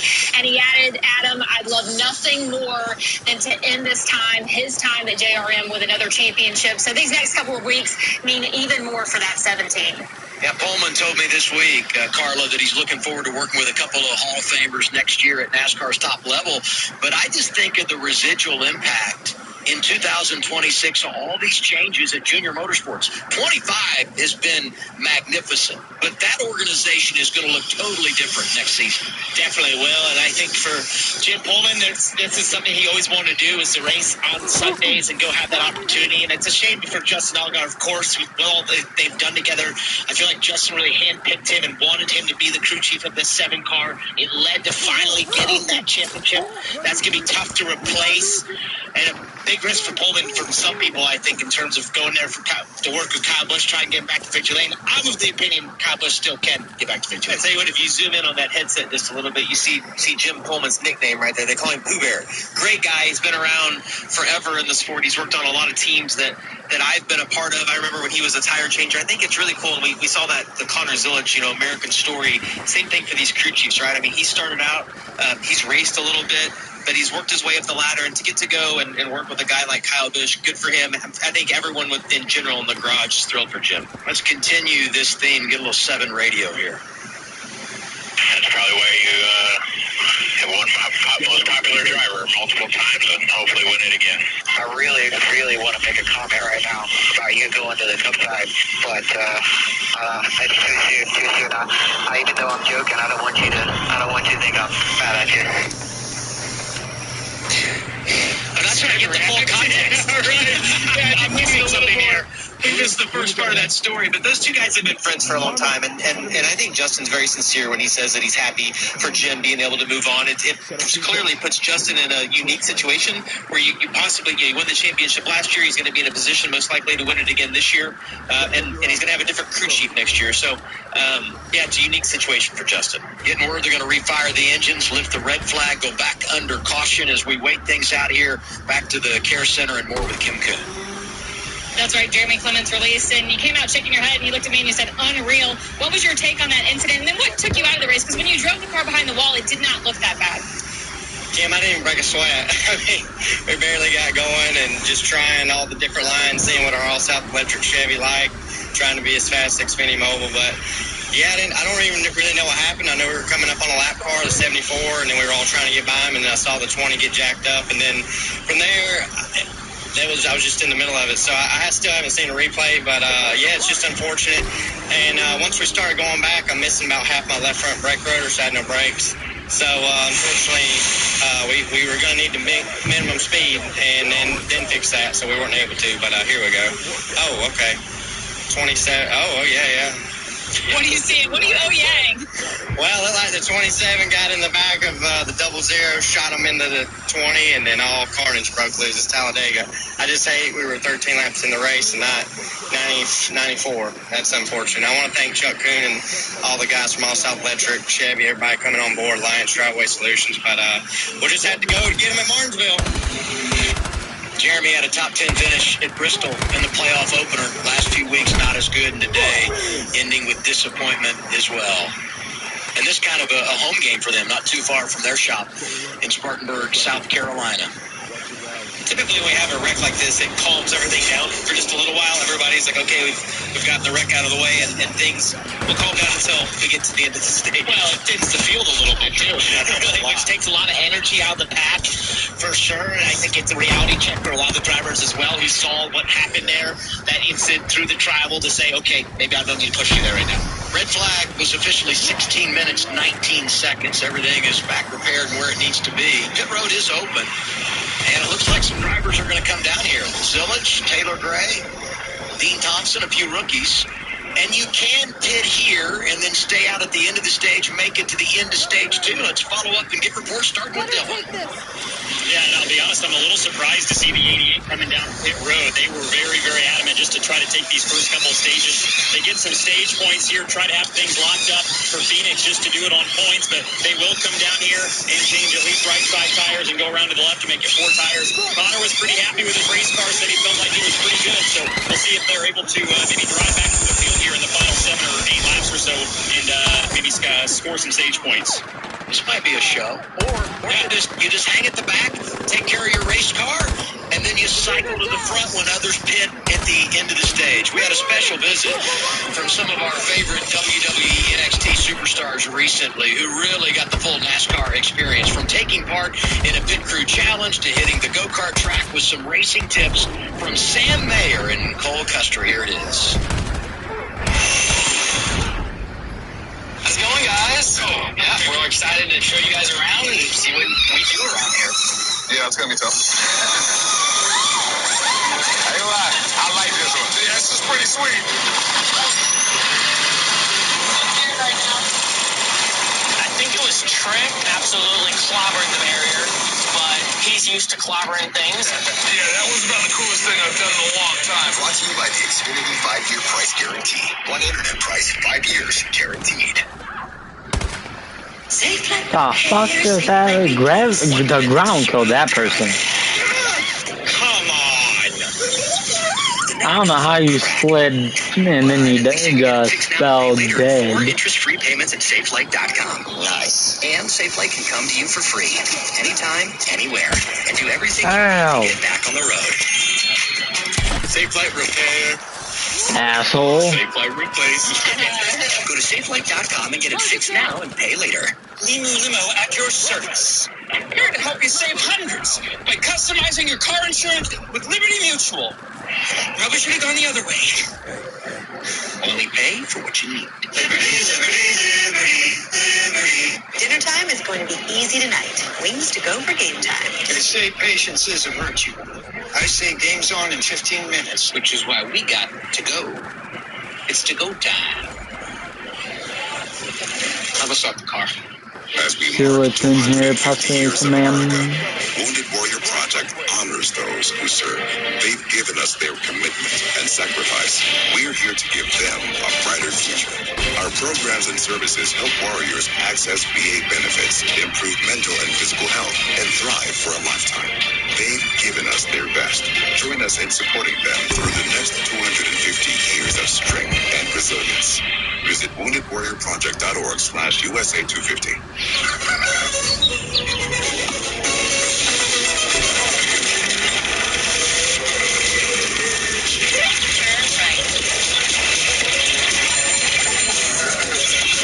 catch.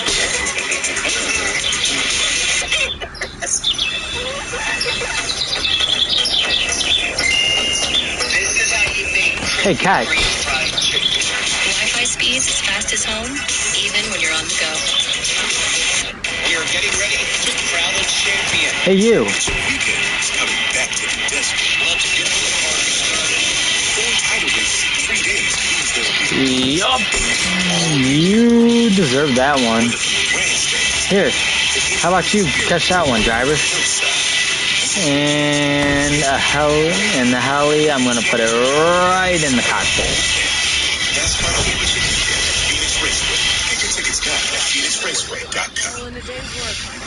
Looking for a cable news network which respects all Americans? Then you have a new home with News Nation. See why News Nation is news for all Americans. To buy News Nation on your screen, go to newsnationnow.com.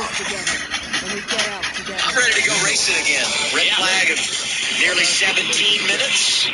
And extended caution period here with this accident. But we're going to have 5 laps to go when we go green to end stage 1. The current leader is that 48 of Nick Sanchez, that brown car there on the bottom. We didn't get really to tell this story a little bit, but he got to it in lap 11. He was 16th by lap 15. He was first. He gained 15 spots in 4 laps to get the lead this race right as that wreck happened. Well, be attentive when we go side by side because a lot happens and you just don't miss it if you really pay attention. Among the things that happened a while ago, not just the big crash, but Nick Sanchez getting to the front.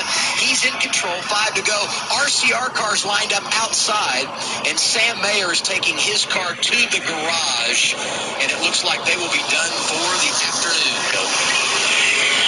One thing to watch for here is those front row, the front 2 rows, how they can get locked together. You see the 2 car moving around a lot. It was not only him on Austin Hill, but Allgaier got into the back of him. Look at those cars dancing around as they're trying to get up to speed.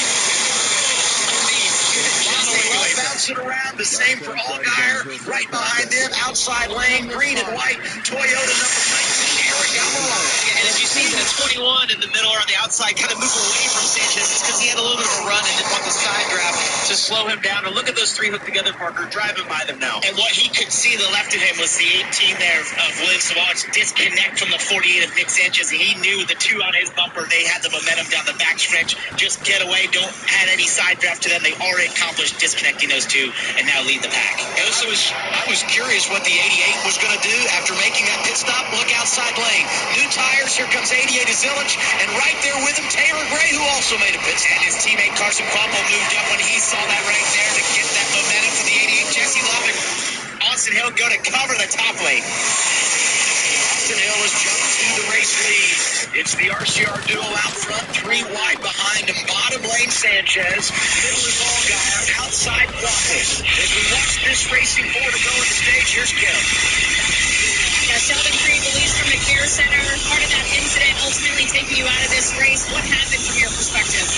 Yeah, I got to see a replay, and I don't know, it kind of looked like the 27 was pushing me to enter the tri-oval and got me a little free, which really wasn't a big deal. And then, for whatever reason, he kind of shot up the track and got the 20 in the left rear and got me in the right rear. So, yeah, I don't know. Kind of the bad part about having super speedways in the playoffs is I think if you're way down, it gives you an opportunity to win and be in. But, you just lose a lot of control of your destiny. So, just hate it for everyone at Haas Factory Team, Ford, Roush Yates Engines, Road Ranger, Pit Boss, Ollie's, Team Jackson, Haas Automation, everyone that works on this 00 car every week.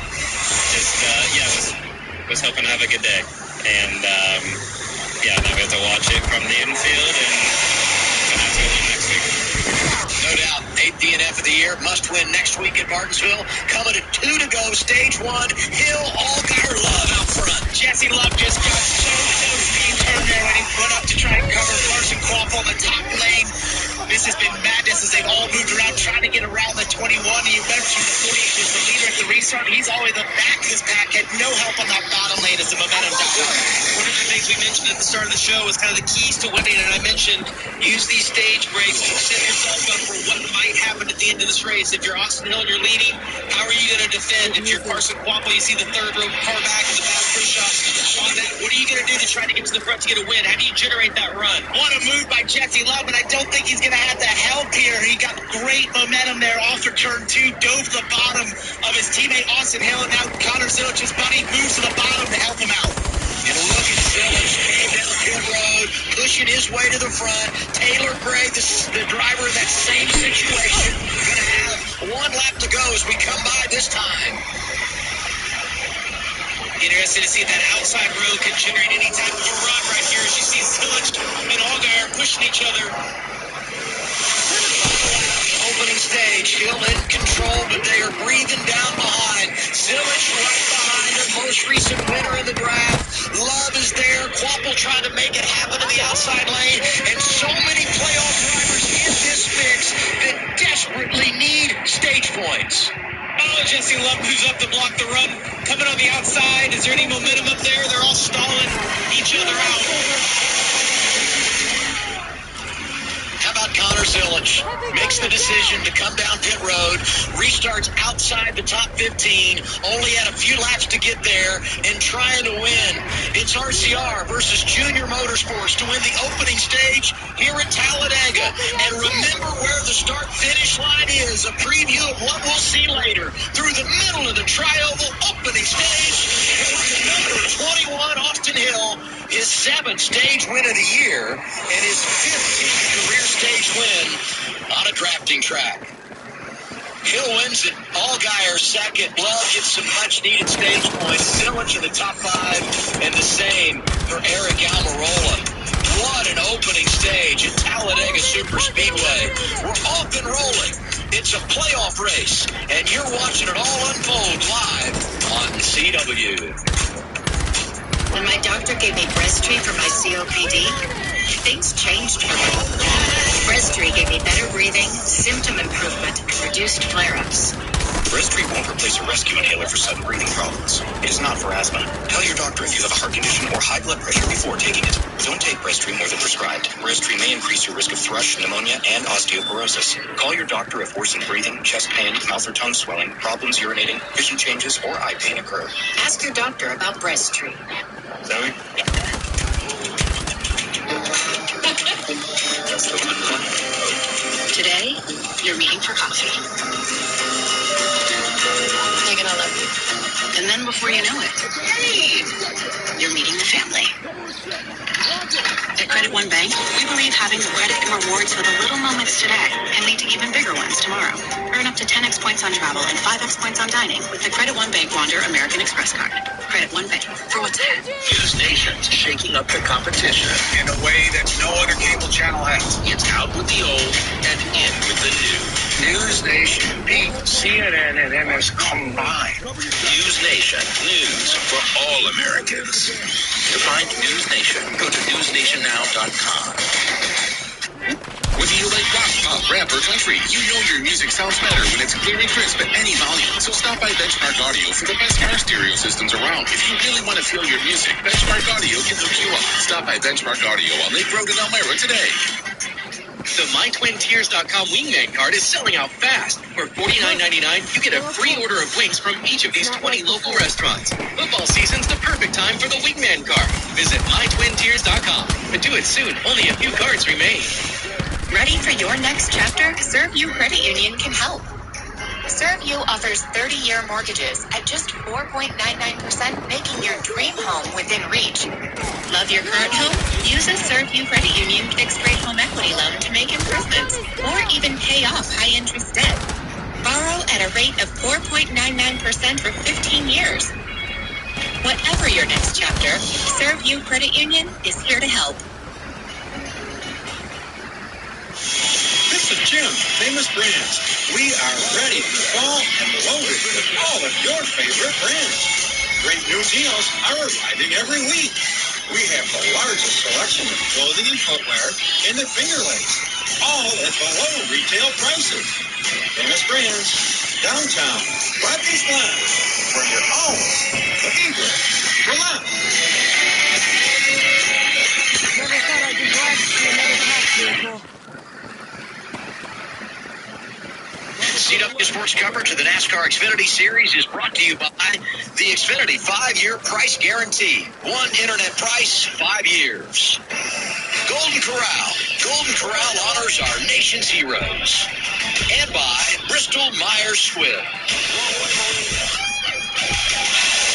Stage 1 complete for the NASCAR Xfinity Series at Talladega Superspeedway. With that, the wheel and caution lights are on. Wheel and the official warning lights of NASCAR and America's most trusted manufacturer of emergency lights and sirens. What a thrilling finish.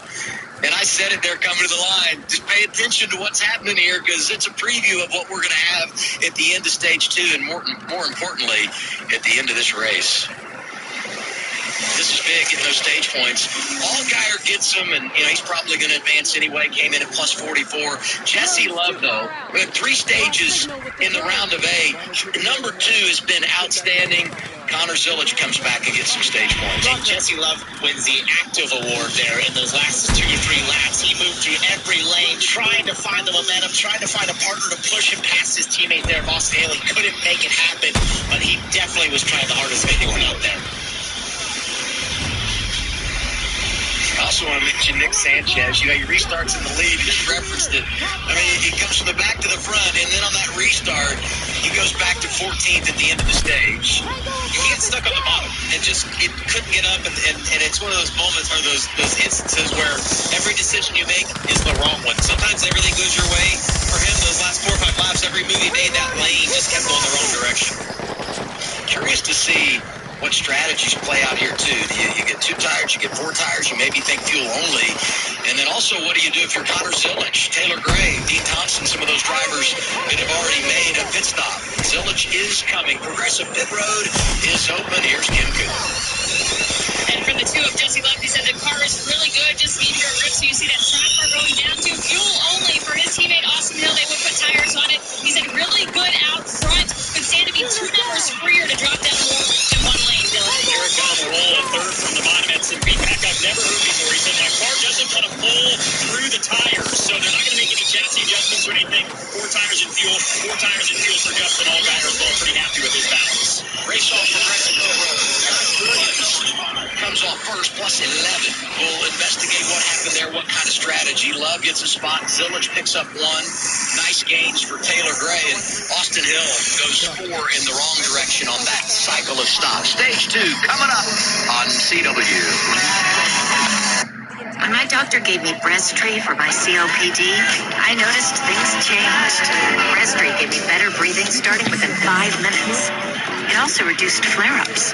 Breztri won't replace a rescue inhaler for sudden breathing problems. It is not for asthma. Tell your doctor if you have a heart condition or high blood pressure before taking it. Don't take Breztri more than prescribed. Breztri may increase your risk of thrush, pneumonia, and osteoporosis. Call your doctor if worsening breathing, chest pain, mouth or tongue swelling, problems urinating, vision changes, or eye pain occur. Ask your doctor about Breztri. Liberty Mutual customized my car insurance, so I only pay for what I need. What a great day. One note. What a messed up. Only pay for what you need. Back to the game I love. It's great to be able to keep up with the guys again. It's why I wanted more for my symptomatic obstructive HCM. So I asked my cardiologist about Camzyos. With Camzyos, my symptoms have improved, and I can be more active now. It's a difference I can feel, and they can see it.